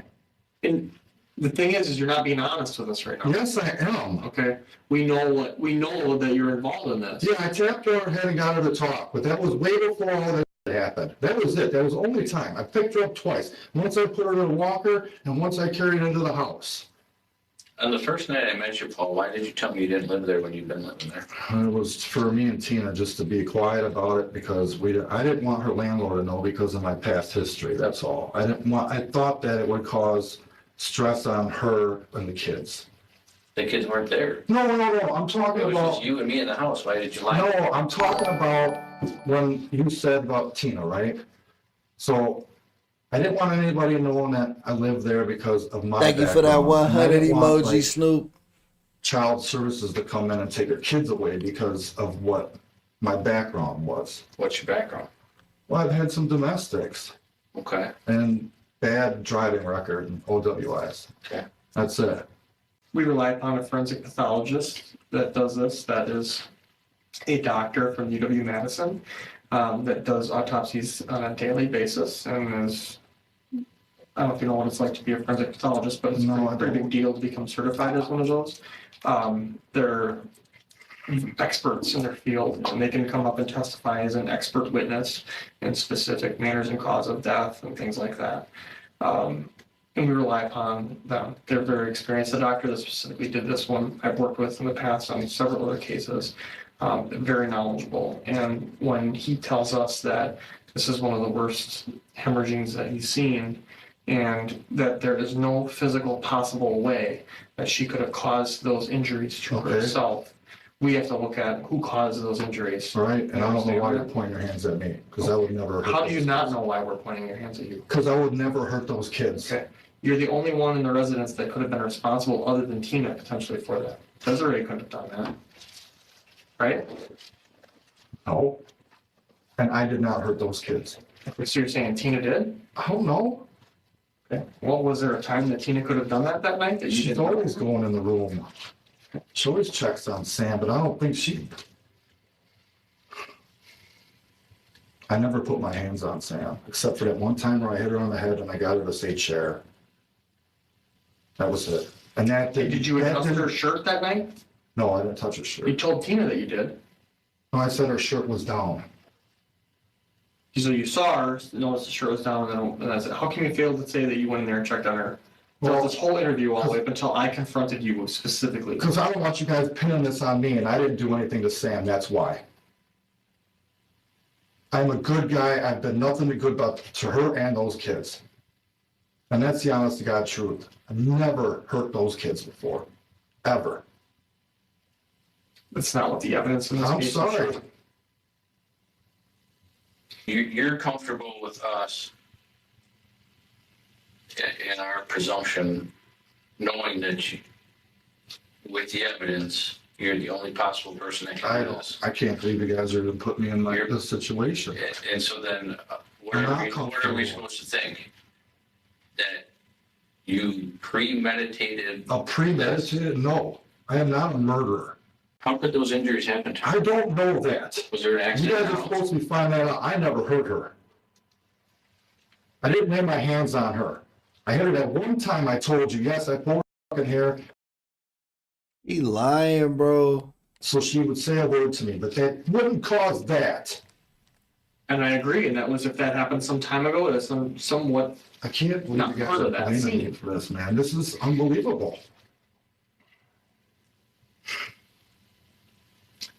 What are we supposed to think, Paul? What are we supposed to I think? don't know. I lied to you about me living there, yes. You I'm did. sorry. You did. I did. She sustained injuries that she could not have caused herself. It wasn't me. You were present in the house when that occurred. Yes, but I was in the Tina was bedroom. present in the house when that occurred. Desiree was in the house when that Yes. occurred. We are limited down to 3 individuals that could have caused those injuries. What was you seeing, Alice? And what made you stay up that long?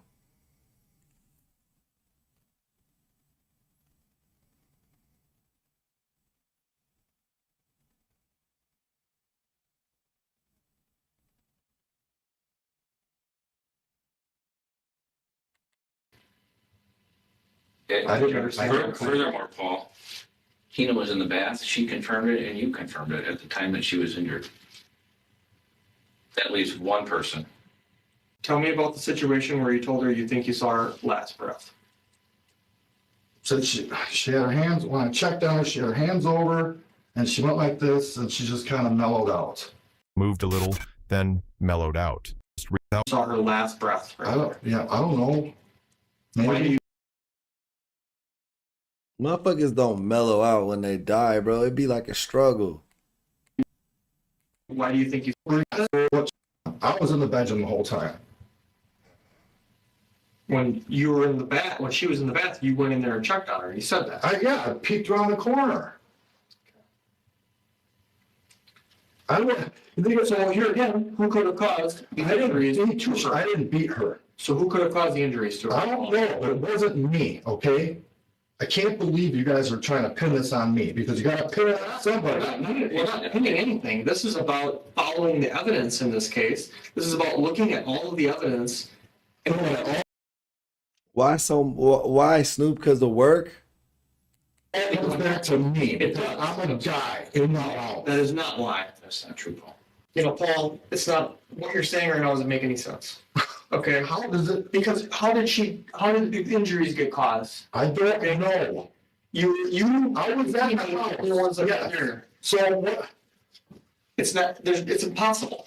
Okay, these injuries were not sustained by. So how is it the injuries happened right there at that time of the house? How is The it? doctor said it did. So doctor said it The did. doctor said Okay, it so did. it happened at that He's a time? professional. The injuries that I don't understand how that could be. She couldn't have, when she got home from school or from connections that day, she couldn't have had those injuries, right? Those injuries occurred at the house. No, because she was out of it. She wasn't even there. Injuries are incapacitating. Okay, so what does that mean? That means you die from those injuries. That Okay. means if either one of us sustained those injuries right now, we die from those injuries. We don't get up and walk around and have a conversation with somebody, or we don't get up around and move and do anything. We do nothing. We die from those injuries. I never touched that kid like that.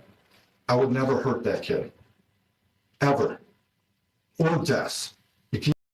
Bro has no remorse. He's just lying through his teeth. You talk to Des.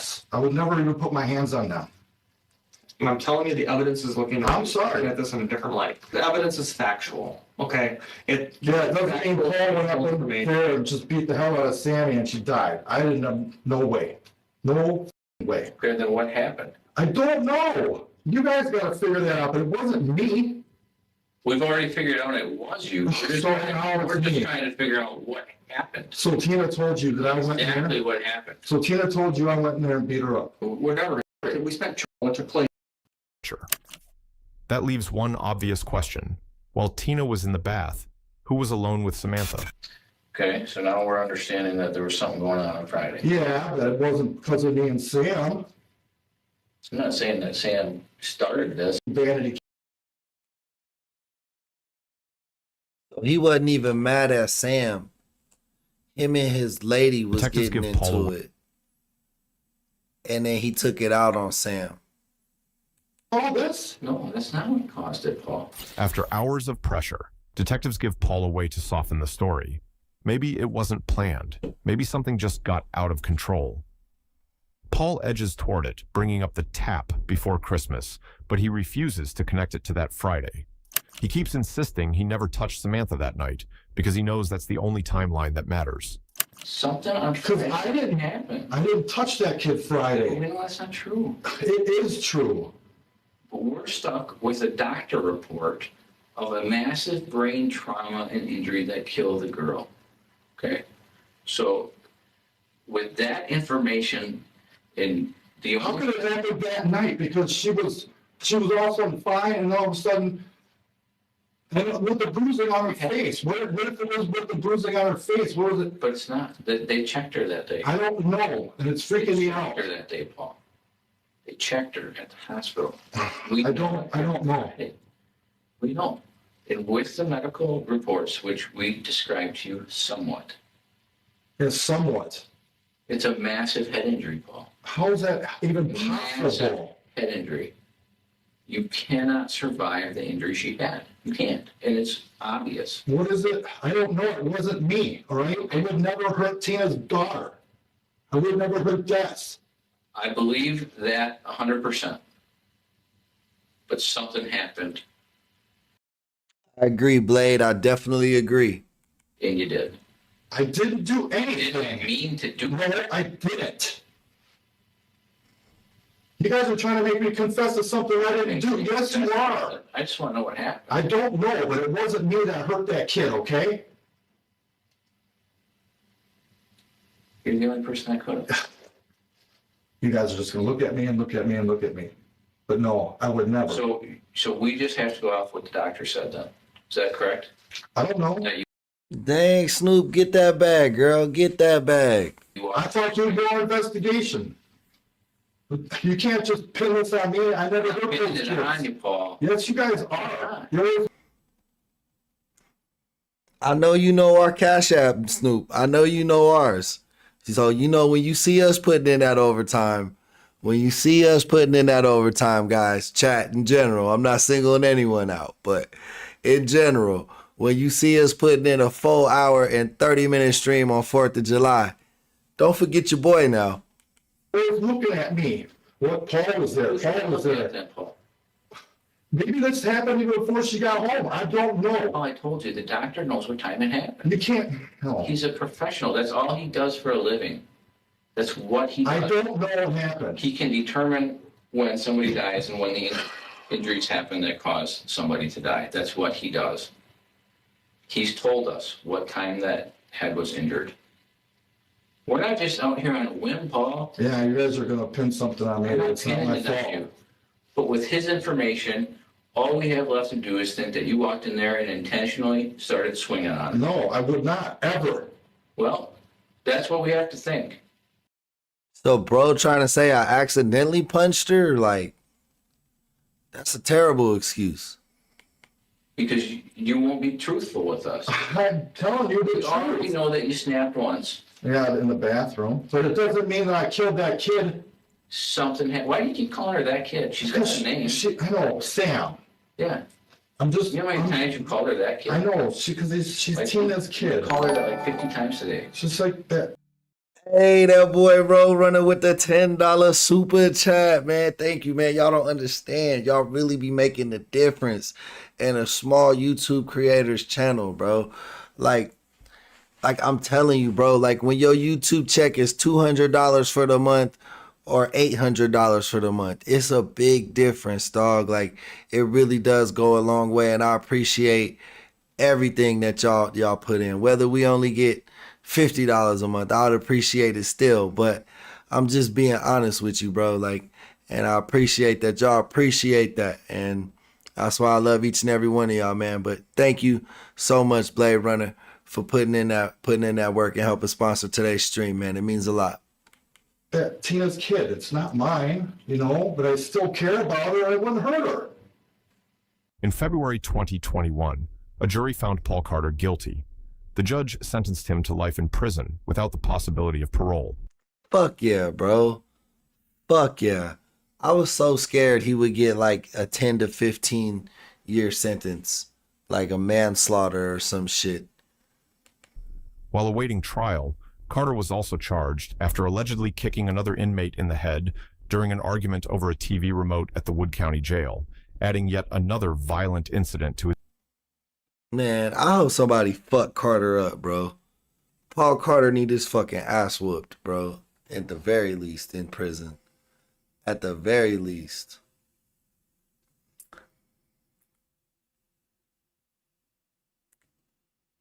Hey, man, but that's going to be the stream, bro. Thank you guys for watching, man. Shout out everybody who helped sponsor today's stream, man. Shout out our boy Blade Runner, today's MVP for sure. Happy 4th of July. Join our Discord, guys, if you haven't already, man. It really makes a difference. It helps the community stay together. When we interact outside the live stream, the vibes be even stronger inside the live stream, you know? So check out our Discord. I'm going to be posting some 4th of July pictures. If you want to see some pictures from me last weekend at Venice Beach with my daughter and my kids and my wife, check it out. And it's all there for you. Also, check out all the people's good cookings, man. So many people post their recipes and their cooking on our Discord and pictures of their food. And it's just a really good vibe, man. So definitely check us out, bro. Download the Discord app if you haven't already. It's absolutely free. No one can message you that's not your friend or not in your Discord group. For a lot of us, we're only in one Discord group, so you'll only be able to talk to people from the channel. If you're worried about like conserving your identity, it's actually really cool because we've turned it into our very own personal social media on our server, so we can share and interact without other people outside of the community seeing us. It's pretty dope. But that's my invitation for you guys. Link is in the description. I love each and every one of y'all. You could be anywhere in the world, but you here with me. And for that, I appreciate you. Peace and love. I don't got the outro, so we cutting straight out. See you next time.